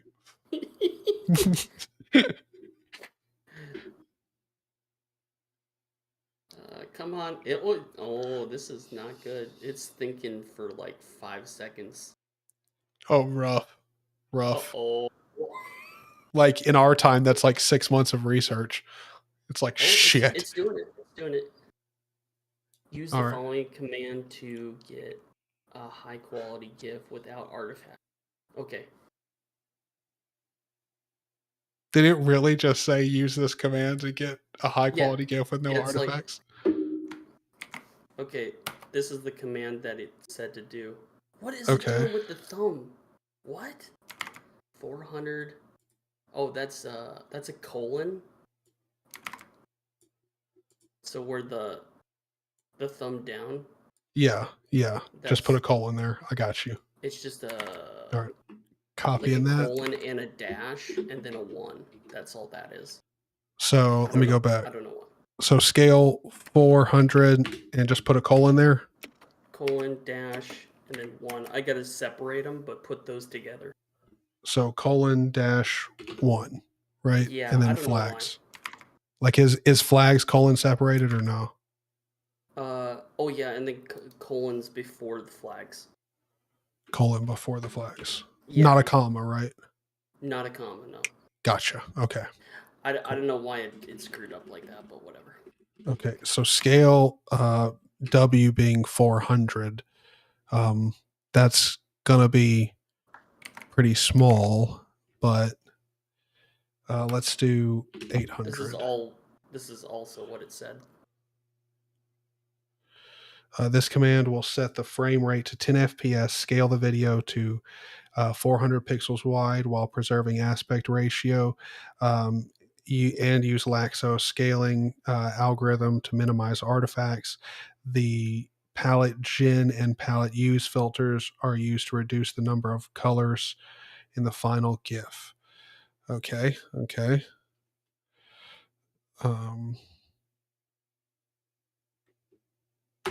Let's just run that. Oh, good Lord. I got to CD into videos. Then run it. Yeah. All right. Hope that worked for you. Well, we'll see. Fingers crossed. We're using ChatGPT, of course. All right. That was a little bit too fast. Let's go into videos.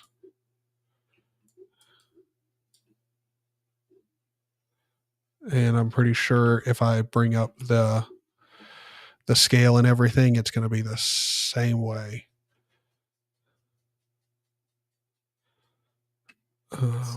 Say it ain't so. Let's remove the palette gen and palette use.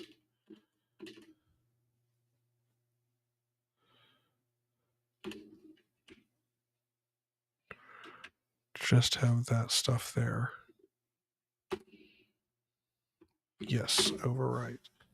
Simple filter graph was expected to have exactly one input and one output.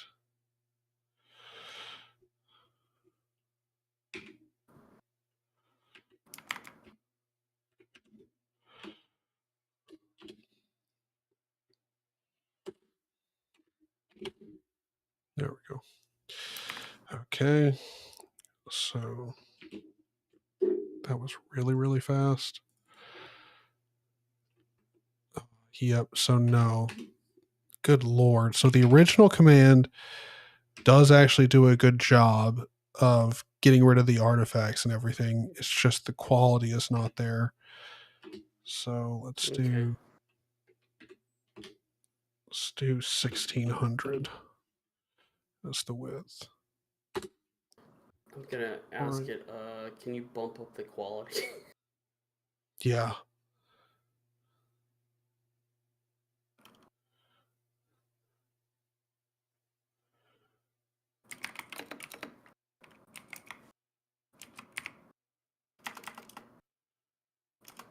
So let's see what's the resolution that it's outputting to.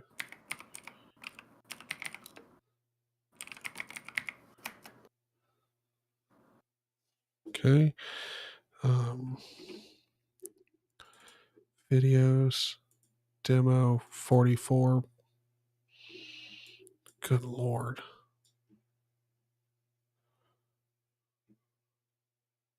Okay. I mean, quality's not terrible. The resolution or the frame rate is very much off. But click yes.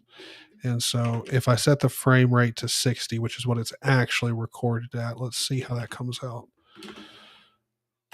Well, it says, I said bump up the quality. Mm-hmm. So it changed a few things. So it changed the FPS to 15 instead of 10. I'm gonna have to go now. See you later, guys. Have a good one, man. Have a good one. Yep. Later. Doc Madison, you didn't miss much. I don't know if you left when we were setting up the Nextcloud instance, but that took not nearly as long as this. We're trying to get a GIF that's high quality on the dot files, and let's just say it's been a challenge.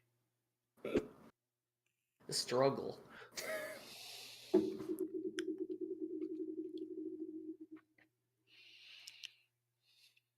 Okay, now I guarantee you this one's going to be freaking much bigger.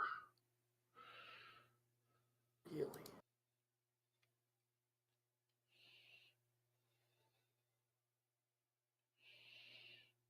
The dash loop 0 option will make the GIF loop indefinitely. The pathogen impulse filters are used to reduce the number of colors. Interesting. Yeah, no, see, this is just going to output the same bullshit. If I load this up, it's just going to be with the proper animation speed at the same quality, you know. So we can just do something like 30 and it'd be like, or we don't even have to go that high. We could go like 24. Well, good. Try 15 FPS. Well, so what other than the FPS did it change? Video 800 pixels wide. Uh-huh. We've already got it bumped up more than that, and it looks better. Well, I don't know. And then at the very end it changes to add a dash loop 0. Like right after the palette use, is there a space, or is it just dash loop 0? It's a space, then dash loop space 0, then space demo.gif. You know, right there. Yeah. Okay. That's the only thing different. So. Palette use dash loop 0. It says no such filter. Is there like a colon after the palette use or something? No.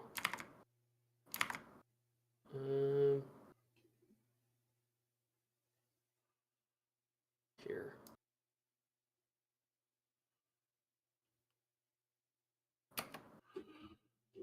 Oh, the dash loop 0 is outside of the quotes. My bad. This is what they sent. Of course, the emoji thing, but.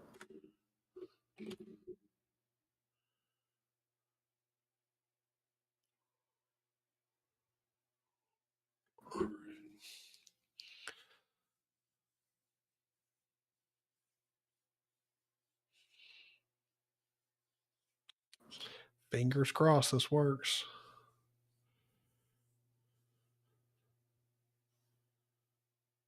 I'm crossing them.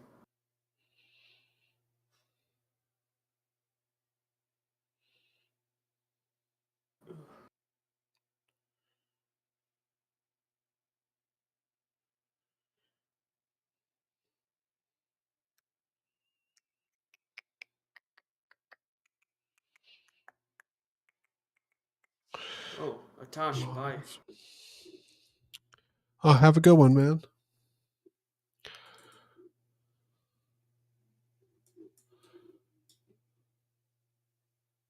It's good enough. It's probably about the best we can shoot for. Good enough. Oh, does it look good? Yep, looks good enough. Demo.gif. Move that into home/.config and config add dot config / demo.gif. Oh shit.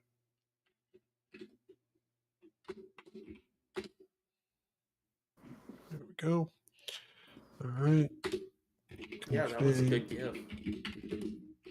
-am, and let's go updated GIF. Now config push, and let me switch over to the face cam, go over to my password manager. Boom, boom. All right. Let's see. Oh, okay. Oh no. Is it really that big? Shit.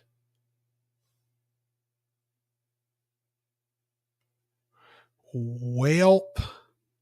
What? I think my dot files might have just gotten pretty damn big. Are you kidding me, dude? Let me see. How big is this? I didn't even pay attention. Home folder dot config. I mean, it didn't take too long. It's only 65 megabytes. So why did it take 663 to upload? It's probably because like when I added the like really big one, it got put in the history, and I don't know how to remove it. Oh, right, because it's in that big file. Oh, because it's a Git. Yeah. How in the shit do I remove that? I have no idea. Okay, the GIF that's up there now is much better. Still not super high quality, but it's good enough. This was supposed to only take maybe 15 minutes at that, but it took a lot longer. Took a ridiculous amount of time. Just can't believe that, dude. And now I wish I could figure out how in the shit. If anyone knows how you can remove like cruft from your history and shit on GitLab, let me know. Because I'm pretty sure I've looked it up before and I couldn't figure it out, but whatever. All right. So just in case you're going to download my dot files, I would highly recommend you do --depth = 1. Highly recommend, because that'll keep you from having to pull down all that history. It now shows 800 plus megabytes. Does it really? Let me check. Oh my God, it does. How in the hell do I delete that? So, our Lord and Savior, I Yep. asked it a question. Good. What does ChatGPT say? It says, I'm your master. No, I'm just kidding. So it says in order to do this, you need to initiate a force push to a new branch. And so it says create a new branch, get checkout -b, and then new dash branch, then copy current state of the repository to the new commit, which is get reset. Could you just send me this entire output? Okay, sorry, I just No, you're good. You're good. Yeah, my bad. Okay, here we go. Okay, so create a new branch, get checkout B, new branch. Let's go copy this, Control Shift V, and we're going to call this, instead of new branch, we're going to call it, what do we want to call it?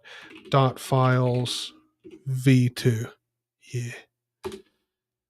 Fatal, not a Git repository. Oh, wait, hold on. I don't need to do Git. I need to do config checkout. Switch to a new branch, .files v2. Copy the current state of the repository to a new commit. So git reset, Control Shift V. Config reset hard head. Force push to the new branch. Yep. Control Shift V. I'm sorry, guys. I know I'm not showing any of this. Oh shit! I don't need to do git config. Oh yep, nope. It doesn't need to be called new branch. It needs to be .files v2. Give it my username, and after this, I'll switch back over and let you guys see my desktop. Dash lane. Boop boop. Copy. All right. Note, be cautious using -F. This can overwrite remote branch history. Yeah, no, I don't give a shit. Refresh. Oh wait. What? Same thing. It's still new branch .files v2.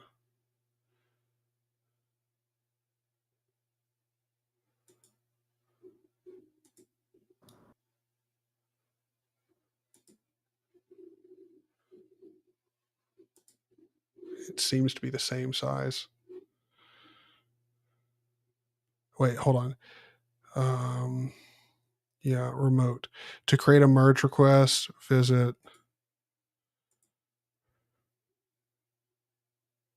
What the fuck?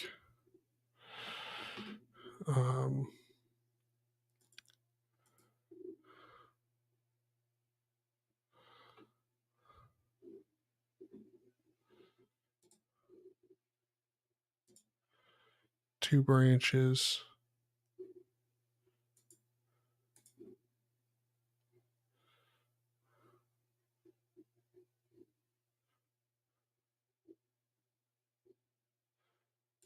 Okay, so I don't think that worked.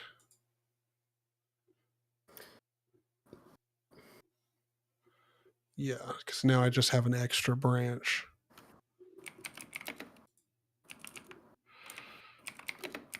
But the size of my project didn't go up at all.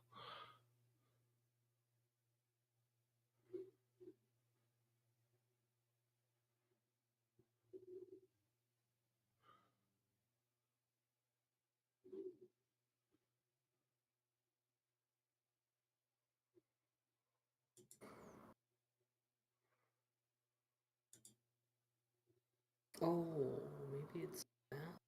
Oh, why am I not logged in?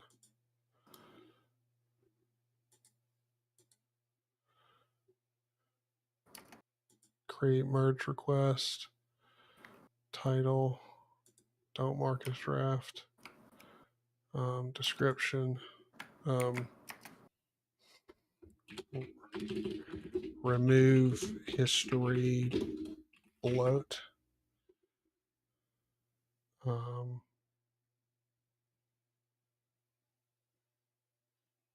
Delete source branch when merge request is accepted. Create merge request. Um,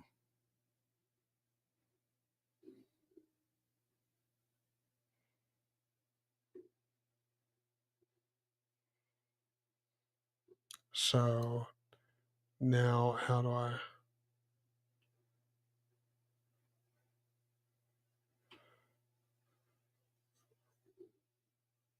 Wait, but this still has all of the history and stuff in it too.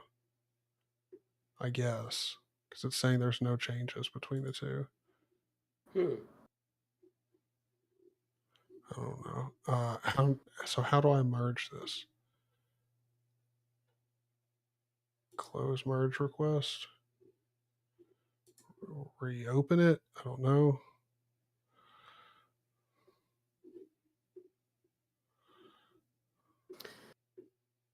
How do I merge it in? Oh, checkout branch. Oh.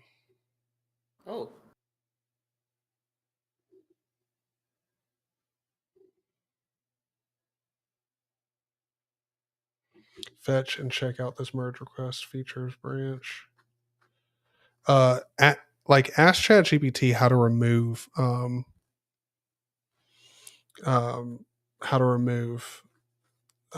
shit, if I could think. I just asked that. Oh, how to remove the history? Well, I just asked it like that didn't work for us. Mm-hmm. And so it I spewed out what it wrote. So. Okay. Get filter branch method. Yeah, it wants to like prune it after the fact or something. Well, hold on. Let's try merging it in. So let's do config fetch origin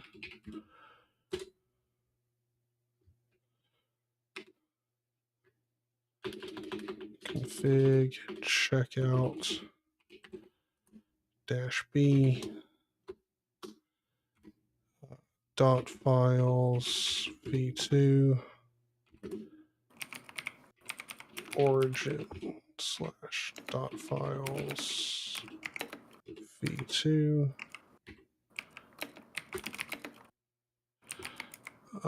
fatal origin dot files is not a commit, and a branch dot file v2 cannot be created from it.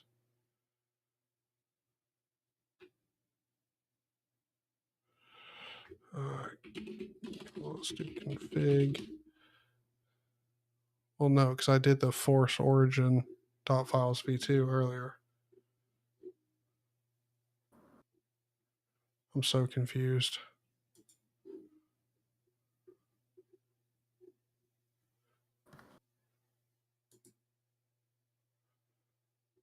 Yeah. I just don't understand how merge requests work. Cannot be merged automatically. Why?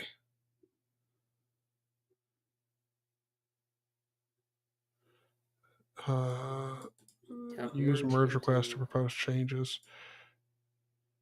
Is it like... Oh, no, we don't want to make a new file. Leave page.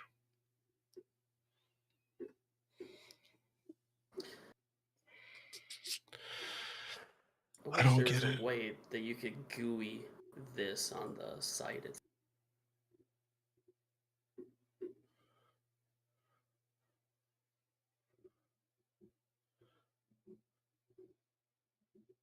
I have no idea. I mean, I'm sure one way of doing it would be to just nuke the entire git bear repo,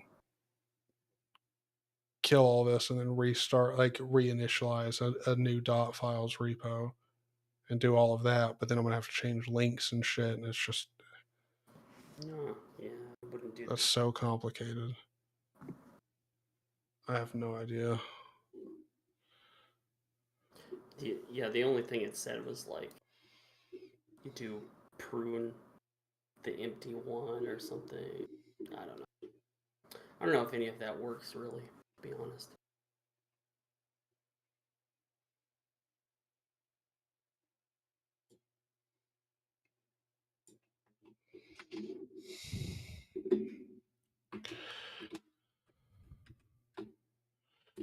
So dotfiles v2.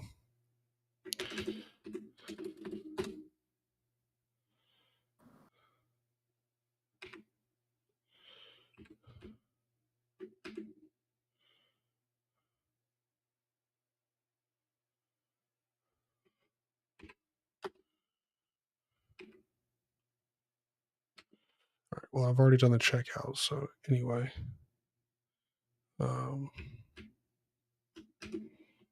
Or actually, wait, no, I don't think I have. Switch to a new branch, dotfiles v2. Config. Let's write this out. Config. Filter branch prune empty index filter get rm control C.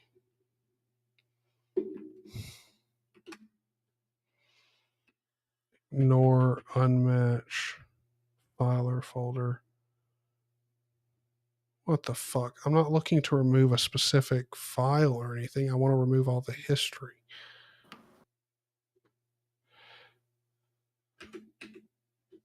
Ask ChatGPT how to remove the history from a Git repo.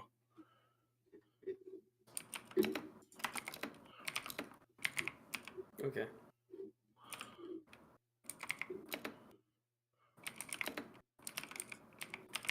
Close merge requests. Edit. Can I delete this?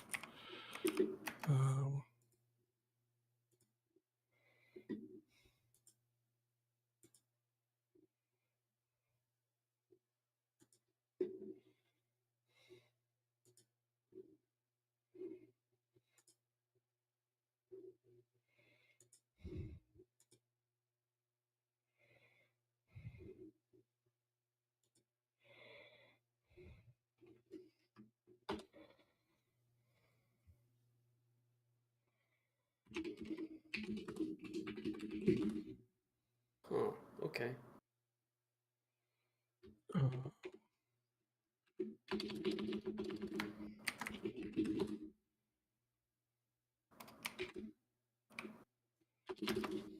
just doing this. Cool. Okay.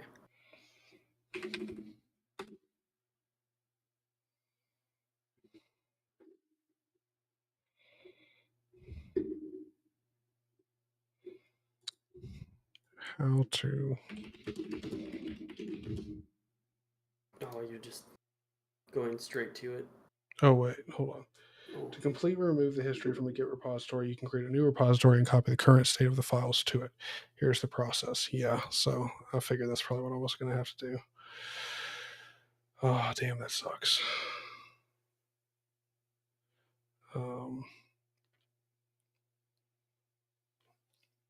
I guess I'm just going to have to call it, like, I don't know. I mean, I could just call it dots this time around, or I could do dotfiles v2. I don't know. People in chat, sure. what should I do? Should I simplify it to down to just like dots, or should I like do like dotfiles v2? Like, should I do something weird and wacky? Probably should be practical about it, but you know.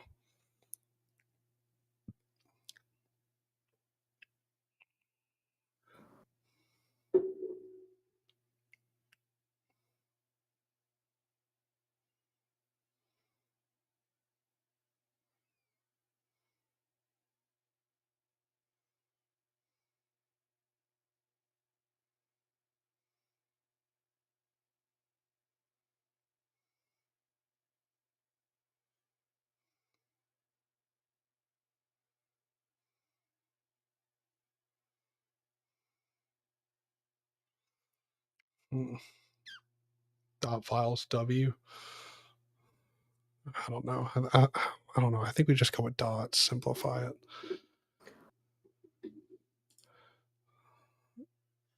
All right. Let's go. Well,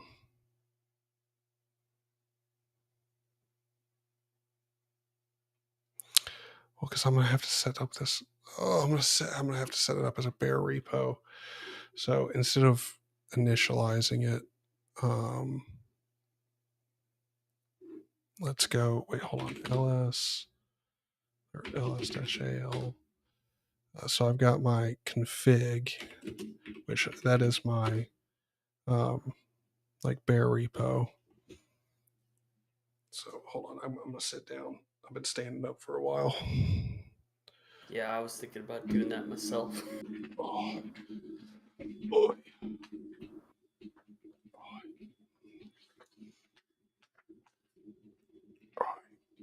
Perfect. Relax a little bit.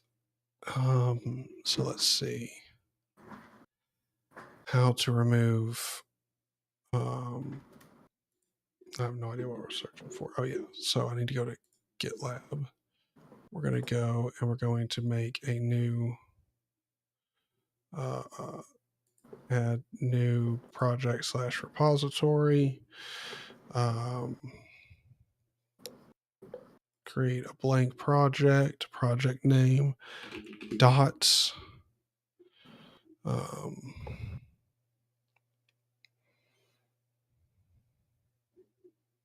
It's a public. Don't initialize it with a README. Create project. Cool. Okay. So, yeah. Okay. So now I need to load up. Let me bring this over here. How to set up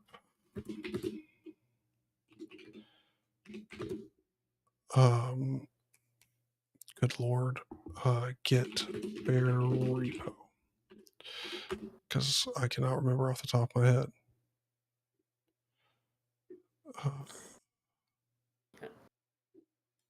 I would be doing the same things.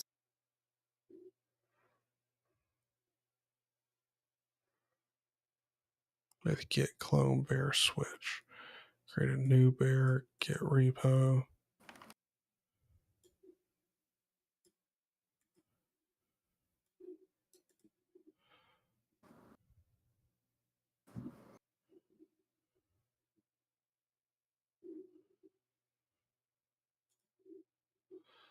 Hold on, come on. Because there was a great article that I read, or like website that I went to with a guide.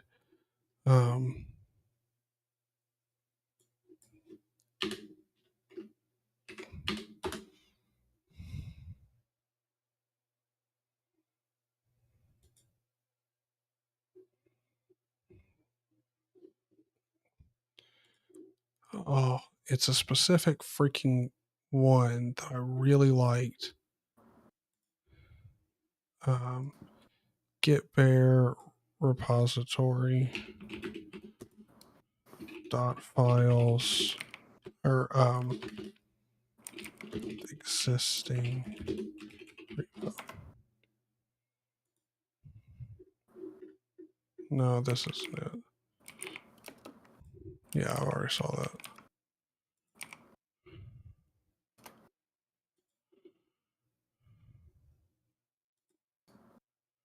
Damn it.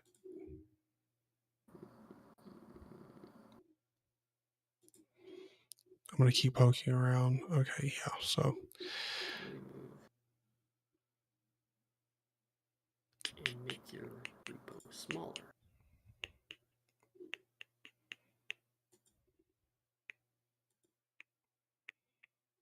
Hold on. Vim.config or ESHRC.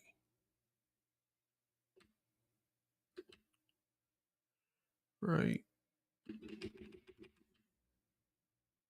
Where is it? Yeah, config. Git dir work tree.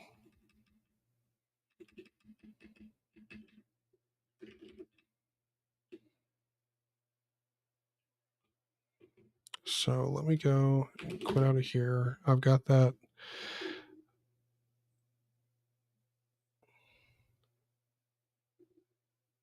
Git clone dash bear repository.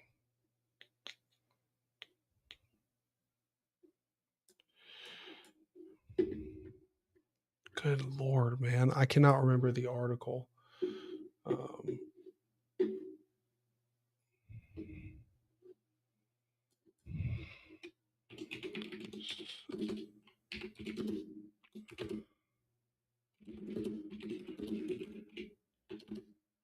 Yeah, I mean, I'm looking too.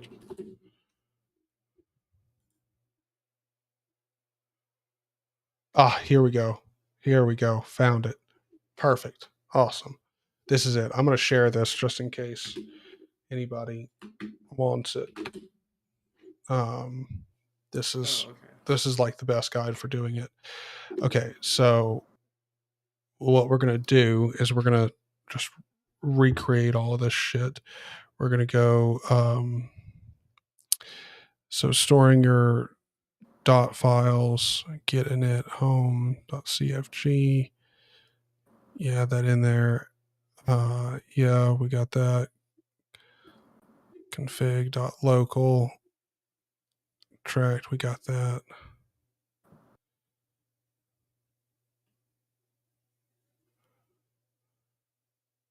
All right, so we're going to do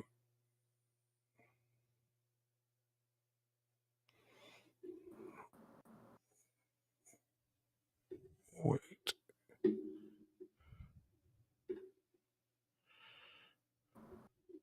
Okay, yeah.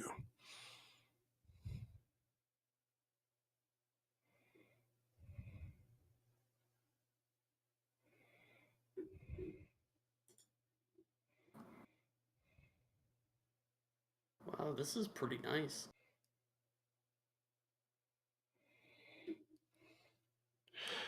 Let's rm-rf.cfg. We're going to completely wipe it out. We're going to remake our dot files. Completely fine. ls. You're right. That's a nice article. Oh, yes. Let's see. So let's go.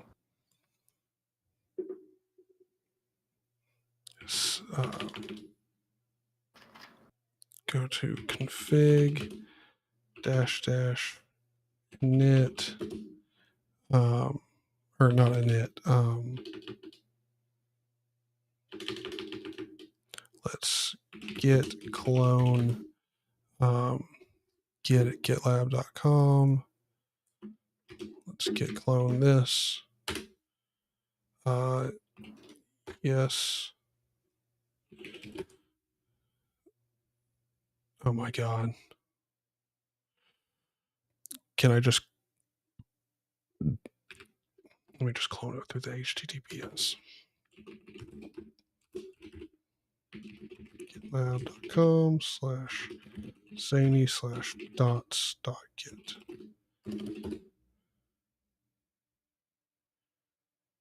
Don't worry.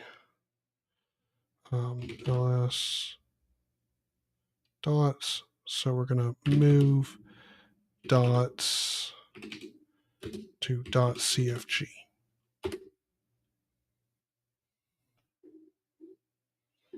Oh,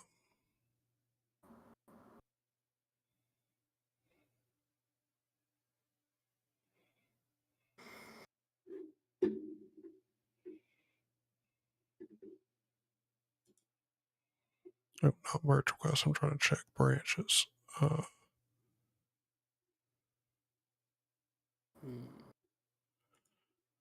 going to assume it's just the main branch. That's it. cd into .cfg. I'm going to git switch. Oh, well, wait, hold on.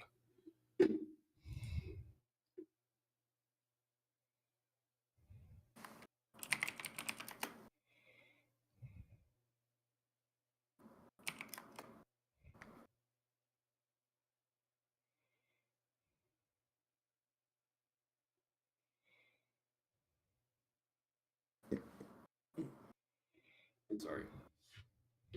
No, you good?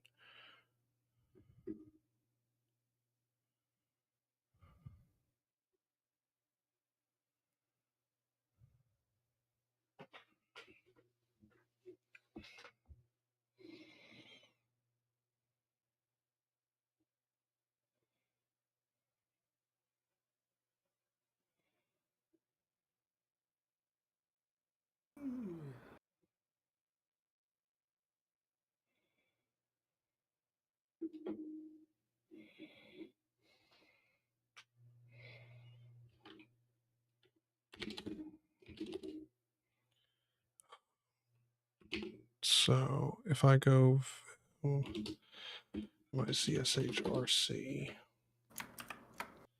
I believe theoretically, CFG working, yeah, so this should work. So if I go config add dot config slash demo dot gif, not a Git repository. What?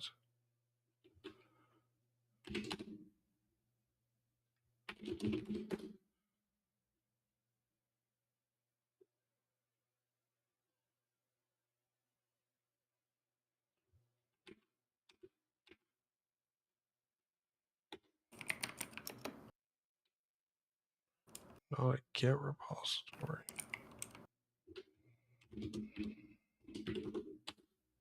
Or,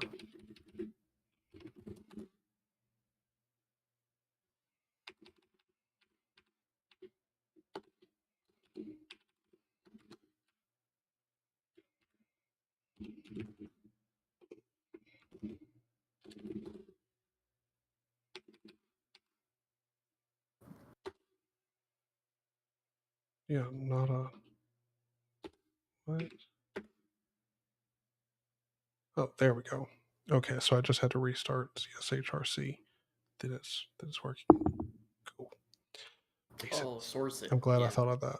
I'm glad I thought of that. ls or config status. All right.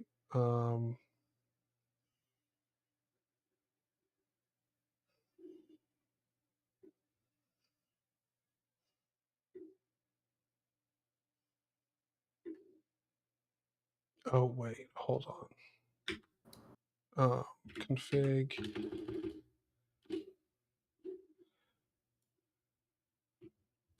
Control C, Control Shift V.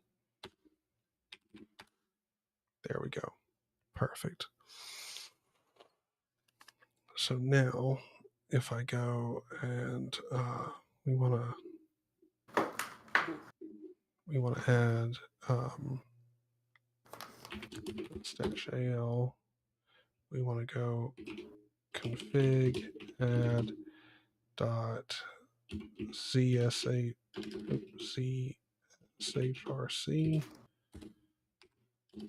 CSH or C profile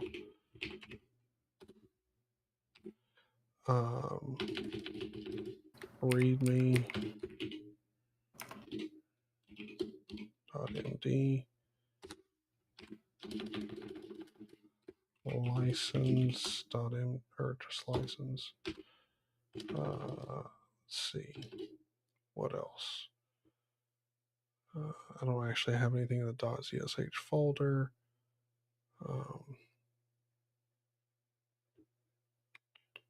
Trying to make sure there's nothing else. Oh yeah, we need to add local slash bin ls.local share.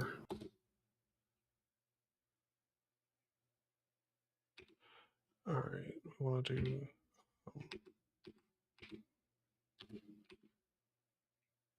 local share slash fonts.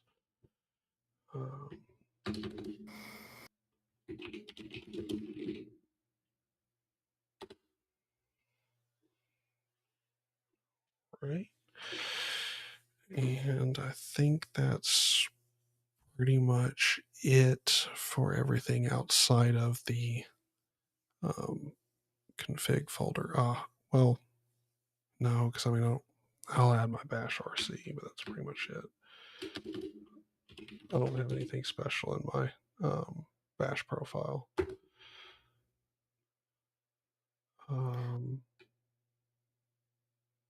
Let's see.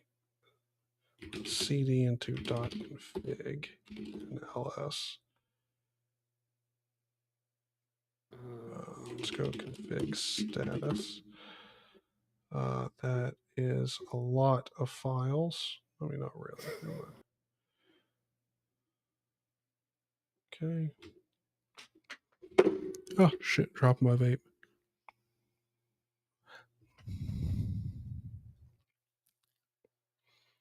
Yeah, you got to respect rat poison. It is pretty intense. Yeah, Tosh, for rat poison, I liked it because you could just keep opening up stuff really fast. No. And then you can just kind of like search through it later. Kind of thing. So let's go back into my other.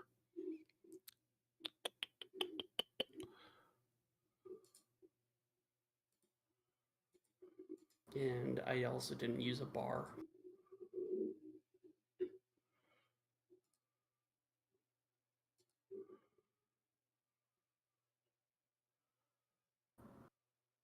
So let's do config add.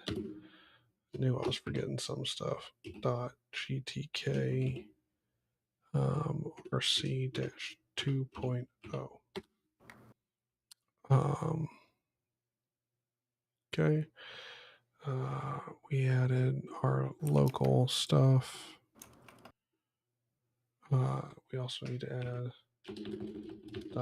.local /share /script deps.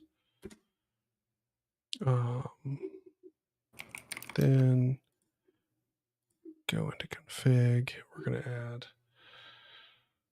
config add Bantam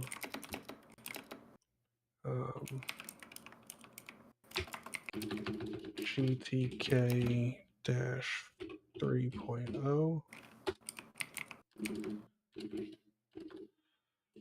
hyper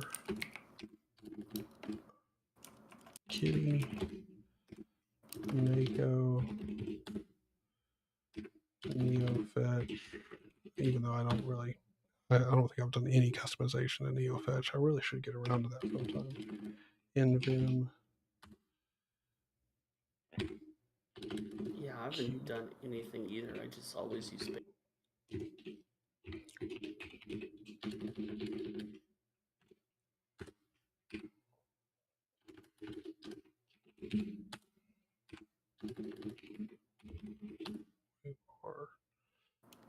All right.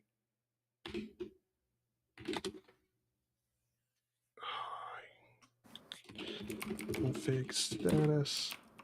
All of this stuff. Let's go config commit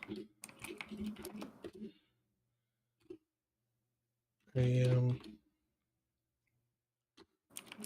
launching new .files repo.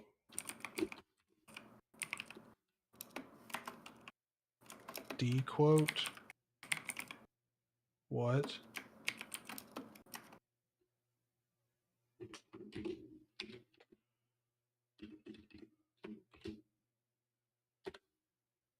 Okay, I guess I can add an exclamation mark. That's sad. All right, let's do config push. And let me grab my password. And boop, boop, boop.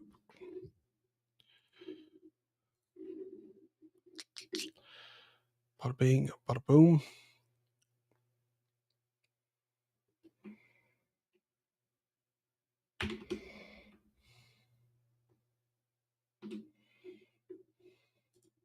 Let's pop over into dots. 81 megabytes. Okay. Cool.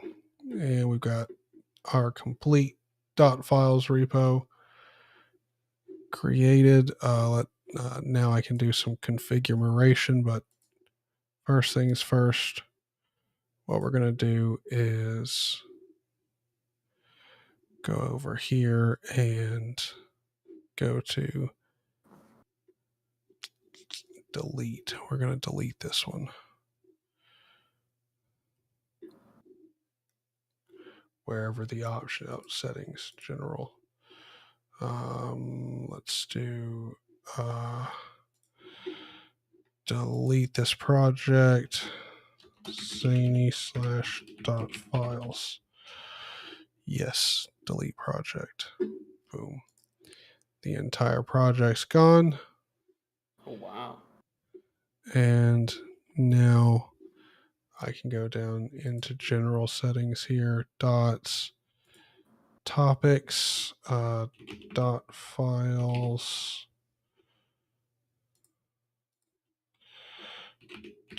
.files, Linux,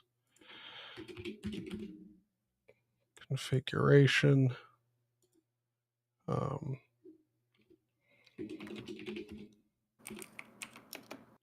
customization, project description,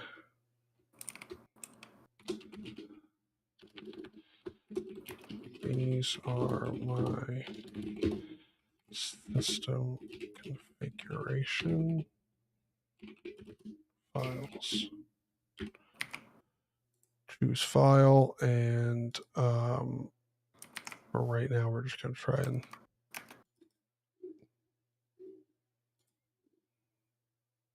max file size is 200 kilobytes. Yeah, I don't think that's going to be within that.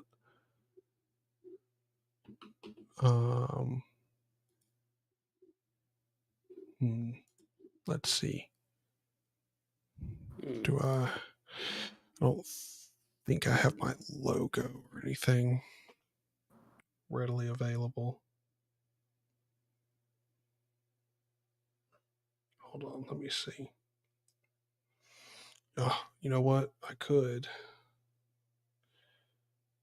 I think I've got a picture. Jesus, if I could figure out how to use my own phone. Yeah, here we go. I've got a decent picture of myself. I can send this through Discord. I'm just going to send it. I'm going to send it in our group chat. Post. Perfect. Now, open in browser. Click Save Image As, and we're going to save it as .files -selfie. There we go. All right. And now what we're going to do is go over to GIMP, and we're going to go to File, Open, and open up .files selfie, convert. Gotta GIMP that. Oh, hell yeah. Make it a square. Let's go.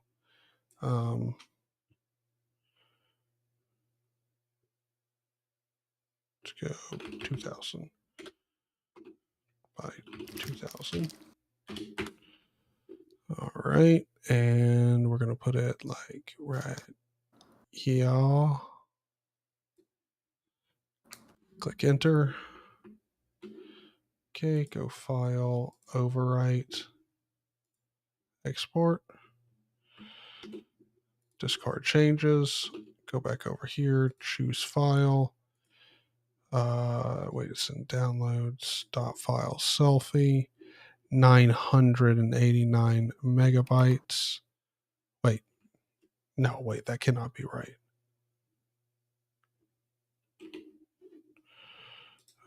Don't show hidden. Let's go. So hold on. Let me, yeah, it definitely doesn't need to be 2000 pixels wide. I don't know what I'm doing. open file selfie, image scale, image. Let's scale that down to 1000, scale, file, overwrite, and we'll drop the percentage down to 85, export, discard changes, go back over here, choose file, downloads, boom. Freaking high speed editing, dude. Yes, sir. Open, save changes. Bada bing, bada boom. All right. Now if we go over to dots, all right. It's got a picture of me. That's about all I can say. Oh, yep. So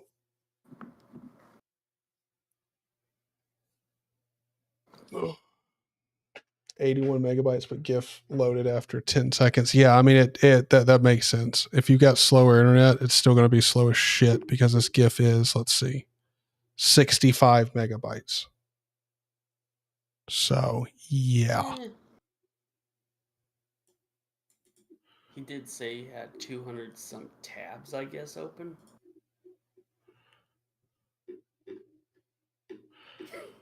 Yeah, but still, I mean, with someone with slower internet, no matter what, that GIF's going to take a while to load up. But I got to be honest, it's kind of necessary because otherwise it just looks like shit.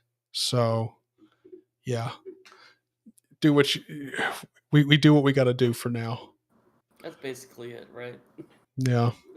I can't believe that GIF thing was that troublesome. That was just so messed up. So wild, man. I cannot believe it was that much of a pain in the ass. That's wild. That was like pulling teeth, dude. Yes, it was. It was terrible. God. Well, all right, we've done that. I mean, I guess we could, a little bit of gaming, We could do that. Well, I don't have Steam on my full PC, but I got my Steam Deck, of course. I mean, that's all we need. Am I right or am I right? Let's see. Steam. Boom. Boom. Sign in. Of course. We got I know you have Stardew Valley. Oh yeah, dude, we could jam out to some Stardew Valley. Yeah, like most of the games I have are just single player. I'm pretty addicted to the big guy kind of games like Cyberpunk, No Man's Sky. I think you can do. Hey, that's multiplayer. Never mind. I mean, I do like me some Daisy. Daisy. I want to see if it works. Yeah, try that. I mean, I haven't downloaded it after the last time I tried, Yeah. Wait, Daisy experimental install. Next. I agree. Let me share my screen again. Click finish. Download. Let's see. I'll download that too. Yeah, make sure you download the experimental version. Yep, that's what I'm doing. Oh wait, it's that's right. Oh yes, just download speed, keep going up. Okay, do not crash to 0. That's not what we want. We want the exact opposite of that.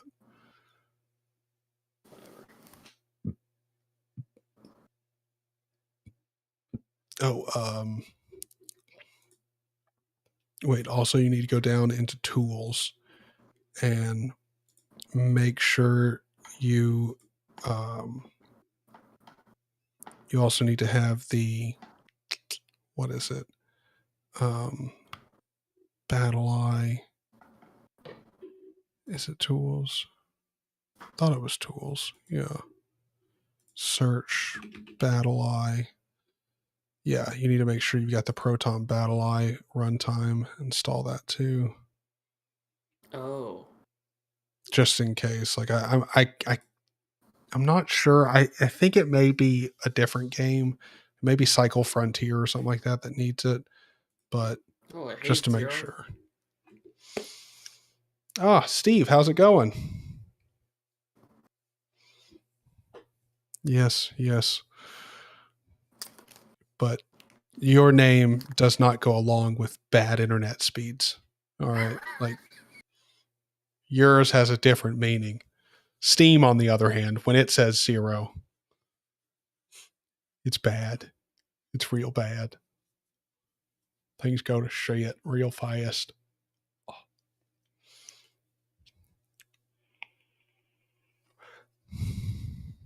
Okay, so only like 11 minutes to install it. Not bad at all. It's also a pretty big game, for being honest.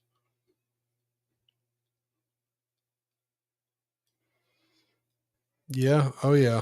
Planning on streaming for pretty much the entire night. I didn't even realize it, but like Waybar, like has either crashed or I closed it on accident. Oh. Which I mean, that is a real possibility if we're being honest.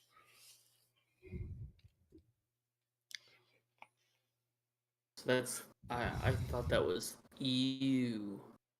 Oh no, this is Waybar. Waybar. Okay. Yeah. Well, it looks nice. Whatever it was. For some reason, the main monitor over here is not rendering the weather, but it's rendering over on the second one. I'm sure it'll probably update because like there's some weird stuff with Waybar and like multiple monitors where like when you're running custom stuff, like this Pac-Man over here is custom and so is the weather one. And so like on my other monitor, the weather and the Pac-Man thing are working. Pac-Man is at 0 over here when it should be at 17 and the weather's not over here. But the next time it runs, instead of updating on the other monitor, I'll update on this one. And then it goes back and forth between updating. It's very weird. Yeah. It's not like some of them where like all the stuff is on one or all of them. Or... No. And that's just how it is. It changes by itself. It's like, yeah. So let me see. Game Scope, Wayland, Steam.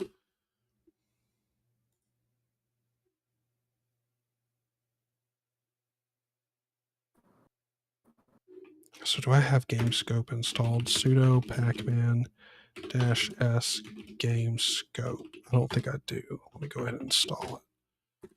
Yep. Install that. Go to videos. Dang. I might as well just install Steam. Good regular Lord. PC. Oh, yes. Might as well. Why not? Just in case. I was thinking about it anyway. Hi, and welcome back to the channel. Today I'm going to do a brief tutorial on GameScope, using it on Lutris. Also see how to install it, how to build it from source. You can also see the keyboard shortcuts that you can use when GameScope is already running. It also gives you some examples of how to implement it on the different game launchers, as well as the explanation of all the options that you can use in the launch commands. GameScope uses FSR1 upscaling, so if you want to see what's the specific input resolution that you need to use, get a specific output resolution, you can always refer back to this page. Something lagged and then it wanted me to install Cody for some reason. Okay, so let's first start off with Steam. So it's very easy. Right click the specific game that you want Steam, bro. Use GameScope on, go to properties, and then the launch options you can just add GameScope with the input resolution, and then with the output resolution. -U means upscaling and -F means to make it full screen. So once you're in game, you can look at the resolution being reported here by Mango Hut. It's showing 1472 by 831. That shows you that GameScope is working and it's being upscaled to 1080p.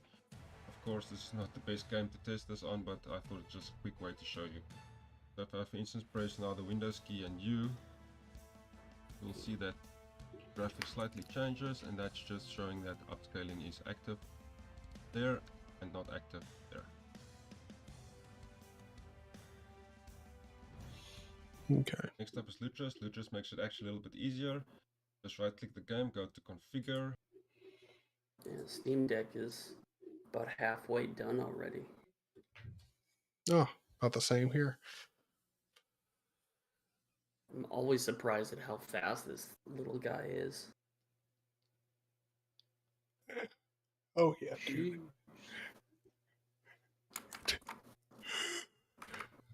It's a straight up pretty powerful PC. Yeah. Also, the Wi-Fi chip in it is pretty freaking rock solid. Yeah. That's the only Intel in it, I think. Well, dog, like that Wi-Fi chip has impressed me so much. It outperforms my like $1,300 iPhone. Like, oh yeah. Well,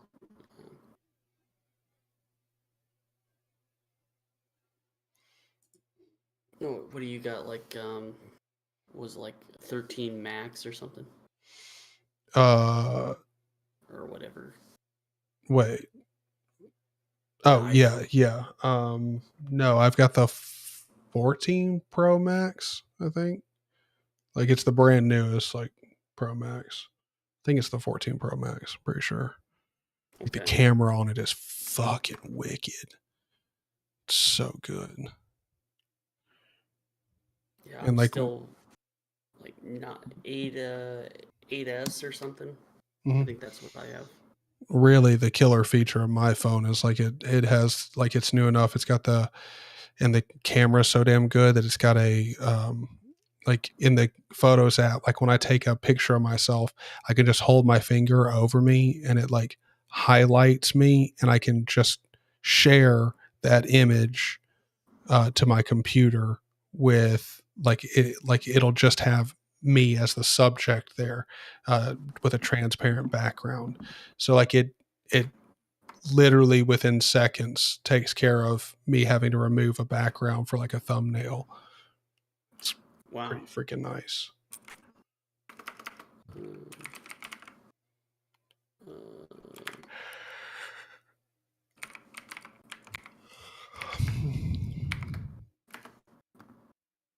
I'm like yawning and shit. I should probably go make me another coffee. But it's probably just because I'm sitting here doing nothing. So let's see. Let's watch a YouTube video.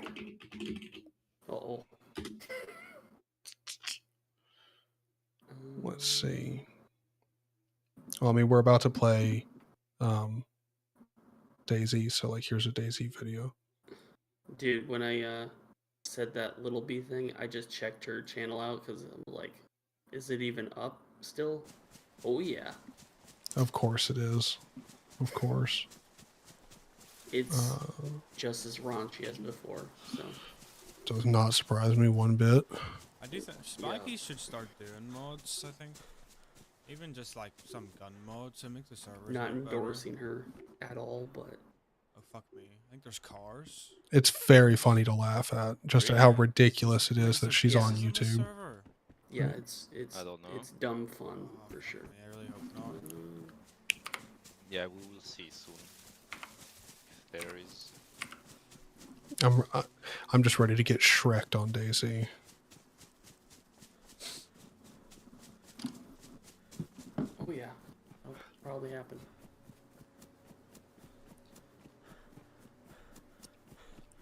It's been a while since I played this game. This will be fun. Let's see. The quality of this live stream is just poo-poo.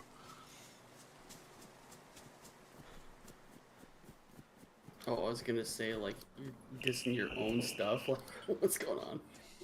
No, like just I'm pretty sure the guy like recorded it and re-uploaded it because it's either that or his compression and or his bit rate is really low. Mm. Whoa. Fuck is that for, man? Eh? Hello, man.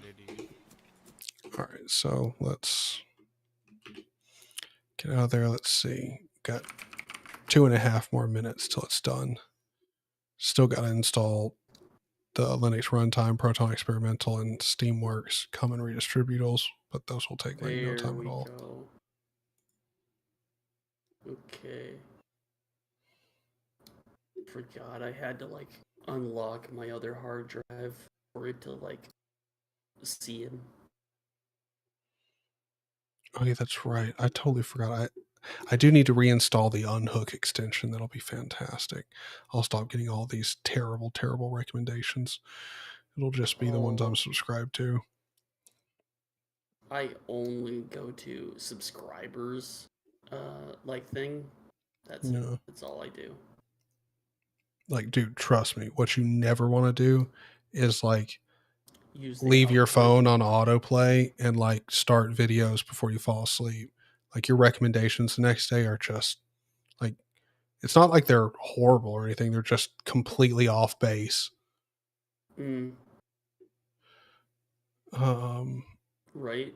Yeah. Hopefully Zero or Steve, I'll get around to fixing the buttons on your website here before too long.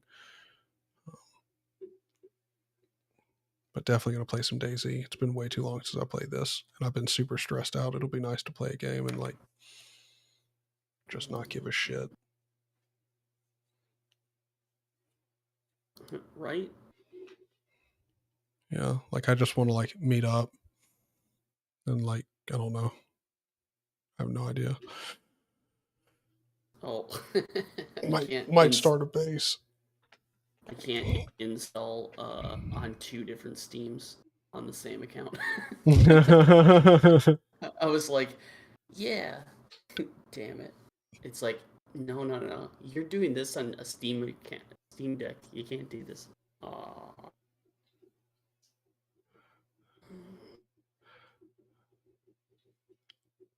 I mean, with the right custom layout, though, DayZ is surprisingly good on the Steam Deck. Yeah, I just gotta. I really do need to publish my like controller config. Yeah.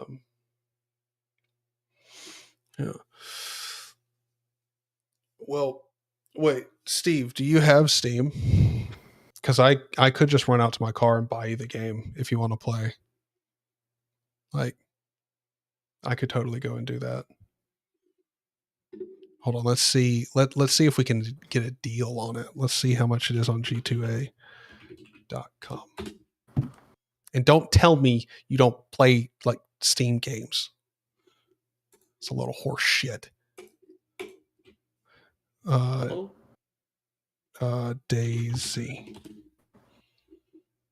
DayZ Steam account global 24.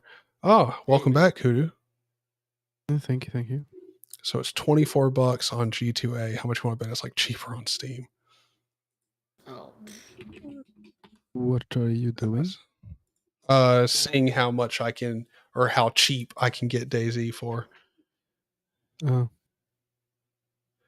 Oh yes, that's a Steam account. Wait, hold on. Steam DayZ Steam key, $21.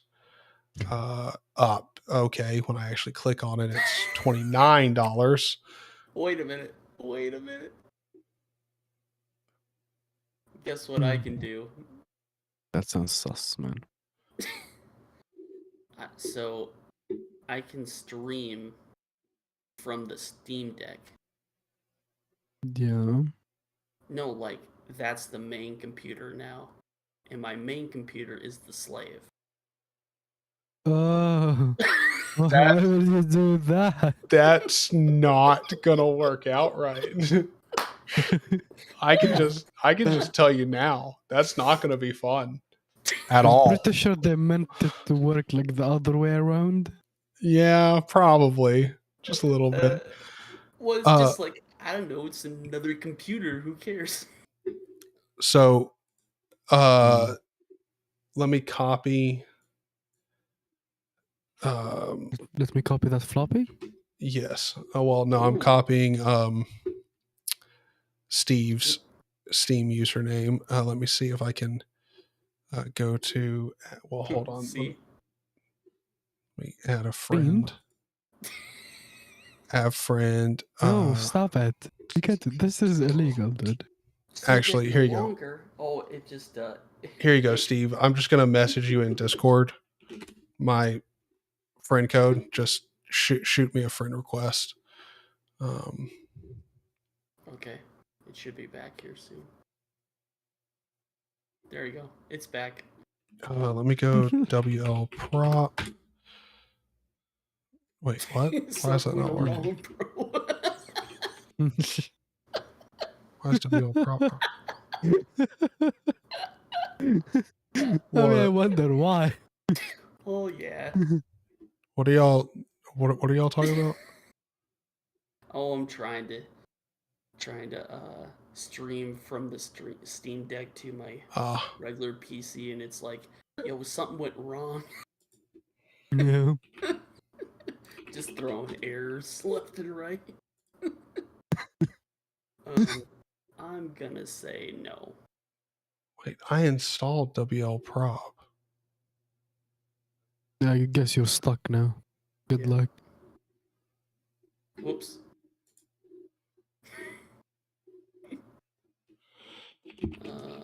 Well, if anything, it was fun while it lasted.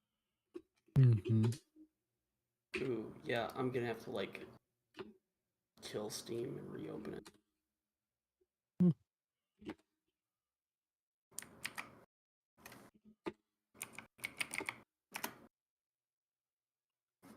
Literally. Okay. Yeah. Let me keep that. I just had a bug in Steam too. No. You know when games like update shaders? Right. Sometimes they also appear in the done section. If you clear that, you can't pause the game anymore. You just like forced to update it. Also, like in the downloads. Yeah. The problem is that the game every day wants to update the shader, and it's fucking 7.5 gigabytes of shaders. That game is massive.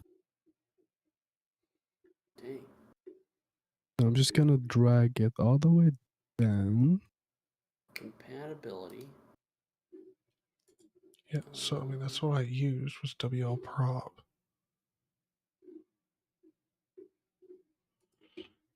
WL prop.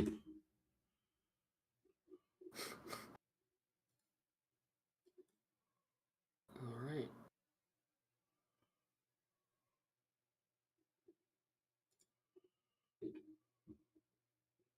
I don't know. It's not working now. Okay. Can't remember. Is what it is. But yeah. So let me know. View friends list. We go to Facecam. Can I not see like friends? Oh, there we go. Incoming requests. There we go. Accept. Confirm. All right. I've confirmed that friend request. Let's go down. And boys, we need to switch over into the server, pop into streaming. If you can't join, hop into the penthouse lobby and I'll drag you into streaming in the server. That way Steve can join us. And I'm going to hop up and run and grab, I'm going to grab me a drink, and I'm also going to grab the card so I can order Steve the game. Okay. Yeah, Vaxter, I have no idea what is Hyperland. It's like, what even is this? Yeah, like it doesn't sound all that cool. You know, it doesn't sound like something I'd be interested in.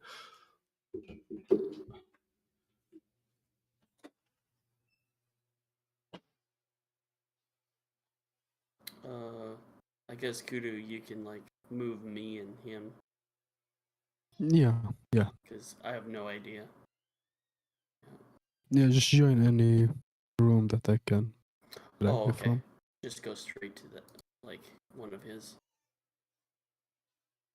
All right, I'll be in general talk. Yes.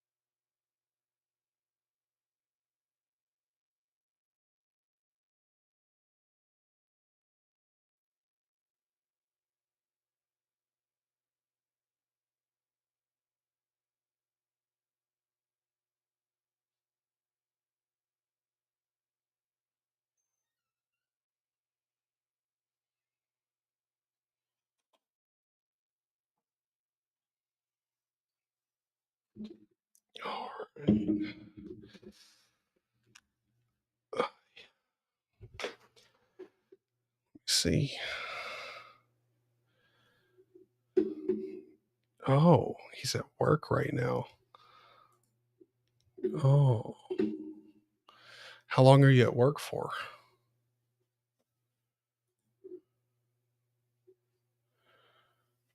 Okay, so it's going to end up being more expensive there, so I'll just buy it on Steam. Let's go.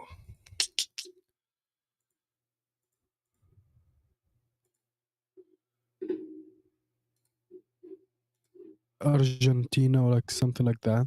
Dude, And just buy the game incredibly cheap. I don't know, like. They got good beef there, dude. Yeah, just talking about money laundering when you joined Zaney. Oh, perfect. Yeah. Purchase as gift. It's for, let's see. Whoops. I'm sitting here looking at it download and like nothing's happening. I'm like, oh, it says resume right next to it. I should have probably clicked that button. I'm like, why isn't anything going on? What the hell?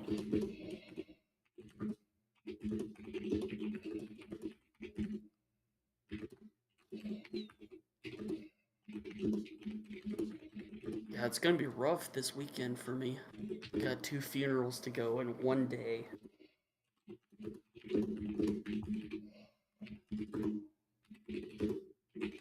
Gonna be messed up.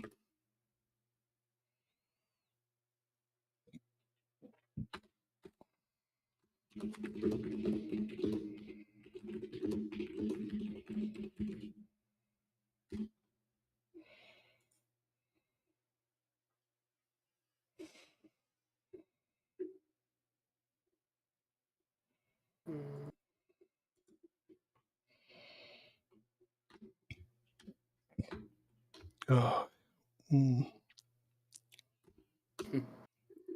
me see. I gotta switch this over. I totally forgot. What should I sign this with? Probably.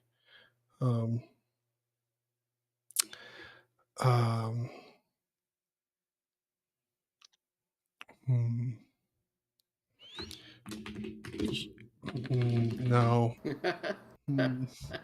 How do I sign this? I see what you put in there. That's funny, dude. Good. I'm trying to think.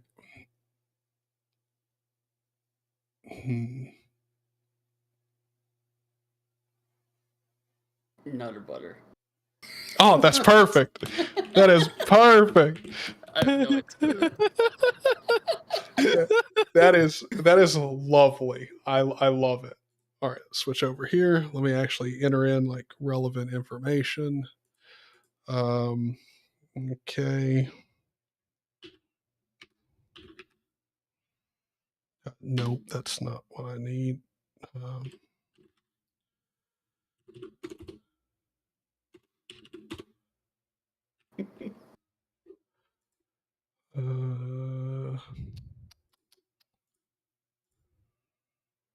Yeah.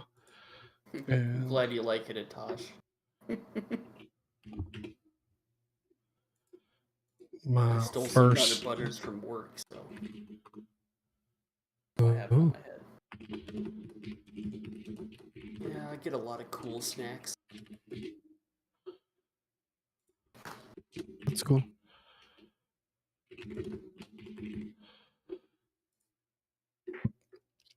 Like what? You go there to work, like to take out a server or something, and somebody's like, "Here's some nuts," or something. No, we have like this, supposed to be like for documents, like folders and all that. And we threw out all of that, and it's 3 big drawers now full of Costco orders. And we just throw like chips and like pastries and all this stuff like in there that we get from Costco, like a huge order. It's like I see. like 4 big boxes and stuff. And yeah, so I just steal some every time I go there. Pretty great.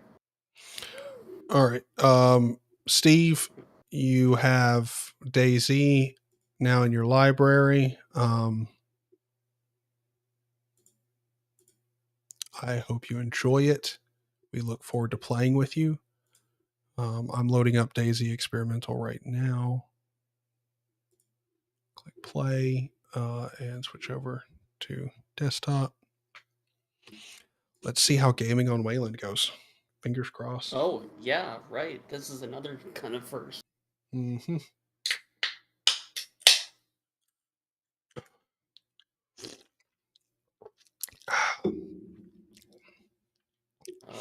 12-hour dog stream is requested.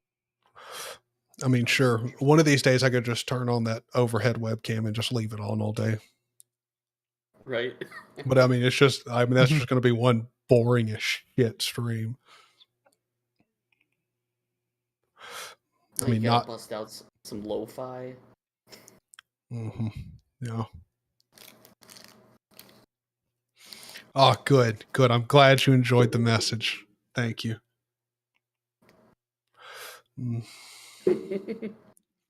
Not too weird.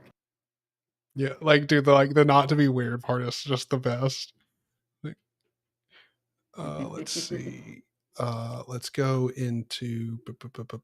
Let's just click play. I accept. It's launching up. Okay. I think it might crash because I think that, I think I'm going to have to set that.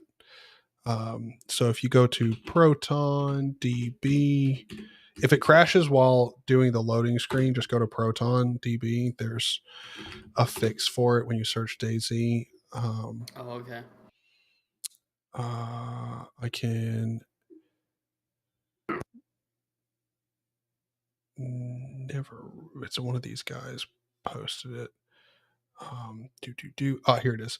Sudo sysctl. And you got to reset this vm.max map count variable.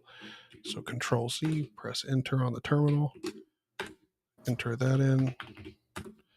Enter password. Cool. And now when I click play, it should work.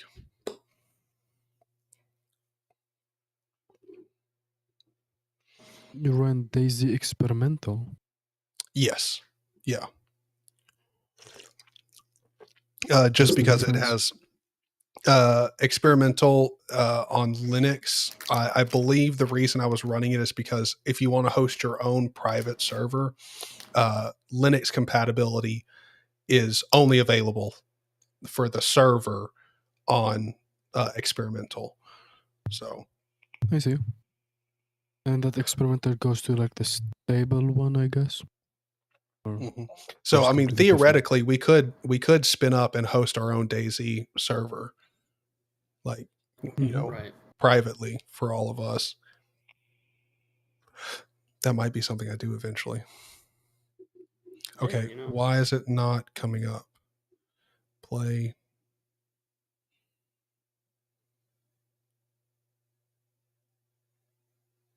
There it goes. Okay. Play. Accept. Bada bing, bada boom.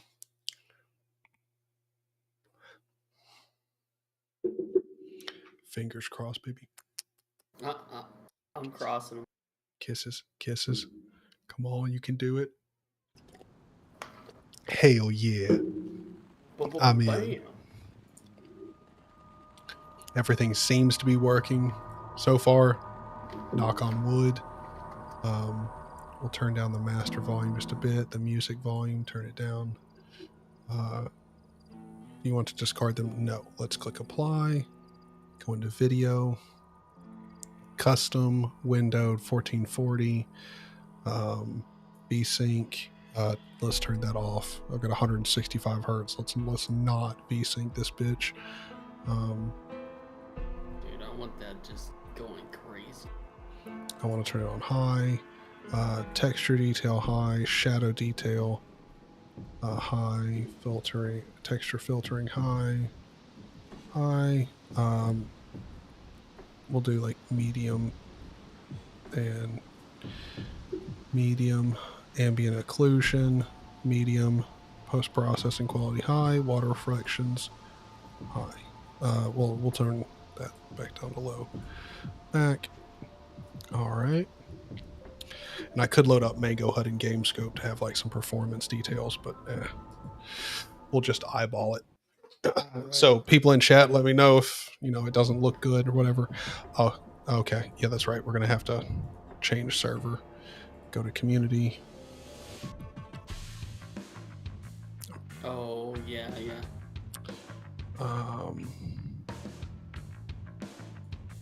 Hide Livonia DLC.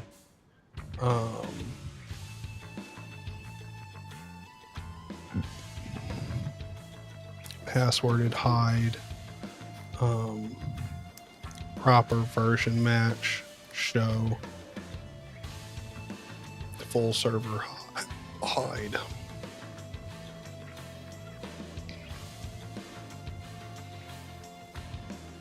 Click apply filter. And then let's list by ping.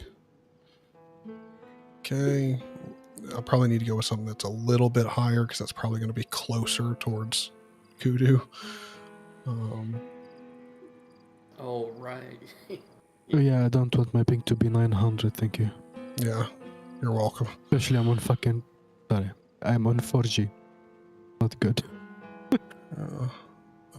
Let's go. I'll go with Dallas's Daisy.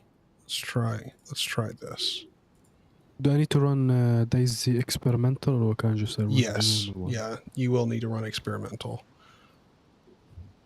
18 gigabyte, brother. Let's get that installed. It's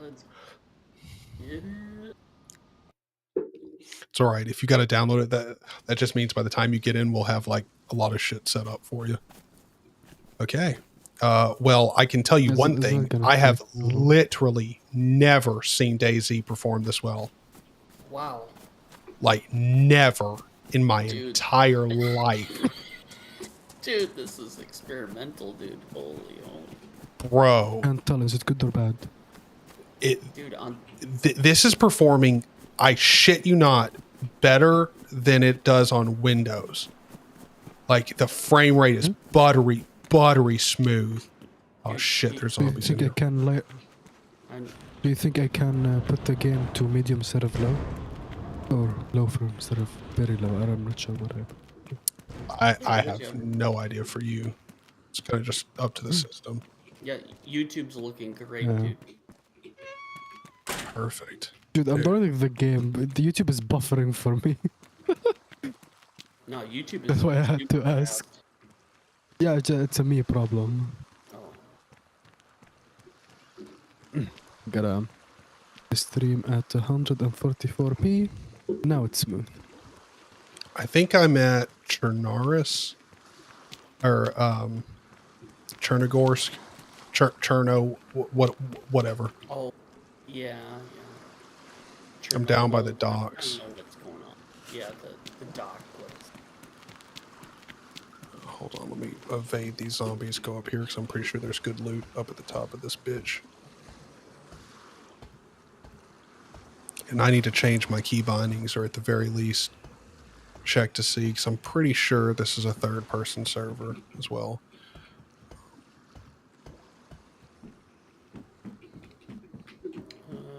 But you guys should be able to filter by servers that like your friends are on. You should be able to just show those and find me that way. Hopefully, fingers crossed. Like I need to turn my sensitivity down. Like this is like working so damn well. Let's go camera vertical, turn it down there, turn it down there. Click apply, back, continue. Much better, much better. I'm verifying right now. So. Word. Good. Oh shit. Okay. Well, that was not smart. All right. So I need to get up there to where the bars are, and I need to avoid all these Zambeezis. I'm not taking this freaking lamp. I do need to go ahead and eat my pear though. Go ahead and eat this.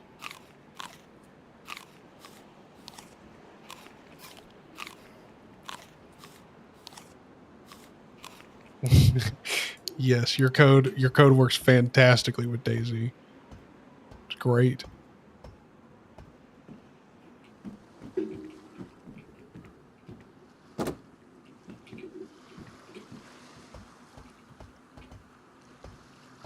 All right.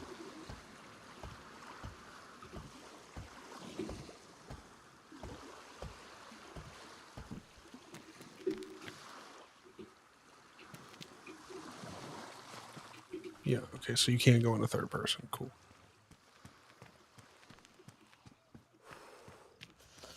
Military crate, yes.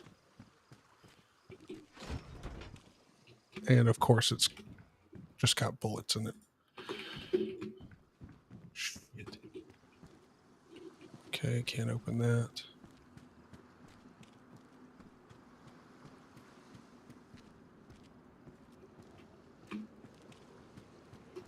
Got a disk write error.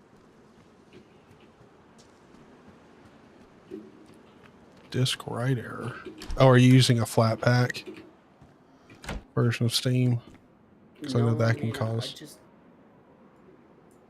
I'm on Arch, you know, so I just installed Steam. That's it. Dude, I just found a scorpion with a silencer. Should I install the flat pack version? I mean, I don't know. I'm using it and I have no problem with it. I'm not using a flat pack. Wait, hold on. Here's the front door of this place. Let's go check and see if we got anything good in here. Of course not. Well, I mean, you got the other one. There's a broom, but that is not something we need.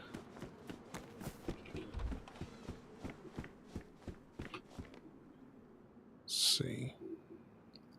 Let's go ahead and take that. No.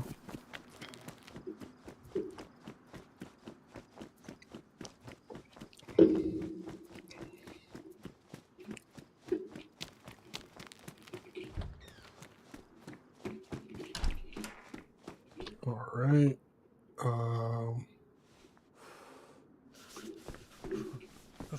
I know you're cold. Let's put that on.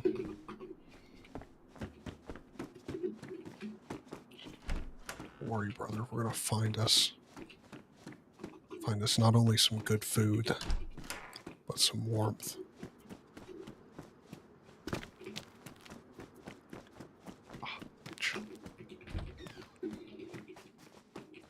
All we gotta do is get us like a little rock going, or a little knife going.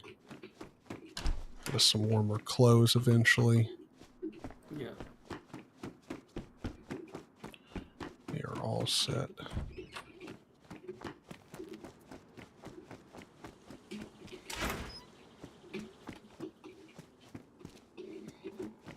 Okay, so nothing there. Cables and shit we don't need.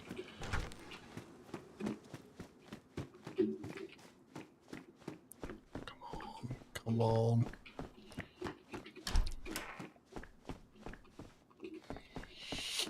Give me something worth a damn.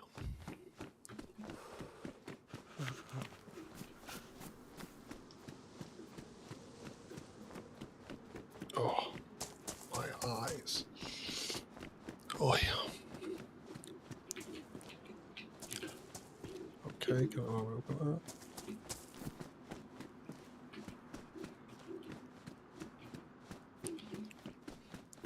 Oh my gosh.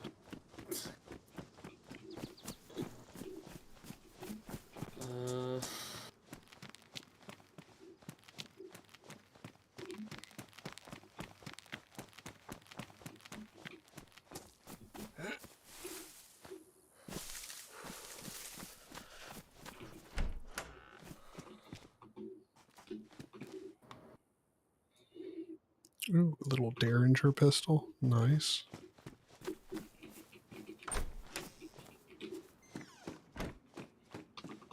Let's see. Anything else in here? Pliers, but I'm not going to need that until we start like really building a base. Come on. You can do it. There you go.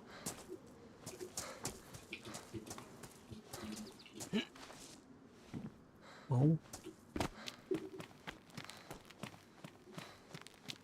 Is that a working car? Get the fuck out of here.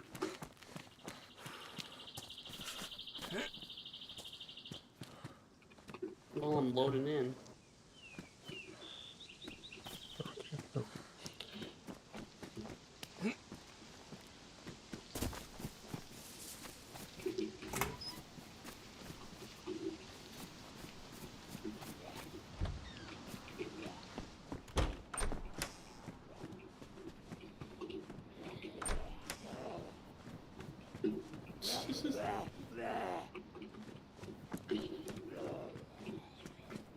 Hey Tyler, I'm in now. Oh, perfect. Like in the server? Yeah, got a body in. Nice. The Steam Deck like immediately just worked. I didn't do anything. Does the control even works? Yeah. Oh, that's cool.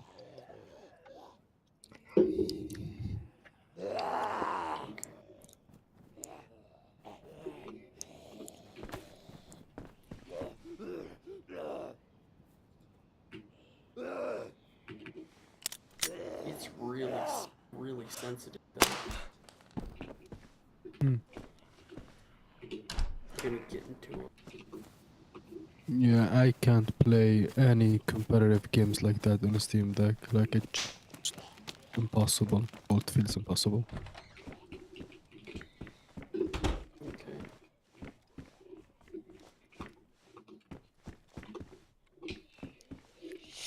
Dang, dude. Place ain't got shit for me.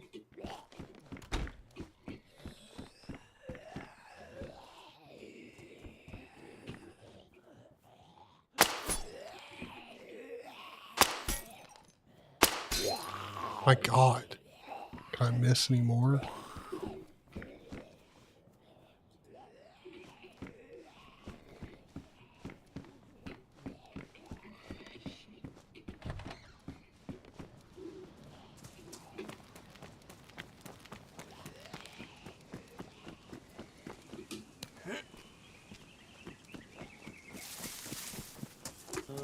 So here,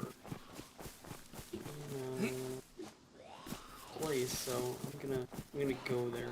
Okay. I know where you are. Perfect.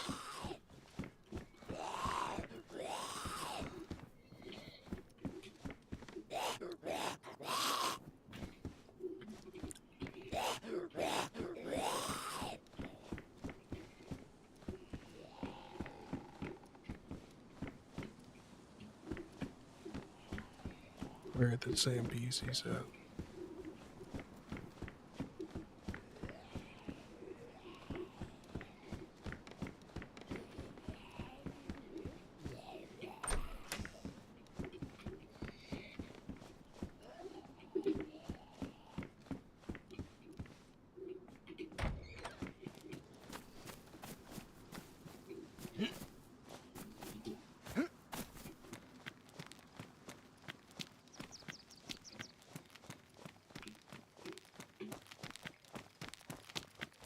Okay, run back up here.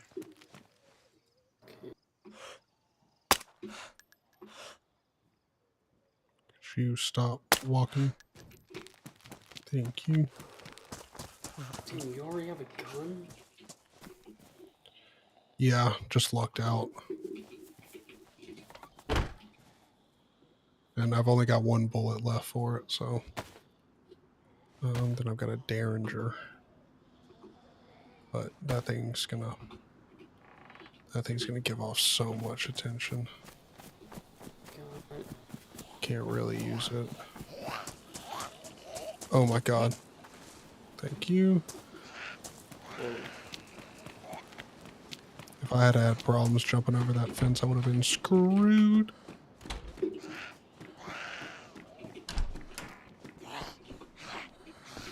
Yeah, it sounds like. Baxray said League of Legends works poorly in Hyperland, but I take that as an achievement rather than an issue. We got a point.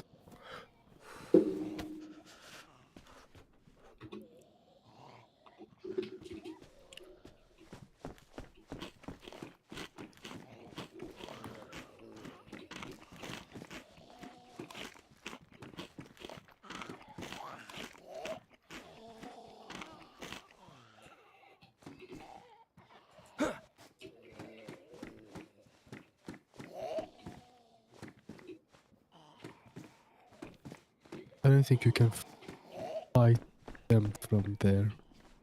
No, but if he turns around and comes back over here, I could punch him through the window. Oh.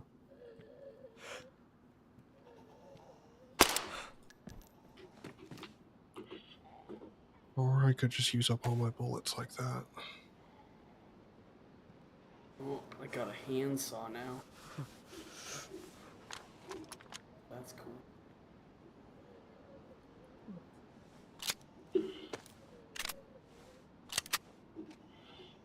So I can barrel load the Scorpion and use it. Because it does have a silencer on it, so. Oh my god.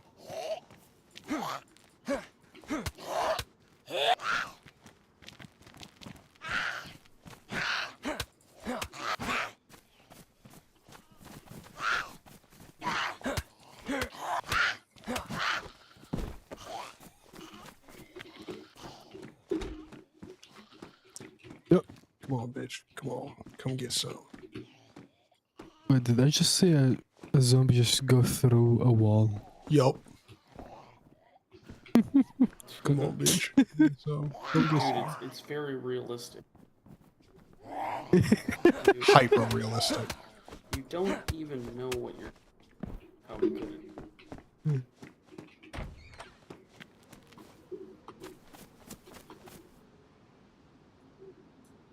Yes, got a backpack. Good. Need that extra inventory space.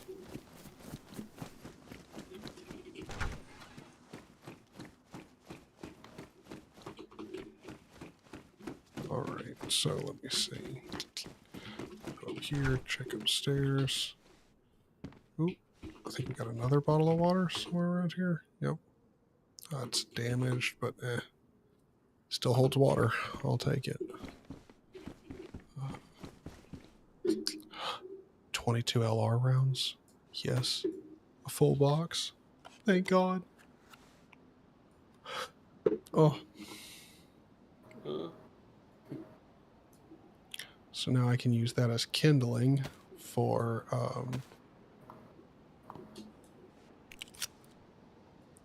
fire. And I can also load up this magazine for our Mark II.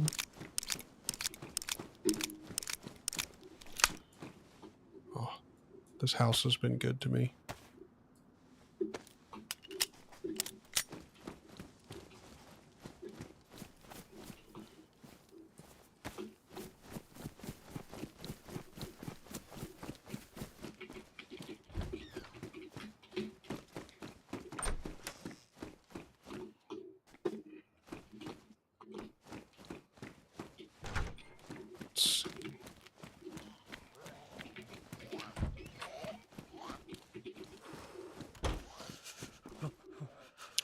Oh, yes, I found a machete or something like it. I'm going to drop this hammer. Cool, so now I can finally build a fire. Drag that down in there. Oh shit, that scared the hell out of me. It was so loud. Come on. Good lord.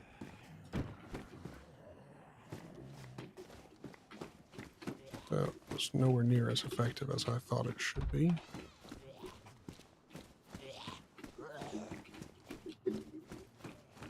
I hear a whole bunch of deadies down there. Oh, really? Yep. Oh, but there's a furnace up here. It's freaking awesome. Okay. What is going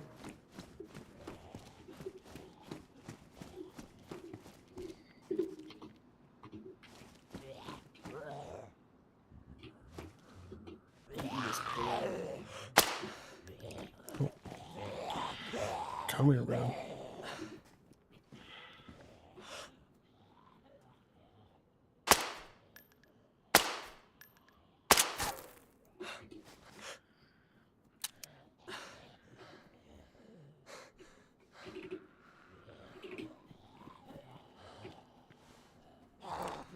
Ah, got jammed up.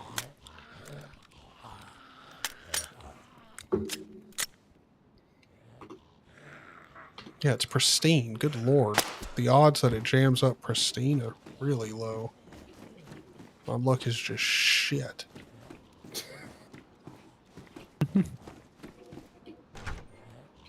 Oh, there he comes. Get shot in the face, brother.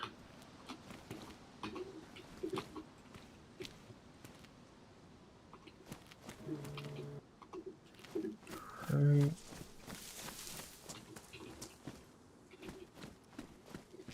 If you're feeling hungry, you know what to do.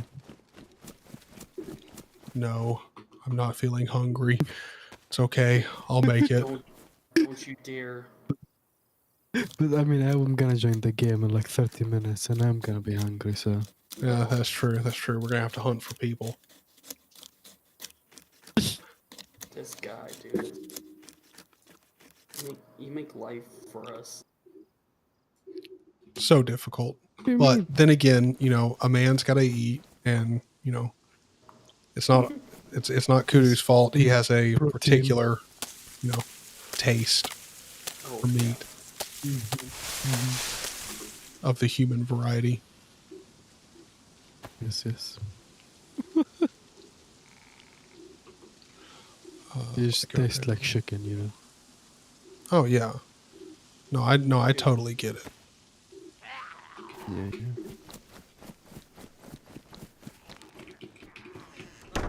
Oh shit. Okay, cool. I went through the door. That was weird. So let me go back up here. Close that. Open this. I'm gonna break this stick up.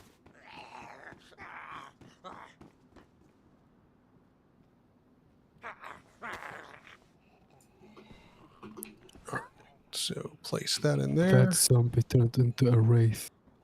You mean wraith from Apex Legend? Oh, just like goes through stuff. Yeah, no, wraith can like phase, and you can also put that like a portal. He could be meaning something else.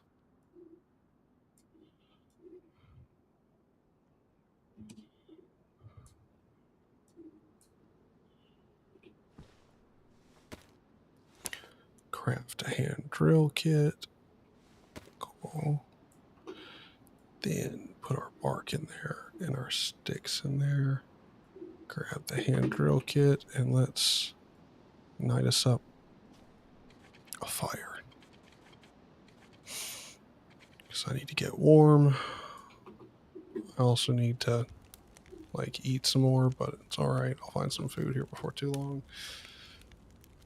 Yeah, I got a lot of stuff. Just don't forget to like get something sharp. Go cut you some bark and get you some sticks and build a fire so you don't get a cold.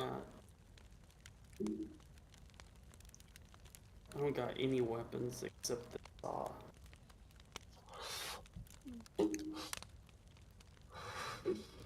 I mean, the saw will work for getting bark and stuff. Yep, I got everything else. Need a light.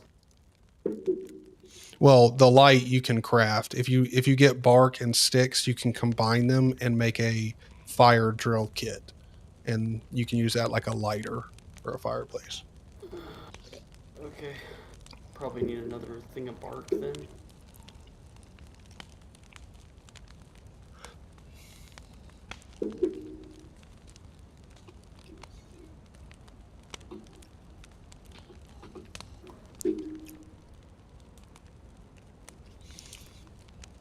Really need to look on the map and shit.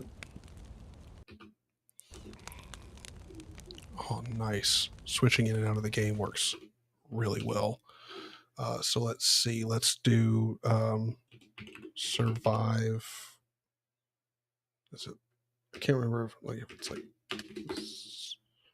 I survived. That's excuse me. That's what it is. So Did you go into the town? Did you just stay in that general area? yeah, like I'm Shipping. I'm by like Prigadorki. You know, like right to the right of Cherno. I'm somewhere off in there because I don't think I'm in actual Cherno. Actually, I'm pretty positive I'm not. Okay. Yeah, I Oh, so that railway? Yeah, I'm gonna need to find where I am because I know I'm in some like pretty big apart. Like I think I'm somewhere like around in here somewhere. To the right of where your marker is. I'm like over there. Wait, you're like in I'm Prigadorki? kind of close. I'm kind of close, I think. Okay. All right, Like so I see where the industry kind of places. damn it! I caught a fucking cold and I built a fire and shit. I guess I just didn't build the fire fast enough. Such a load of horse shit. Ugh.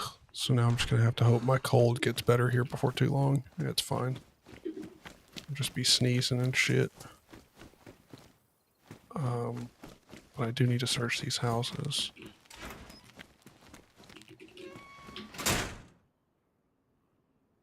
God, I should probably.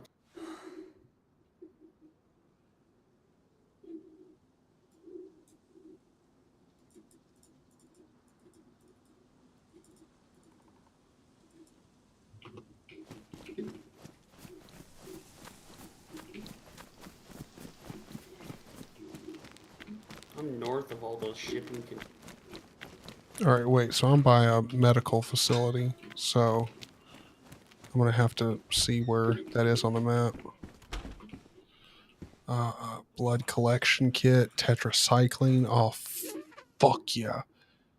Let me take this. That should help with my cold. Ooh, got a first aid kit as well. Nice. Let's see, let me open this bad boy up. I can put the tetracycline in here. More tetracycline.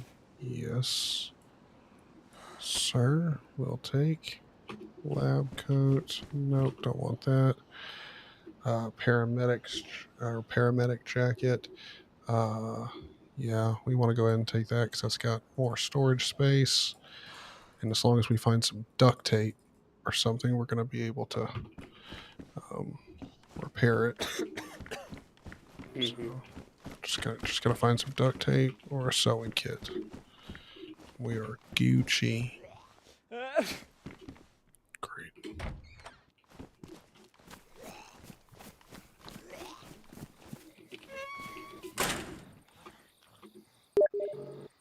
Oh, got some kind of Steam message or something. Oh, add me to voice chat. Oh, my bad. Here we go. There you go, Steve. How's it going? There you go, Steve. How's it going? Oh, I'm coming. I'm coming through. How's it going? I'm coming through. Better? Not sure. 1 second. 1 second. Yeah. Okay. So, how you all doing? Doing good. Good, man. What kind of game is that? It's a survival. It's it's a survival game. Basically, all you have to do is survive until the night. No. So it's like it's got a day and night cycle, and it like you try to survive for as long as you can, and so like we're on the same server right now. So eventually, me and Mintalk will meet up. But like the map is fucking huge, like absolutely huge. It's all Russian. Yeah, and it's all. So what's the point of the game? Is just survive and keep collecting items and survive and build your fire and. Well, you can also build bases, and then there's like vehicles in the game, which aren't super easy to find. I mean, if you know where to look for them, you've got a pretty good chance of finding one within an hour or two. But like you can get vehicles, and there's military bases, and you can go like raid those. And then like if you're playing on a server with enough people, you end up having like, base raids and stuff like that going on. Like people want to claim your base and stuff like that. Yeah, and especially on like more dense servers, there's like clan wars, like factions of people like will just like have massive wars. Like they'll build up massive bases, and like this game does have like a lot of realism to it. I mean, it's also, since it's a very complex game, there's a lot going on with it, but they do have like really good audio features. So like when someone's shooting like really far away, like you can hear it, and like the audio for gunshots and stuff like that in the game is like very, very good. So like especially when there's like a lot of people on a server and there's like a big fight going on, it sounds scary as shit from like even like a mile or two away. Like you just hear like rounds popping off. And the main enemy are the zombies. Basically, they're just like the annoyance of the game. Well, so when you first start playing, the zombies will be your biggest enemy. But after a while, you'll learn the combat system. And as soon as you learn the combat system, the zombies are like nothing. The only time the zombies are ever a problem is when you're not paying attention and you get surrounded by like 4 of them. That's when it's a problem. Okay. And am I correct to assume that you're playing this on Wayland, on Hyperland? Yep. And it's performing that good? It's performing better than it would as ever on Windows. It's performing wonderfully. Okay. Well, my problem with my games, they're sitting on a spinning Rust. I have no other place to put them but on a spinning Rust, not on my SSD or NVMe.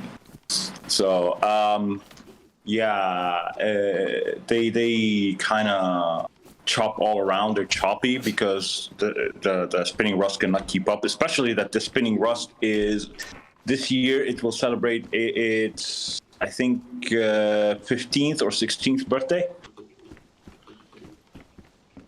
So yeah, it's a teenager now. This hard drive is a teenager now. Damn, that's old. Yeah. Dude, Yeah. hard drive? I thought it was Yeah. something else there for a second. Yeah, it's a 16-year-old hard drive, 2 terabyte hard drive. When 2 terabytes hard drives were like $300. Right. So yeah, it still works.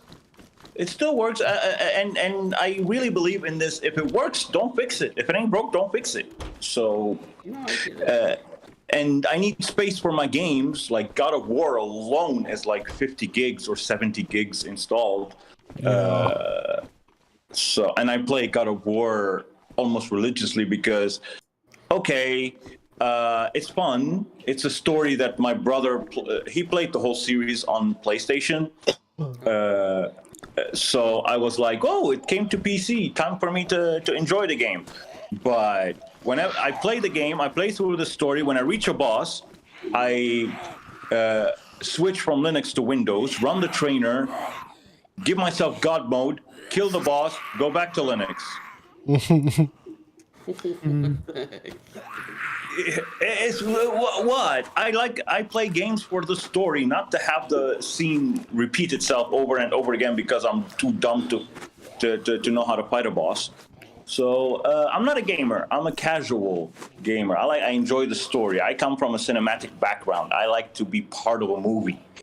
Well, then you'll probably end up like it depends.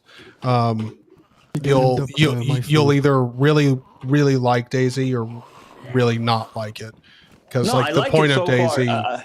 Well, the I point like of it so DayZ is there far. is no story, so you get to like you kind of make your own.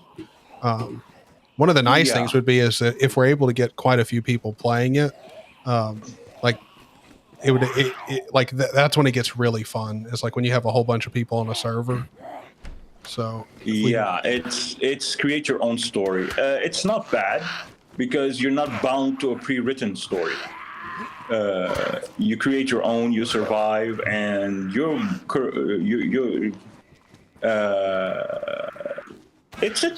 it's different. I've never played a game like that, and you've been surrounded by 3 zombies.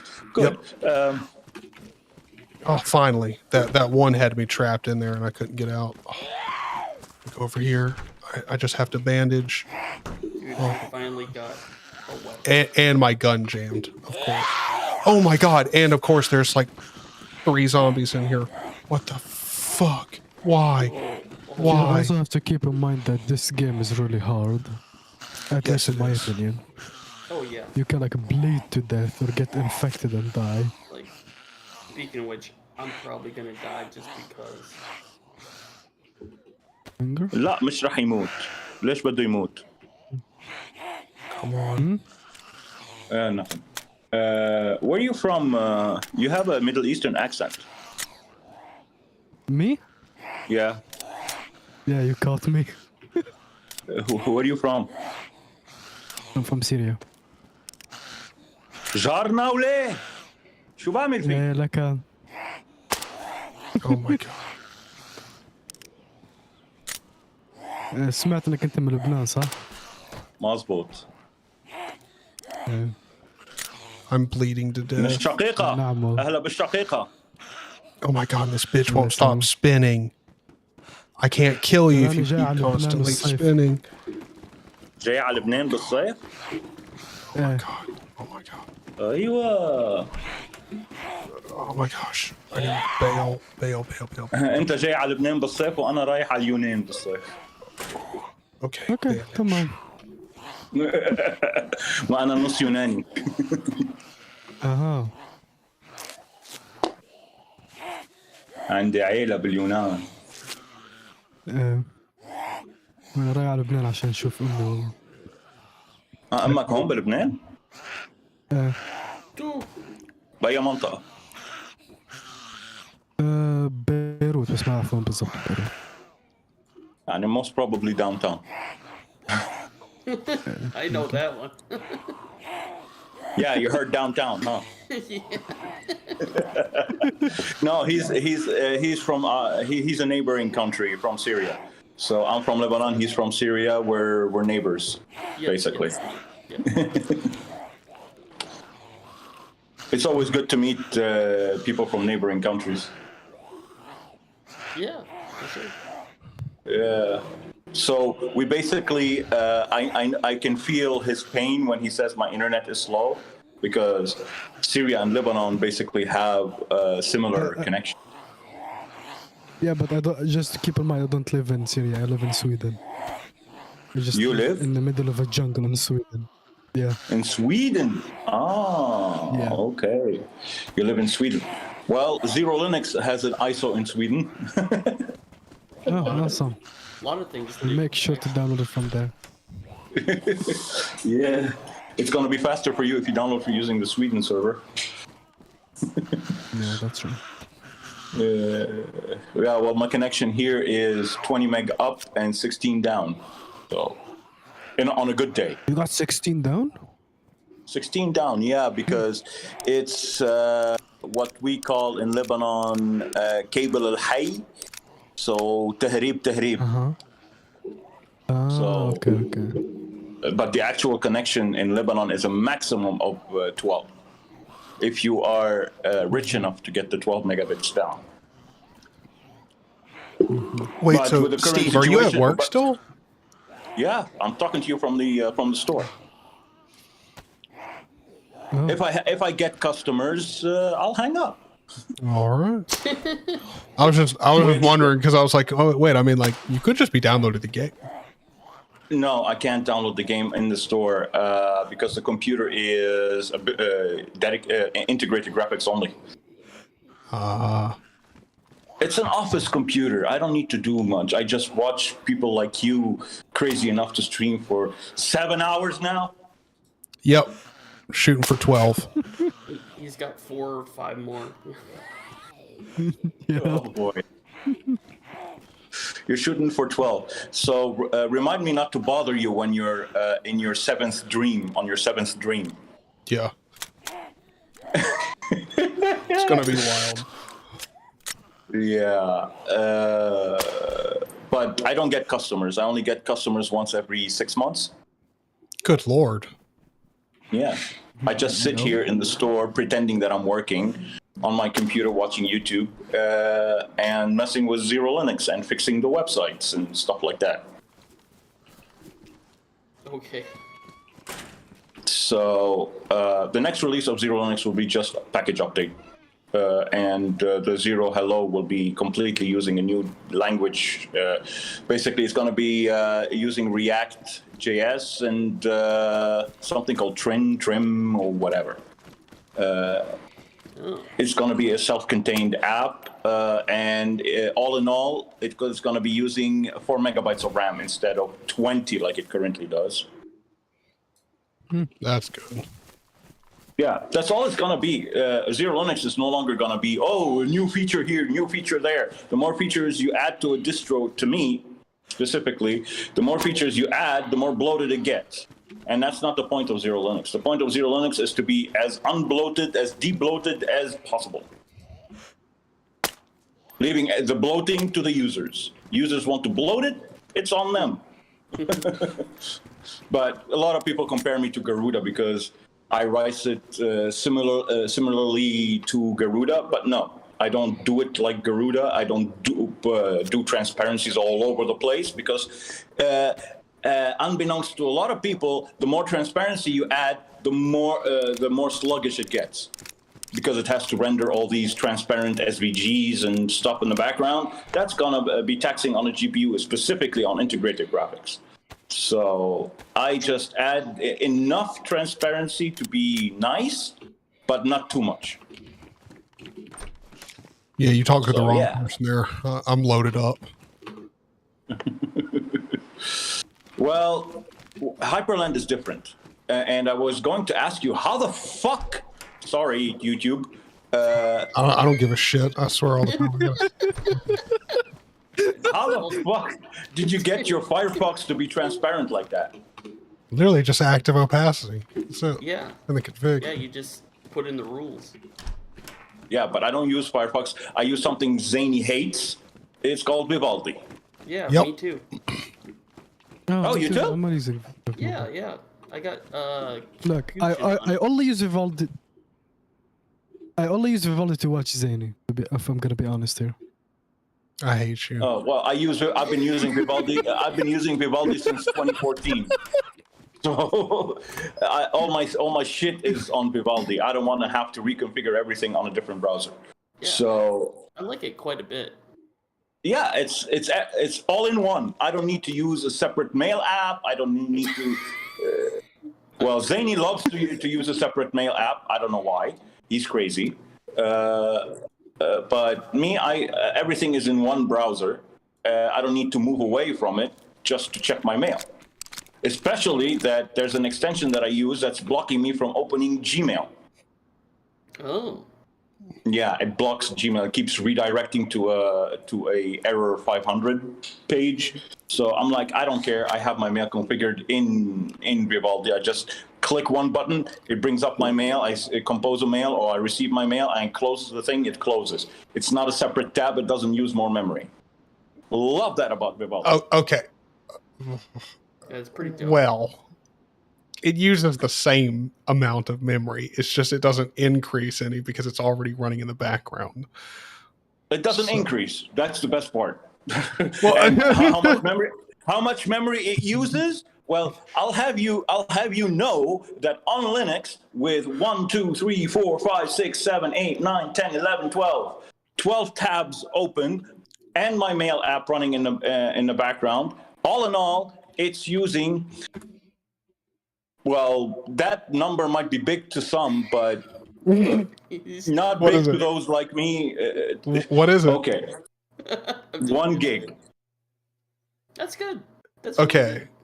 I mean, that's pretty good. I mean, I've got probably just as many tabs open in Firefox and it's using 2.5. Well, see, I also have like it's using one. Okay, to be exact, it's using 1.8 gigs, but it's less than 2.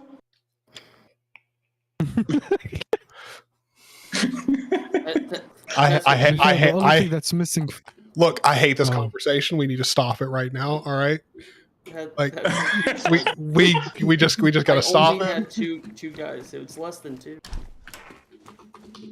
I don't like this. This is starting to make Vivaldi sound good, and we can't have that on my stream. It's all right. really good, dude. It's really good. It's just the pop-up videos, the Office integration. It's barely your operating system within a browser. So I like that, and it's using 1.8 gigs only. So I'm good. The only thing that is missing is to become your desktop environment. You know. That's what I hate about it. Like it's just it's an entire OS in a browser. Yeah. What is there to hate? It saves you from having to open 1,000 different apps and having to fit them on a screen. I have that. If they are open for you, I mean that's so much convenient. Yeah. I have it in my Emacs buffer, so it doesn't matter. Oh, stop doing the Josh thing now, please. The Emacs we don't buffer need another will, Josh. We have one. It's enough. The Emacs buffer will forever and always be a Josh thing. Yeah. Yeah, that's true. I use Emacs for work, so like, do you guys? No. I tried to use Emacs because of DT and Doom Emacs to be specific, and I went back to Nano. 6 seconds later? Oh my gosh, Nano. Well, yeah, because all I do is edit pacman.conf and configuration files like that. So I don't edit too much. And if I really want to edit too much, I use Kate. I'm a KDE person, so I use Kate. That's fine. Like honestly, I could care less. just grab my NeoVim config and start learning to use it. You can thank me later. VS Code. Well, Vim, I don't know how to exit Vim, so I don't use Vim. I'll be quiet. Come on now. Capital Z twice. No, you can put the big power button on your PC. No, yeah, that's another. That's actually the advised way of doing it. Oh yeah, that's right. Because I mean, like, really, in all honesty, if you're leaving Vim, your computer should be off.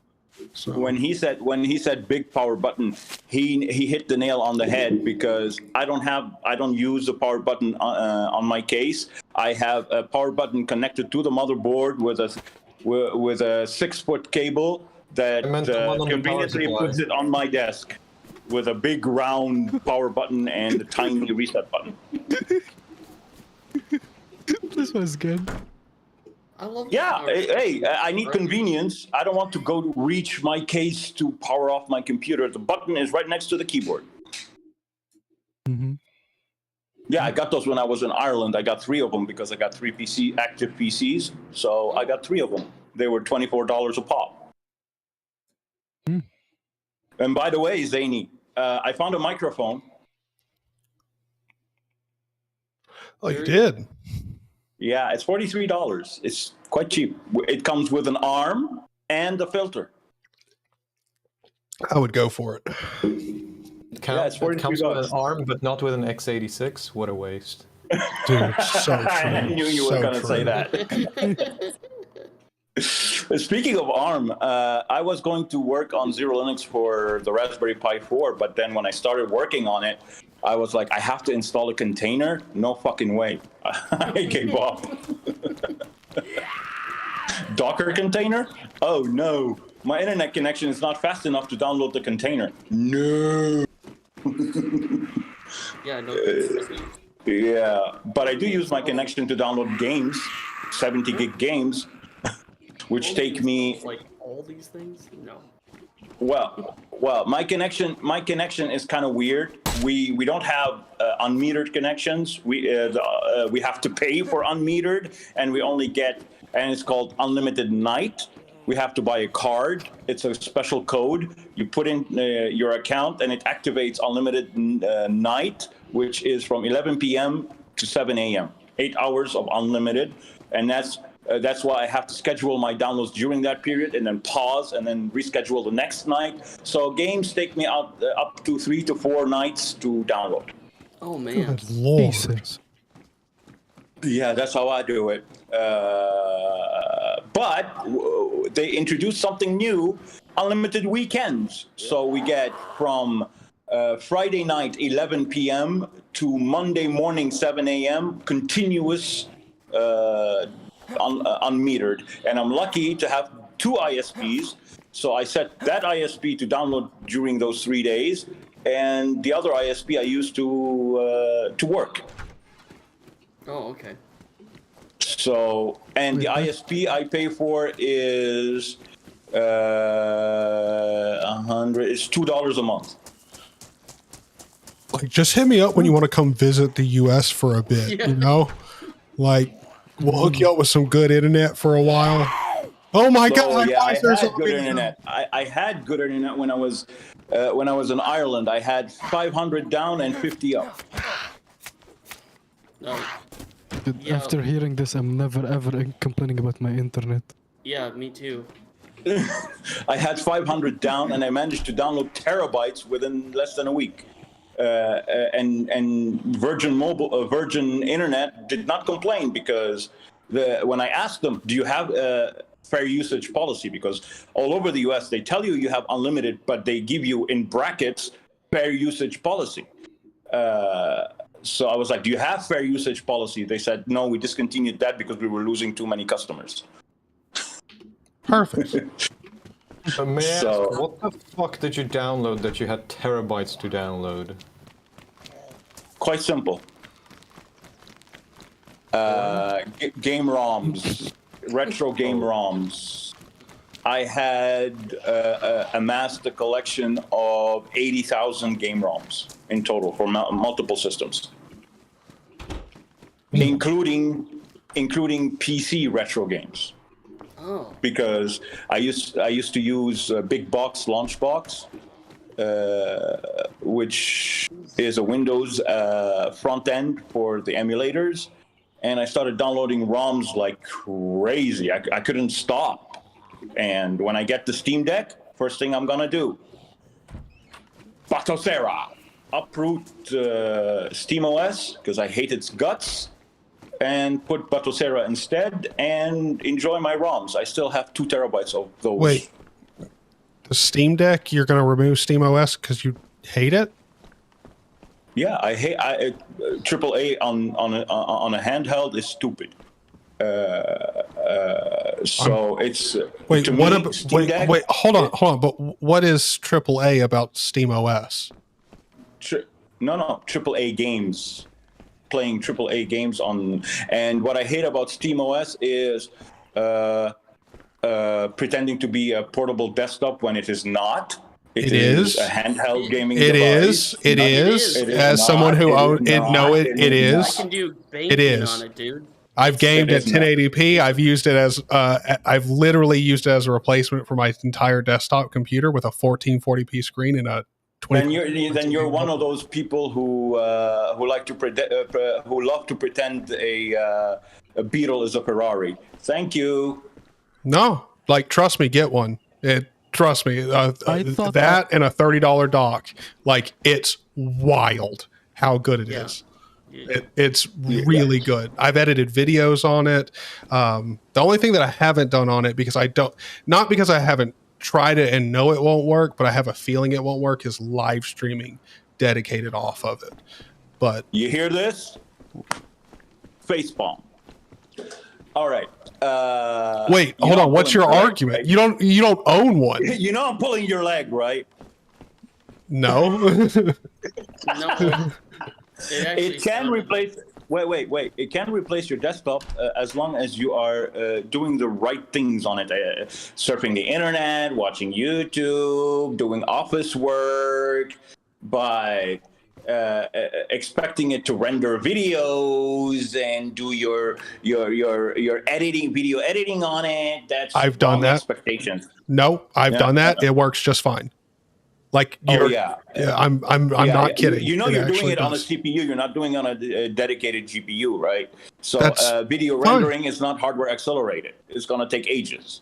No, I did a 10-minute video with some like basic transitions and like, some text animations in it. Rendered it out 1080p, 30 FPS, and it took probably just under a minute. Just under a minute of the real-time footage, which with non-GPU accelerated rendering is remarkably fast for a handheld device. That's very, very fast, especially with transitions and effects applied to the video. And did you know something about Arch Immutable? They give you only up to 4 gigs of home directory storage, or 2 or 4. I don't remember between those two. So you barely have any storage to use for yourself, because it's not meant to be used to replace a desktop full on. That's why they give you a limited home directory space. Everything else is taken up by SteamOS and Immutable crap. I'm like, yeah. Well, it's just my opinion, and as we say in French, les goûts et les couleurs, ça se discute pas. All of your complaints with the immutable file system can be undone with a built-in command that SteamOS provides. I know. Chris Type the Stack made a video about it. Who makes a video about everything, like flushing the toilet, dude. Yeah, but it's just a matter of opinion. For me, the Steam Deck is just a retro gaming handheld, and I'm gonna get shit ton of battery life if I just retro game. I don't use it for what it was created for. So I can double the battery life, because the maximum I go is PlayStation 1. I don't want to go PlayStation 2. I don't want to go the high-end stuff.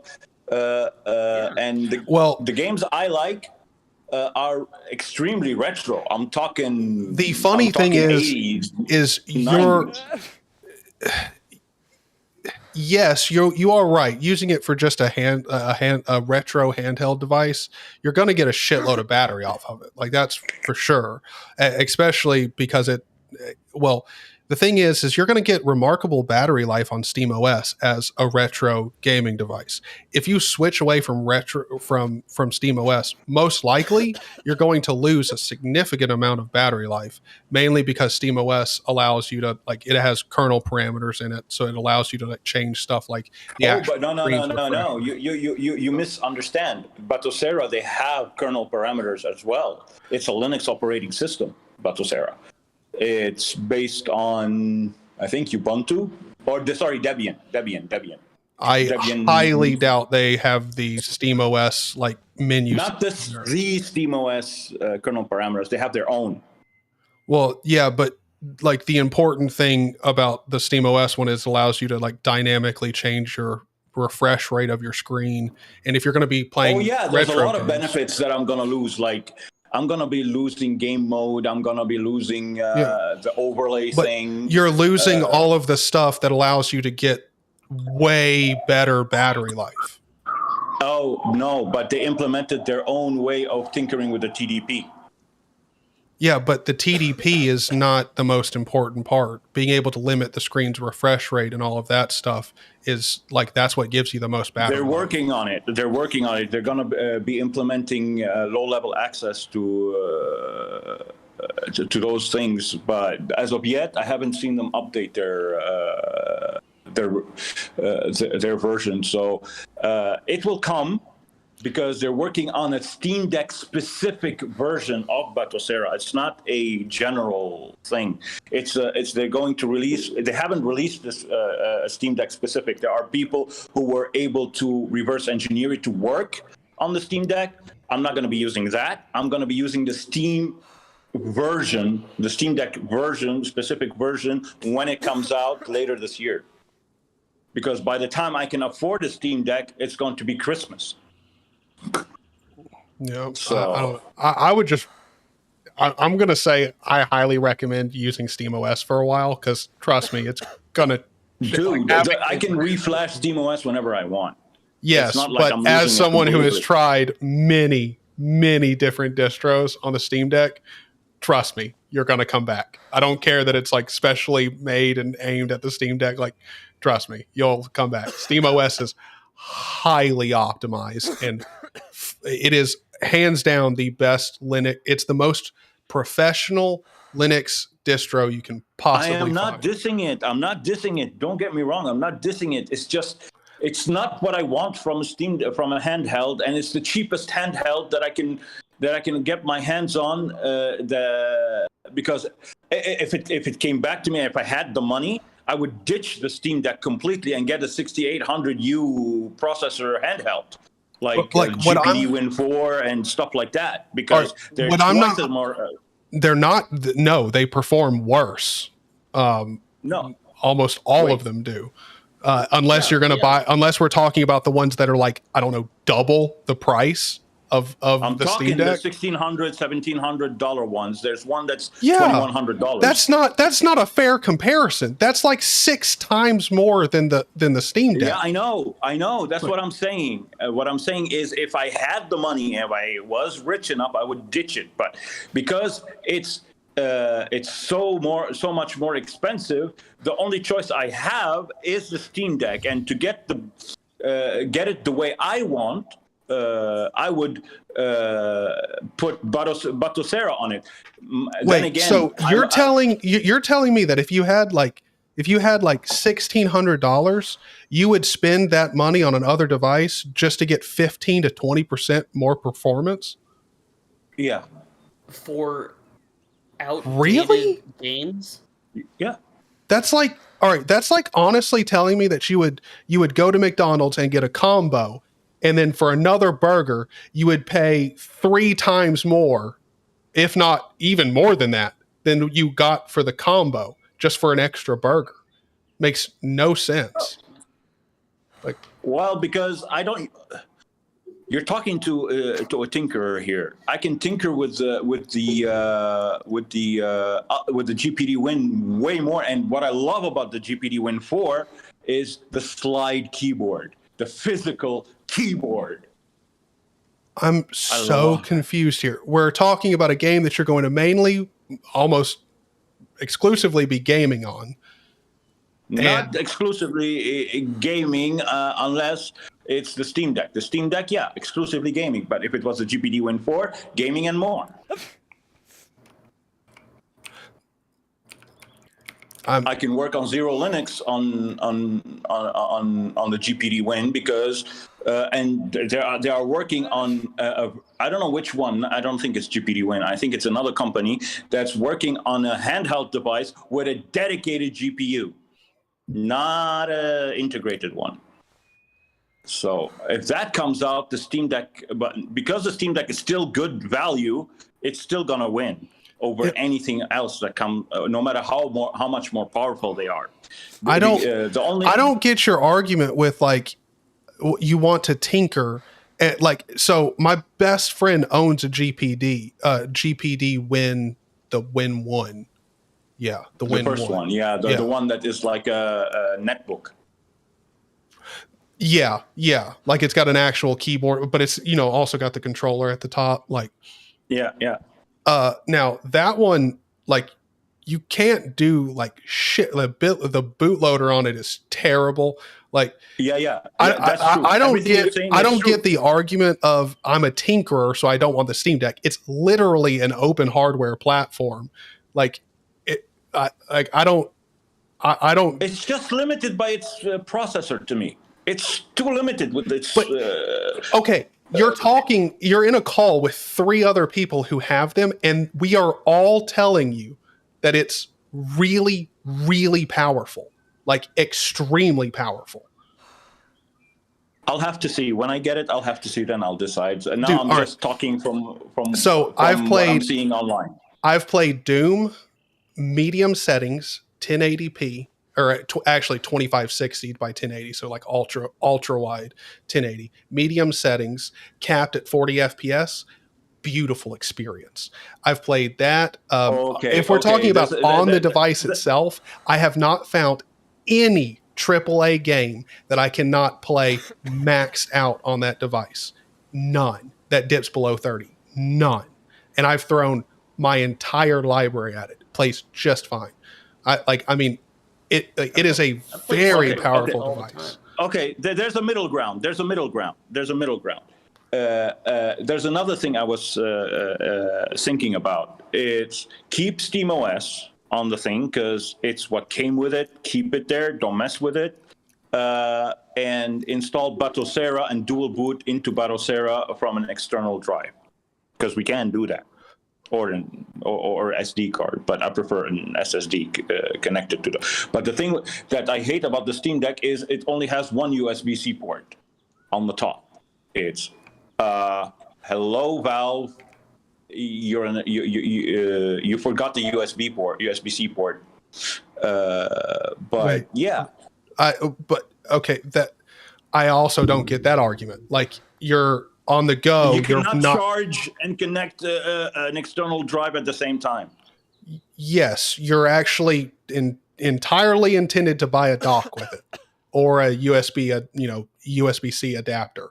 Like I mean that's 100%. Like you're intended to buy that with it. But are there USB-C? My question is, are there USB-C adapters that give you?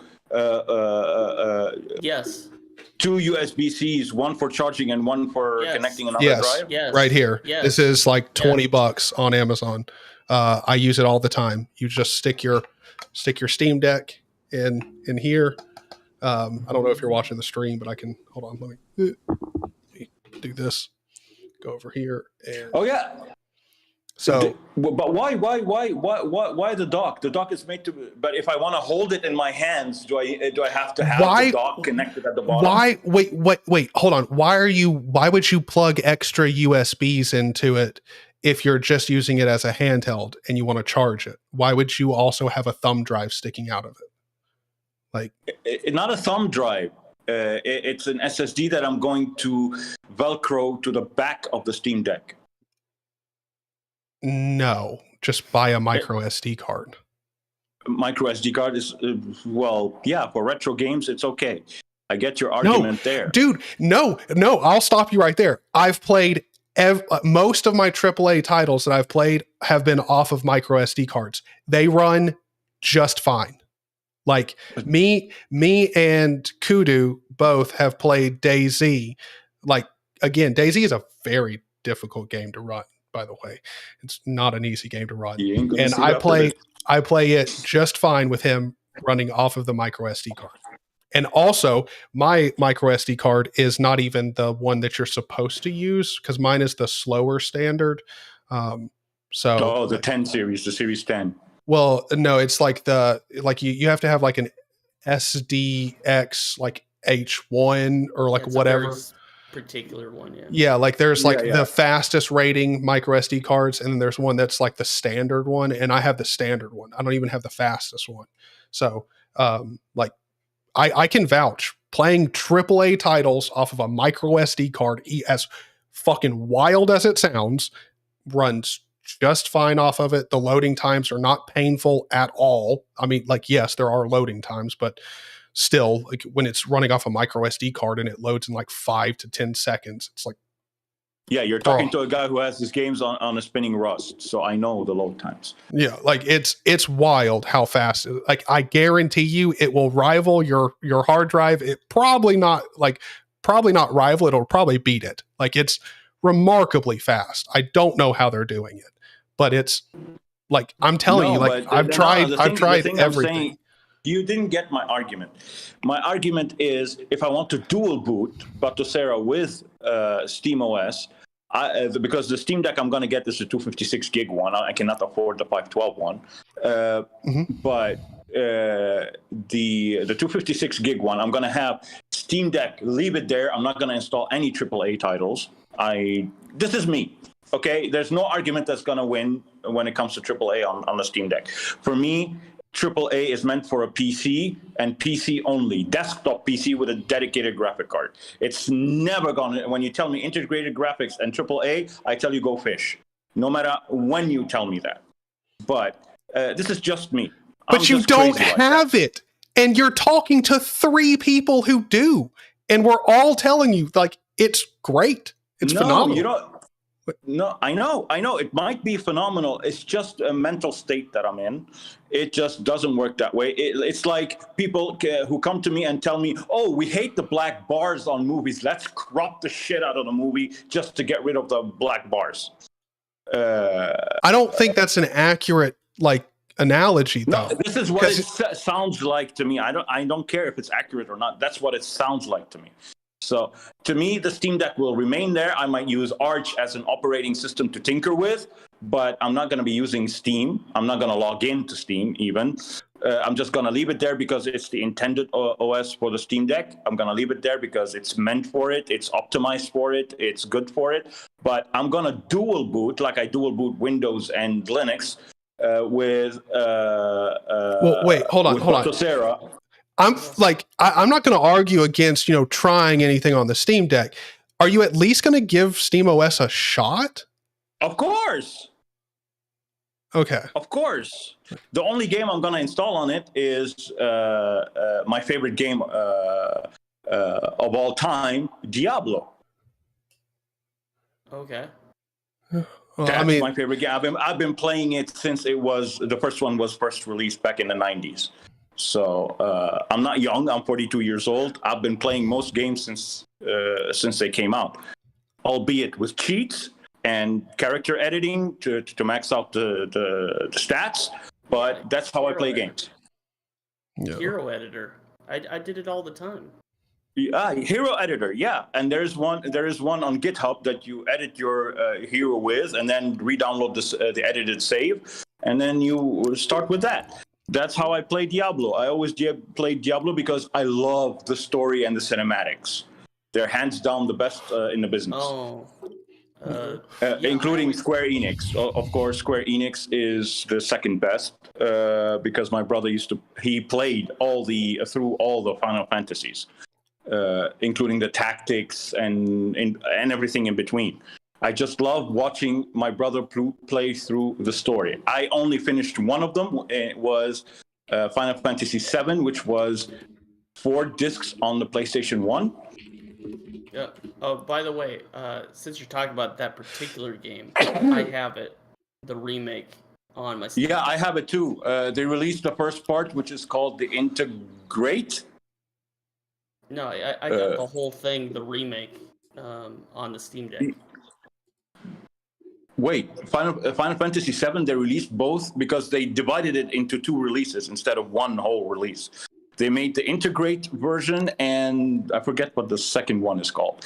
The reason I know that, because I downloaded the pirated version. I haven't installed it yet. Yeah, Integrate, but yeah.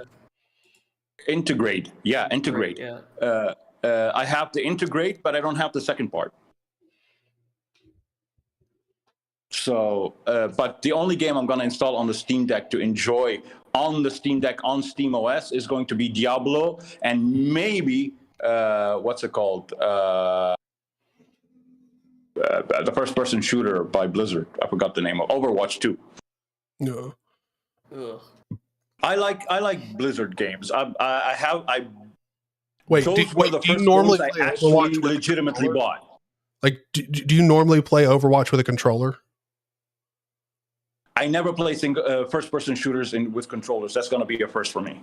Okay. Don't judge it based off of your ability to shoot. And No. everything. I don't judge it on the ability of my control. I know because I never played first-person shooters with controls. Strafing on a controller is a nightmare. Yeah. I tried it once back in the PlayStation 2 days or PlayStation 3 because my brother owned every single PlayStation ever created, and multiples of those as well, because when he used to live in Dubai, he had a PlayStation 4 in every room. So I experienced it, and I didn't feel like, to me, controllers are made for flight sims, race sims, and third-person games. Yeah. So the controller, I'm not going to judge it on that. Of course not. Like White People Simulator. What? What? It says race sims, not racing sims. I'm like, what? White People Simulator? Oh. I was Racing like, I heard something. I heard something totally different, and so I'm very glad. I heard Whip Simulator, and I was like, wait, what? Like, I thought you were bringing up like some like real obscure, some like real weird shit from Steam. Like that's actually real. Because by the way, I had the unfortunate, opportunity to find out that there is actually, in fact, yes, a Nazi like porn game on Steam, which is like, what? Yeah, there's a lot of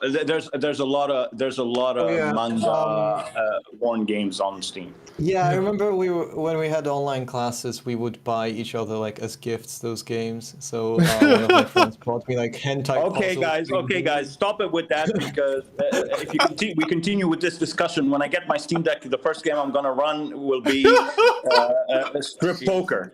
Strip poker. Like I would love that. Just be like, you have like a normal game library on your desktop computer, and then just someone takes a look at your Steam Deck, and it's just like filthy games. You're like, it's like, dude, why?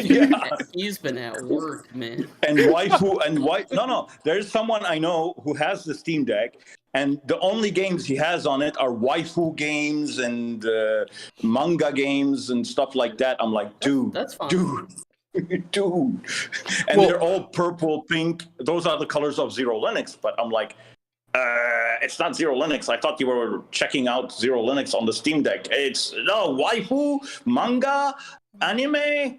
What? Well, here we go. Treasure of Nada. Speaking of anime, though, like I do have to ask you guys, how many of you have seen Attack on Titan? I have. I've seen all of it. Okay. I've seen a little of it, but the only anime that counts to this day for me is Death Note.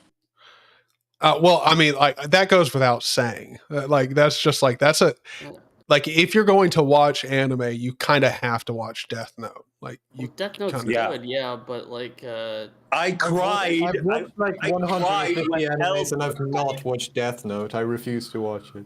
Well, I cried when L died. Look. That's what it is. When it comes to Death Note, if you're going to watch Death Note or you're interested in it, just do yourself a favor. Watch the true anime. Watch the whole thing, and also do not ever watch the movie. Okay, it's actually upsetting. Like, because if you watch the movie and you've never seen Death Note, because I know people who have done this, if you've never actually seen the real anime and you watch Death Note, you're like, oh, it's pretty good. Like it wasn't terrible, it wasn't bad, but it wasn't great or anything. It's just like okay. But if you've watched the anime and then you watch the movie, it pisses you the fuck off. Like it is not okay at all. It does not do the show's justice. It ends like way too early. Like also like Death Note is one of those things you can't really fit into like an actual there's so movie. many like I watched both. I watched the real anime and I watched the movie, and I didn't expect anything from the movie because I know what they do when they create a movie, like they did with Ben 10 when they created multiple movies out of the cartoon. They were so bad. No. Hold on, I do have to address this because Stain said in chat, he said it does. I watched them 20 years apart. Think it was okay, and that's the problem with the movie. If you watch the show, and then go watch the movie, like that's what pisses you off the most about the movie. Is it's not bad, but it's also not good, and it doesn't do the show justice. Hook you. It doesn't hook into your emotions like the cartoon does, the anime does. Mm-hmm. It's the anime literally made me cry when L dies. I was like, no, that's not possible. L does not die. He's too brilliant to die. That's one of the things about the movie that's really hard to describe to people who like at the very least who haven't like at least recently seen the show. Like there's so much character development that happens in the show that like by the time anything real starts, like when shit starts really getting intense, like there's meaning to it, and that's something that just doesn't happen in the movie. Like because just like in the movie they had to turn it into a movie, whereas the show was I don't know how many episodes. Yeah, well, so you cannot the thing is all that into a movie. Yeah, well, the thing is like the ironic thing is if they had gone the like Hobbit route of stuff, like I don't know if you guys have seen like the newer Hobbit series, but it's atrocious towards the end because like that's terrible. It's so bad because there's so much of the like we're talking towards the latter part of the series, we're talking about like 3 to 4 hour freaking movies, and like an overwhelming majority of it, like 75% or more, is just hobbits walking from place to place. Like kid you not, Rings, dude. In a nutshell, it's all but walking it's simulator. Yes, walk, but everybody walks. Look, we have to be fair. In the original Lord of the Rings, there was shit happening when they were walking. Like in the Hobbit series, like it's like casual conversation in the woods. It's like, what the fuck is happening? Like here's what happened for me. I read The Godfather. I went through the 700-page book. Bless you. And then I watched the movies. And I watched the movies. I was so underwhelmed. Okay, Francis Ford Coppola did a great job. It's a good series of movies, especially the second one, because the second one is nothing but character development. But there's a lot of detail that he had to kill out of the movie because it was too long. But there were very important details to me. When you leave out those details, there's a lot of things the casual viewer is not going to understand.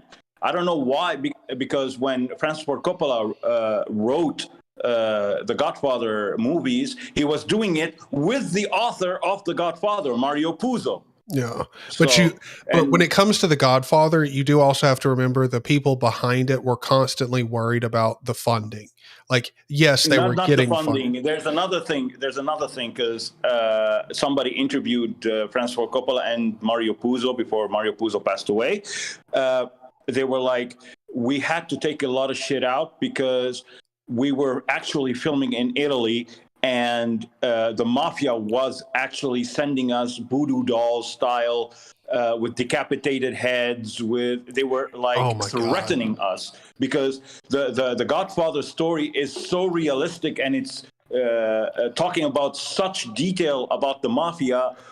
Realistic details about the mafia, that the mafia were like, hey, you're uncovering all our secrets. Fuck you. Yeah. So, yeah, it's understandable. But like with Death Note, when you turn it into a movie, it's I don't know how many episodes you condense all that into a 2-hour movie, barely 2 hours. Barely. It's like barely.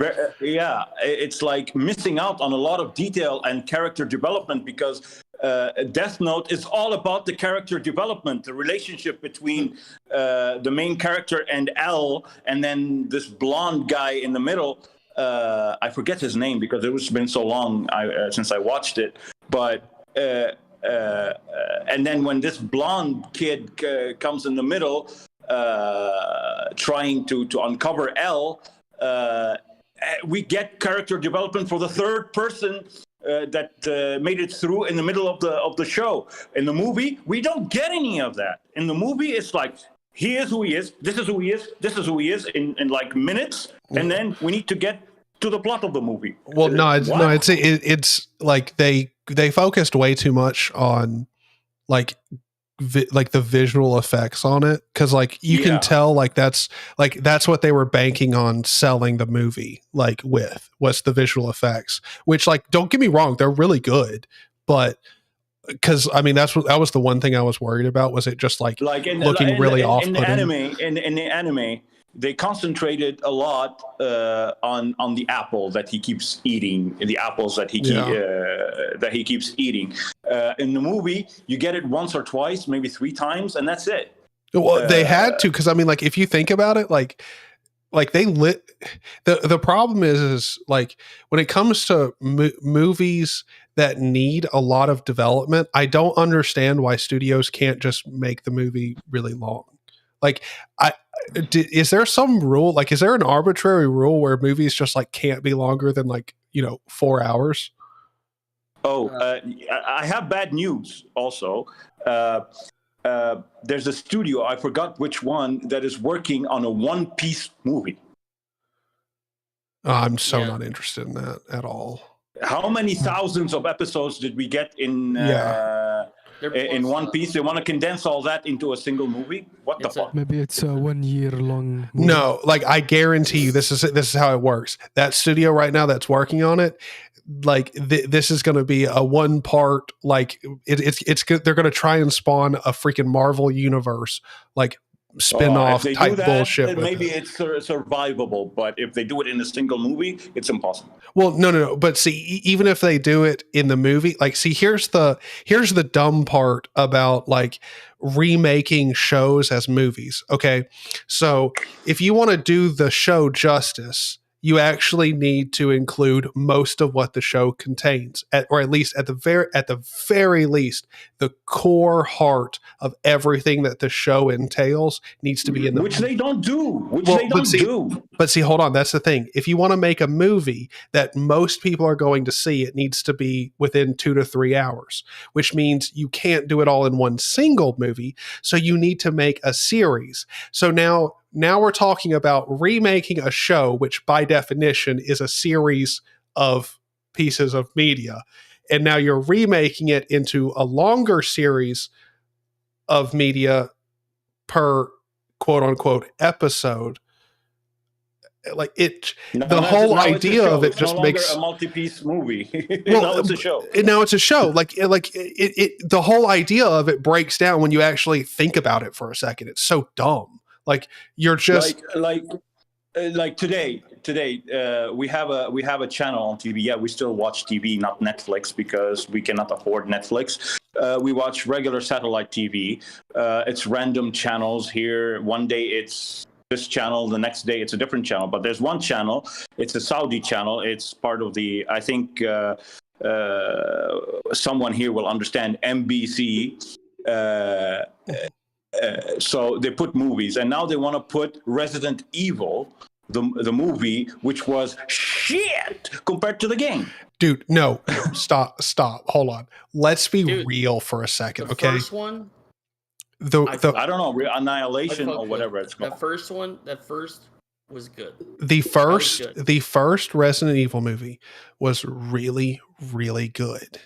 That was good. After that, it went to hell in a handbasket real freaking fast. Now, I will say I am one of these weird people that up until the 3D movie, that's when, like, dude, it's so bad, like it's not even fun. But that's what I'm saying. That's what they're going to put, the 3D one. Yeah. Well, but see, the thing is like when it comes to those Resident Evil movies, those aren't even as bad as the new TV show they put out. Like, I don't know if you've seen it. It's on Netflix. It is atrocious. Like the only Resident Evil movies I know are with Mila Jovovich. Those were not bad. Look, but yes, you need to watch the new show, okay? Because it will blow your I've never mind. watched that. Okay, please, God, guys, watch it. Like, I'm telling you, like, it's so okay. Look, it's not the you will anime not one, right? It's the you will not make it through the show. I can already guarantee. I didn't. I couldn't even make it through the show. Like, what show are you talking about? Is it anime or is it movie? No, show it's real people. It's like live action. It's Resident Evil live action. There's also like there's actually a new Resident Evil like show. So like there's a new Resident Evil movie that has like a guy, like I think he played in like Teen Wolf or some bullshit like that. But he like that movie is actually like it's decent. It's not great, but it's decent. But there's one. Hold on. Let me see if I can load it up. Resident Evil Netflix, because I believe it was a Netflix. Like I think Netflix themselves made it. I'm looking it up right now. Yeah, one season. Let me see. Like, can I? Resident Evil, okay. Well, here. My experience with anime, real anime, was Death Note. Before that was Miyazaki. Miyazaki was those fantastical adult kid movies, anime movies. They were amazing, like the flying castle and stuff like that. Unonoki. Yeah, and Unonoki, whatever. Those were the anime that I used to watch. And then I jumped straight from that to Death Note, and then Naruto, the real Naruto, not Boruto, not all that crap after that. Yeah. Because Boruto, to me, sounds like burrito. Well, see, the thing about anime in general, though, is like one of the things about anime is typically they will do things that actually make them heavily stand out from a lot of almost any of the other media that you've ever seen. Like I think Attack on Titan is a really good example of that, because it's one of the few shows that you can ever go into where the brutality of the first episode is insane. Yeah, like it's crazy, dude. Like you go from 0 to 100 so like I hate to spoil this, but like also Attack on Titan's been out for so freaking long. Like if you haven't seen it, like, just spoil the first episode. Just watch it. Like I'm not really spoiling it because still like seeing it is another thing. But like literally it starts off. Oh wait. Like to me, growing up, when I started to see those long ass animes that wouldn't finish, because when I was growing up, my parents were watching Santa Barbara and the Bold and the Beautiful, and still to this day, Bold and the Beautiful is still happening. It's been since the 80s, and it's still going on to this day. I'm like, animes to me are so long, they're comparable to Bold and the Beautiful. I'm like, not another Bold and the Beautiful. The anime. Oh, there's another anime I used to watch was Captain Tsubasa. That was my favorite because we used to play it on the Famicom, as well in Arabic because we watched it in Arabic growing up. But in Arabic, I don't know it was though. called Like Captain Majid. I kind of Captain gotta Majid. disagree with that though, because like I mean, I genuinely do think a lot of animes like they have a skill at where they can continue on for hundreds of episodes. I'm not and they don't saying they're degrade. bad. I'm just saying I compare them lengthwise to Bold and the Beautiful, not quality wise. Yeah. Lengthwise. Well, I mean, that's because I mean most animes go on for a long time. Yeah, and the difference being that they are good. The character development, every new character they introduce, they give us a background story, and those background stories go on for like hundreds of episodes. The main thing is like a lot of animes have this skill of where they don't, like a lot of TV shows do this where they feel like they have to continue to build intensity or like build the ridiculousness of the show up like season after season. So like when you go from like season 1 and you end up at season like 6 or season 7, like the things that are happening are so wild and dramatic. Like it's like this isn't even real anymore. Like there's no way all of this crazy shit can be happening constantly and everyone's acting like normal. Like it just, like most shows do that where they just build the intensity up to unrealistic levels. And like Bleach. Yeah, it's only done. Listen, it's only done via anime. That's why I love anime compared to shows, to live action shows, especially with Ben 10. I used to watch Ben 10 until they stopped releasing the real version when he was young. Afterwards, they started turning him into an adult and another adult version of himself and stuff like that. They killed the show afterwards. It's like we're just doing it for the money now. It's no longer about we're not doing it for the quality. We're doing it for the money. But we do have to go ahead and give a Tosh like a good solid pat on the back because he did bring up Fast and Furious. That's probably the best example of a show that just derails itself completely. Oh like, yeah, goes insane. Yeah, they're going into space soon. Pretty soon. They're like, dude, it's fucking ridiculous, bro. Like they're like driving cars into space. Like dude, like some of the scenes in Fast and Furious. Like I like as somebody who has done like a lot of like you know I live in the South, so like I've taken like 4-wheelers out and like jumped like dirt hills and shit. And some of the fucking shit that happens in that show is hilarious. Like it's so outlandish and would never, like there's one scene where I can't remember who it is. Like I also can't remember which movie it is because I've seen sadly most of them, if not all of them. There's this one scene where like I think it's Vin Diesel is like driving off of this like parking garage and he flies off like three levels and like he's going so fast that like he's able to like not tip over and like crash. Like he actually lands on all 4 wheels and like bottoms out but like keeps driving. And dude, I was never gonna happen. Bro, I was crying. The worst one is when he jumps over a bridge to the next side, to the other side of the other bridge. Yes.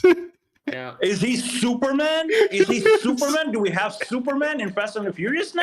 Yeah, I remember that because I remember someone talking about it in a review because he was like, does anybody not realize how physics works? He would have jumped past the railing, luckily, maybe, and then landed, rolled, and killed himself. And even worse is the movie where they send them to space. Yeah. In a car. I'm like, what? Dude, space in a car? What the fuck? We're struggling to get a rocket to stay in space, let alone a car. No, we haven't been back to the moon since the 60s, homie. Like we ain't flying like the Tesla car all the way to the moon and back. Like, come on. It's just what the fuck? And they were kid physicists, like an Asian kid and a southern kid from the States, and they were able to fly a car into space. I'm like, holy crap! Like right now, the Fast and the Furious is a sci-fi movie. Literally, what's happened is the guy who used to write Fast and Furious did way too much coke, so they just gave it to his like 12-year-old son, and he is like, he's having a fucking blast And right now now. his son is old enough to have coke as well. Apparently so, because like that's not even a normal 12-year-old. Like let's be honest. Most realistic 12-year-olds would not write a story like Fast and Furious, like especially these later releases. Yeah, that's like Party trying to create Fast and Furious. It's way worse. Party would come up with something at least like, cohesive. Like probably make it into Mega Man or something. Yeah, I don't know. Vin Diesel, who is now the guy merchandising the movie using his studio. I'm like, okay, so what's the 10 gonna be about? I watched the documentary where they asked him that question. He was like, it's all gonna be dedicated to Paul Walker. The 10th movie is all about Paul Walker. I was gonna say, it's gonna be about family. Yeah, it's going to be about family. So it's Paul Walker, because he considers Paul Walker his younger brother. Talk. I'm just gonna have to go down here and just consider giving you a good solid timeout for that right there. Hey, come on, that's funny. It was funny, but like you should feel ashamed. Family. Yeah, well,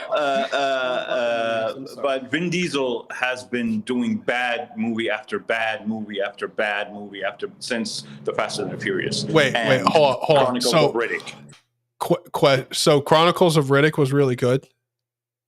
The first one. Yeah. The second one was meh. The third one was, oh, are you kidding me? I'm pretty sure I saw it, but I don't like. I'm pretty sure I was probably like 8 or something. No. It's Charlize Theron. Come on, Charlize. Not Charlize Theron. The other woman. The other woman who played in Battlestar Galactica and what's it called? Who played in IMDb. We should probably check that. And she played in. She played in The Mandalorian recently, but yeah, I didn't like the third installment. It was really bad, really bad. So yeah, no, Vin Diesel hasn't been making any great movies as of late. Although he was good in the Babysitter movie, where he was a babysitter. He was funny. They always do that to, the brooding guys. Yeah, but he's not young anymore. He's in his 50s. So they're trying to bank on him as long as he can before he becomes like Sylvester Stallone, an old relic. Before they gotta get a wheelchair. Yeah, like Sylvester Stallone. I don't know what got into Sylvester Stallone's head to make the Expendables 4. But he's making a 4th installment. Like, dude, enough is enough. You're like 80. You're gonna die on the set of the movie. Yeah, that's cool. He's awesome. Wait, wait, hold on. Who is gonna die on the set of the movie? Sylvester Stallone. He's releasing Expendables 4. Oh, I've never been a big fan of. Dude, you're wrinkled as fuck. You're no longer good looking, and you're no longer the hero that everybody expects you to be. Oh, hang on. He was never in that good looking category at all. You know that. Yeah, well, he was good looking in the movie that got him Hollywood fame, The Italian Stallion. He got punched in the face. The Italian Stallion was a porno, and like, in case you didn't know. Can we just be honest? Like, when we're talking about your breakout like thing here, and the name of it is Italian Stallion, it doesn't matter. Yeah. It doesn't really matter. Like, what's happening? Like, yeah. It's a porno, dude. That's why I know, but still. Oh boy! Are we not talking about Indiana Jones 5? The Specialist was one of my favorite movies because he was with Sharon Stone. That woman doesn't know how to keep her clothes on in any movie. Yeah, that's a good thing, dude. She's helping get more freedom bucks, you know? Freedom bucks. Oh boy, the movie, but yeah, Demolition Man for me it was that was so Demolition good. Man. When we talk VR and what the metaverse is doing, I can only imagine in my head Demolition Man with Sylvester Stallone and Sandra Bullock, because the lovemaking scene where they're not allowed to touch, but they make love through VR. This is what I imagine when somebody tells me VR. Yeah. Because in Demolition Man, they're not allowed to make physical contact. So the only way they can do contact is via VR. They're virtual characters. Yeah. Dude, that's pretty hot. So I'm like, yeah, I don't want to be. I'd rather die now than be part of this society where we're not allowed to touch each other. Only in VR. We shop in VR. We order food via VR. We drive via automated cars. We tell them home, and they take What are us you home. talking about? You want to touch me? Like, come on! Like, I'd much rather us, like, like not have to touch. I mean, we don't have to. So my brother is like, hey, if cars, we don't have to drive them. We just tell them, take me home, and they take us home. I like that future. I say I'd rather die before I reach that future. Because we're all going to end up obese people sitting weighing like 2,000 pounds and staring into our VR headsets. Because aren't you like describing like the current problem that we have? Yeah, well, they portrayed it very well in Wall-E. True. Well, I don't know. I'm still underweight. Zaney, sorry for a topic, but where's the NSFW channel? There is not one. I don't recommend posting anything not safe for work on the server. Oh, that sucks. Yeah, I mean, you can post stuff in off topic, but I just don't recommend it. I mean, there are younger people, so like, it's not like we like don't swear. I was just wondering whether there would be like a designated not safe for work channel, so I could see what people are having fun with. Yeah, well, I mean, off topic is where you're going to probably find the closest stuff to not safe for work. But by the way, speaking of which, how do you get those channel icons? I tried on my server, but I can't. It tells me them. No, I tried. Don't you think I tried? It keeps giving me errors. Like, it doesn't take them. It doesn't save it. That's odd. They work just fine for me. Yeah, I just need to work on my server more, because my server is all over the place. Do you have the proper emoji pack selected or like installed? I don't know. I don't know how to do all that stuff, but I need more moderators on my server, because a lot of people come from different distros asking for help for different distros. I'm Zero Linux here. I don't know how the hell other distros did their shit, but you're not. If you come ask for support and they keep using the same excuse, but it's all Arch. Well, no, that's no longer an excuse, because it is Arch at the base, but the various configurations that we all put on top of Arch are different. So you cannot ask for help for Endeavor, for example, on a Zero Linux server. I'm like, hey. Although I talked to Joe from Endeavor, but he never tells me exactly how they do things. He just works on Calamares. He doesn't work on the distro itself. He just works on Calamares. So hey. So I don't know what to. And some other people come to me and they tell me, hey, I forked your Calamares config. How do I get it working on my own distro? I'm like, did you build Calamares? No. Yeah, we thought the config was Calamares. I was like, no, there are two packages, Calamares and Calamares config. You want to learn more? Go to calamares.io. Everything is documented over there. And they hate on me and they leave the server. I was like, yeah, as we say in Arabic, Allah ma'ad walibak. So yeah, so that roughly translates to God with your wheels. So good riddance, basically. Yeah.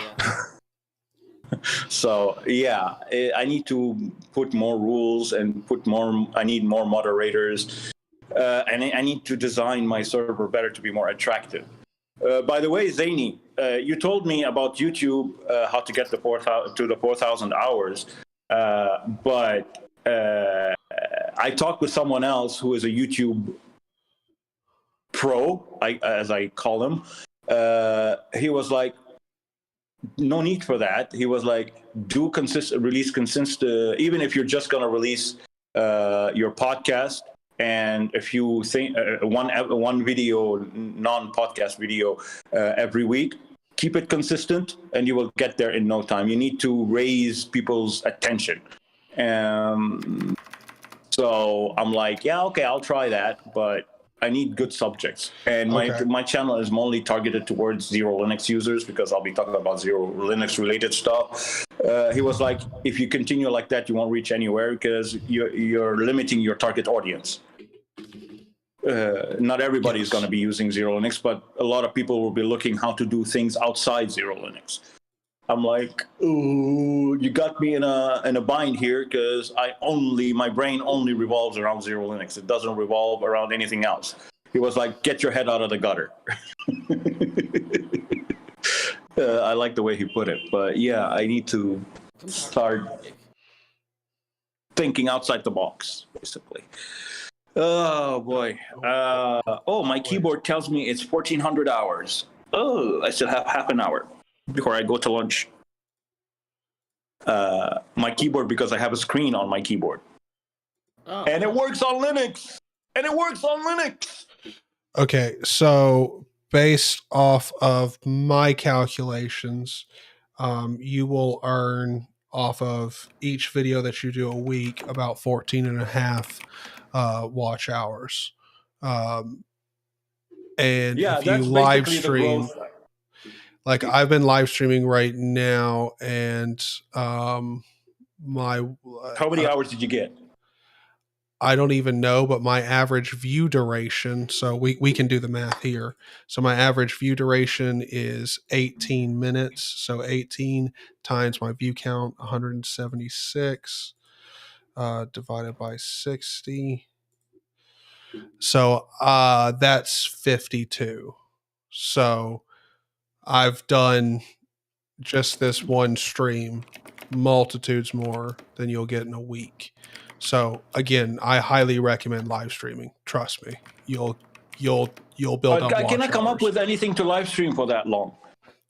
Well, you don't have to necessarily do it for that long. Just so if you're trying to hit that watch hour as fast as possible, do 2 or 3 2 to 4 hour live streams a week for 2 to 3 weeks. You'll hit your watch hours in that time. My problem is I am at work most of the day. I'm mostly at work, so I cannot stream every single day until Saturday. Yeah. Well, wait. So what do you mean until Saturday? Like you got the weekend off? Well, Saturday is half day, so I close the shop at 1430 hours. That's 2:30 p.m. So, and from 2:30 p.m. until Sunday night, I have free. Yeah, just stream then. I think I will, except Sunday morning I have church. So, yeah, after church. Well, I mean, just stream, like, if you can, stream when you get off of work, like, for as long as you can, like, reasonably, without, like, screwing up your sleep for church the next day. Then, the next day after church, stream again for as long as you can, and just do that for a few weeks. Like, okay, but I want to ask you this. If I stream games under the banner of Zero Linux, will that derail the target of the channel? No.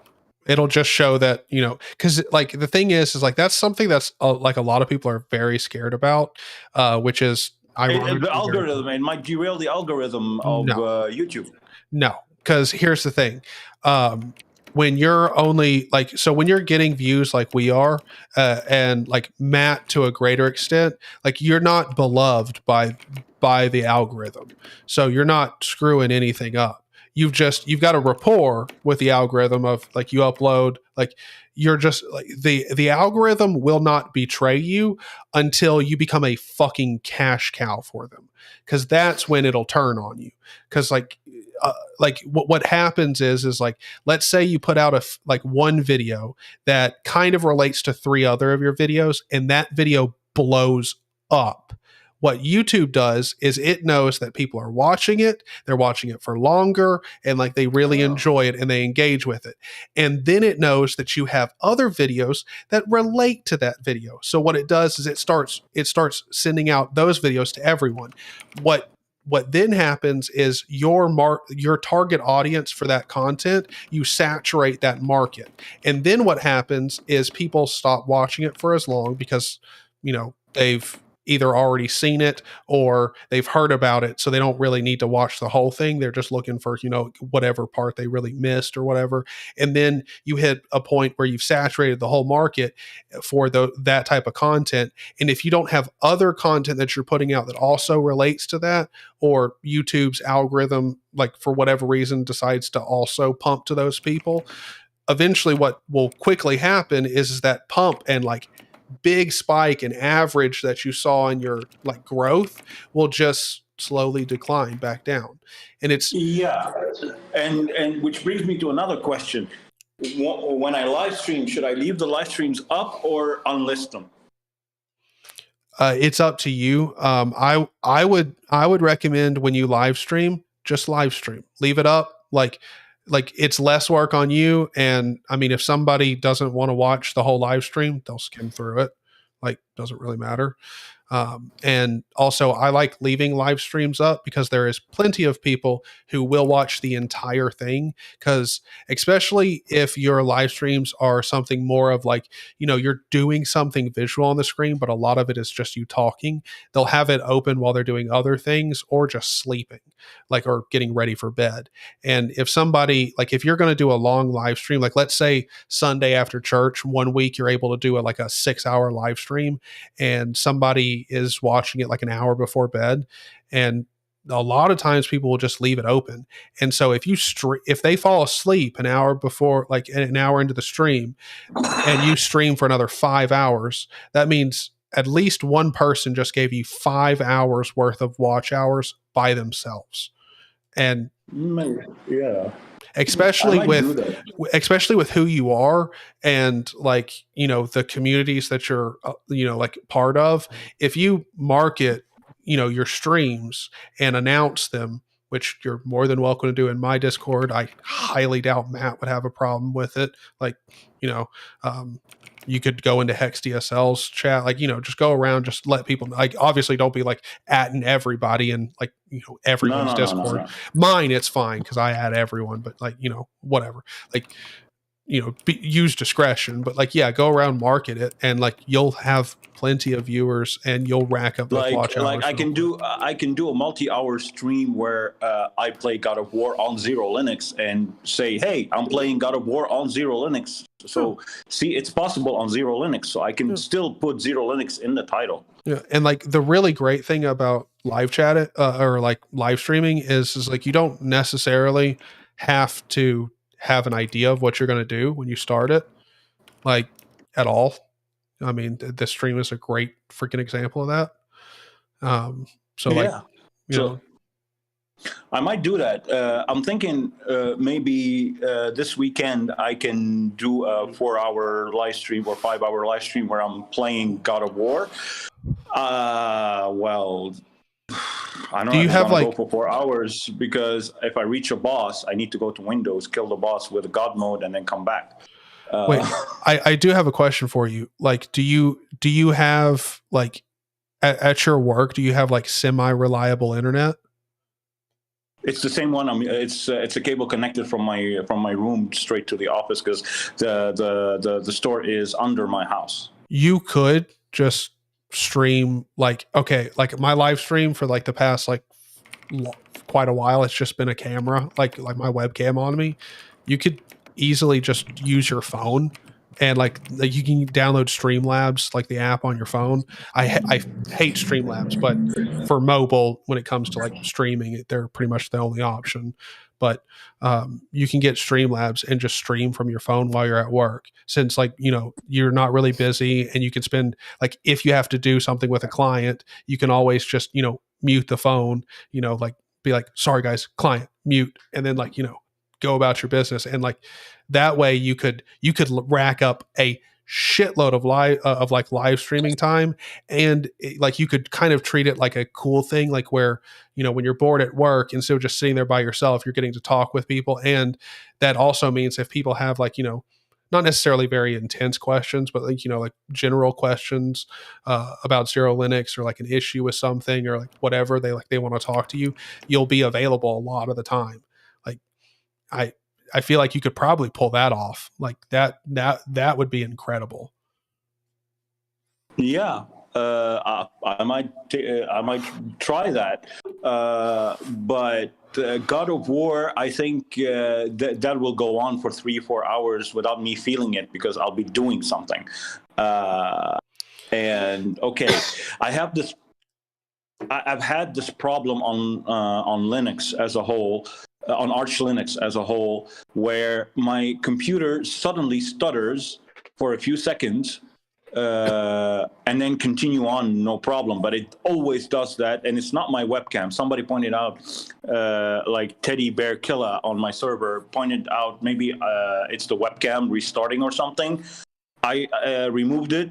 No, it's not. The issue is still there. I cannot figure it out. And whenever I reboot my computer, it hangs for like 5 seconds and then it responds. I don't know what. I tried GNOME. I tried KDE. It's related to Arch, but why on my system? I think it's a hardware issue from somewhere causing. Because hello. So I have this, if I'm using the webcam, it throws the stream out of sync, because it desyncs the webcam for some reason. But if I'm using my phone as a webcam, it doesn't desync me. It's just the actual webcam that I have. So I don't understand this. It happened during Zero Bytes podcast. It happened during Matt's live podcast. It continues happening on and off all the time. I don't get it. I will not get it, because my computer has been awesome for the past, I don't know how many years. Why now? I don't get it. It's like a constant stuttering for like 3 seconds. It starts, and then it continues. I don't know. Yeah, I don't know. Like, well, see, like one of the odd things is like when it comes to like issues, when it comes to like hardware, like and stuff, you seem to be plagued with them lately. Like the audio issues, like pipe wire, It almost seems like someone should do Gentoo. Gentoo, yeah. Everybody talks like shit about it, but honestly, you can pick and choose exactly what you want if you're a choosy SOB. So the only problem with Gentoo is when you do not have a very good CPU. If you do not have a good CPU, it's gonna be rough. It's gonna be really rough. Yeah, I have a good CPU. It's not about that. It's that I am a maintainer of Zero. I am the maintainer and creator of Zero Linux. I have to be on Arch because I'm maintaining a distro, so I have to be on toes.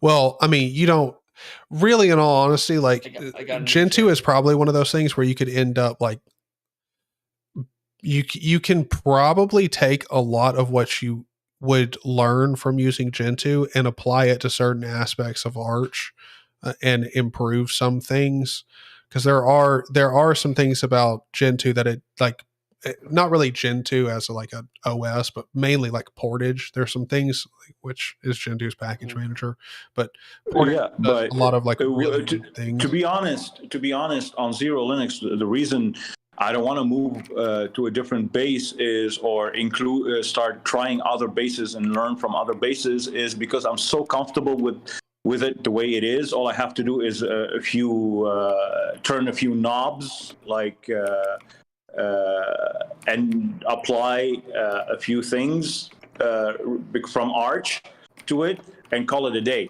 But if I have to relearn something else and to integrate with Zero Linux, it's going to take a lot of work. I'm too comfortable in my zone where it's just turning a few knobs and call it a day.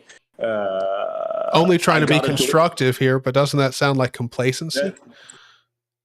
It does. It does. I'm not negating that. It's just I'm too comfortable. I don't want to get out of my zone. I'm too comfortable in that zone. That's why Zero Linux, I get contributors that throw ideas, like the ABS tool that is now used to build Zero Linux. It wasn't created by me. It wasn't. I just mentioned it out there on the server. I was like, I hate using Arco's ALCI. I want to use something else. The guy said, I'm a developer. I can create something that is not ALCI. He created Arch ISO build script, ABS. So I was like, okay, teach me how to use it and we'll tailor it to Zero Linux. He was like, I will tailor it to Zero Linux, but I'm not going to stop it from working for anything else outside Zero Linux. So people are free to he even added a flag -C, ABS-C, where it allows you to use your own custom Arch ISO profile. So if you want to use it for, let's say, what's it called? Endeavor OS. You can use it for Endeavor OS for all he cares. But there are flags to build Zero Linux -XG-X. I was like, yeah, okay, it's your work. I'm not taking over your work. I'm not asking you to make it for Zero Linux specifically. But if it is at all possible to add flags to make it easier for users to build Zero Linux, he was, yeah, I will include those and others. I was like, yeah, okay, fine. So he's doing the work. I'm just sitting back, building Zero Linux for the people to download, adding a few for Zero Linux Gnome Edition. I'm going to be adding Pop Shell for the next release. But that's it. That's as far as I go with Zero G. With KDE version, I'm not going to do anything anymore. I'm just going to update the Zero Hello tool to the new one, being written by someone else that I discovered, that I met on Mastodon. So I'm not doing anything. Everybody's doing everything for me. I'm just sitting back and integrating them into Zero Linux. That's it. So I'm pretty comfortable in that zone. I don't want to move away from it. And again, I say that Zero Linux is using Hicks' law, less is more. Yeah, less is more, and that's what people are liking about Zero Linux. Nobody is having so far Zero Linux specific issues. They're having hardware configuration related issues. Like, I don't know how to get my hybrid graphics running. I don't know how to get my NVIDIA graphics running, stuff like that. So, which means that Zero Linux is stable when it comes to Zero Linux related stuff. It's sometimes unstable or needs a lot of configuration when it comes to niche hardware configurations. So I'm happy about that. So it's Zero Linux right now is in a good place. I don't want to mess with it. I'm too scared to mess with it too much. So and people keep yelling at me, it's not innovative. It's not something that differentiate. It doesn't have enough stuff to differentiate you from other distros out there. I'm like, that was not the point. The point of Zero Linux was to give you something pre-configured to just flash on your system and use if you want to, tinker if you want to. It gives you all the freedom without giving you too much. Add-ons like Garuda, for example, they shove everything but the kitchen, including the kitchen sink, on their distro, causing it to become very bloated and heavy on older systems. I'm not trying to imitate anyone. I'm just doing my thing and sharing it with you guys. If you like it, you like it. You don't like it, go find something else. So I don't know. I'm in a place right now. I don't know anymore what to do with Zero Linux because I don't want to add too much. It is exactly the way I wanted it to be for me. Yeah. So. See, the thing is if you continue adding to it, it's no longer. I can't really hear you. It's okay. I'm driving there. He's driving.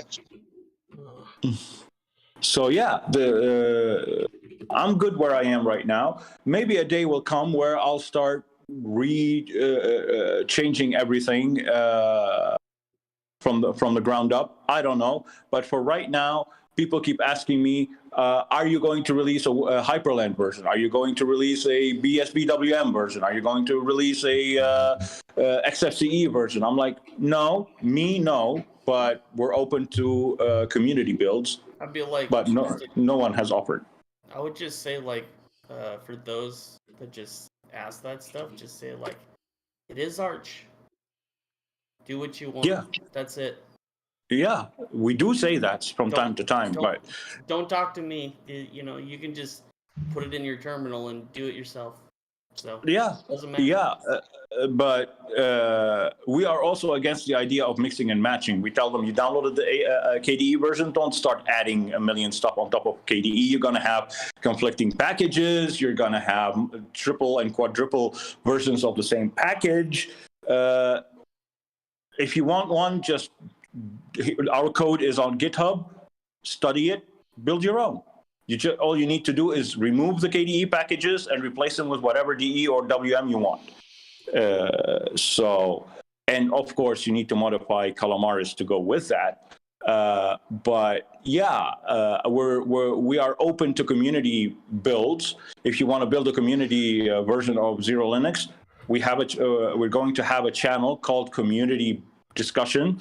And we will discuss the community builds. There's someone who just offered to build a community edition with BSBWM. So we're going to be talking about that one.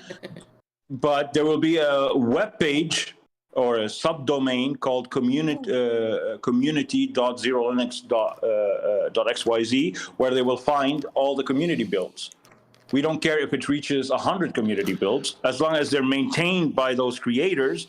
Well, our only condition for community builds is you build it, you share it, you maintain it, you provide support to the users. Oh, baloney! What's it called? Baloney, whatever it's called. What, this? Sausage. Slim Jim. Yeah. Beautiful, beautiful Slim Jim. No, I'm getting delirious at this point. Like, I should probably fall asleep. Goddamn. I'm gonna go ahead and end the stream, and I'm gonna get like a few hours of sleep. That way, I can at least function tomorrow. All right, and I need to go have lunch. I need to put some food in that belly. Yes. But thank you again, Zaney. And let me know when you start work on fixing the thingy majiggy. I'll tell everyone not to bother you. I'll tell everyone that you are on your 7th dream, as we call it. Yes, I'm gonna be sleeping pretty well here. Very, very. He's on his walkabout. Yeah. I'll see.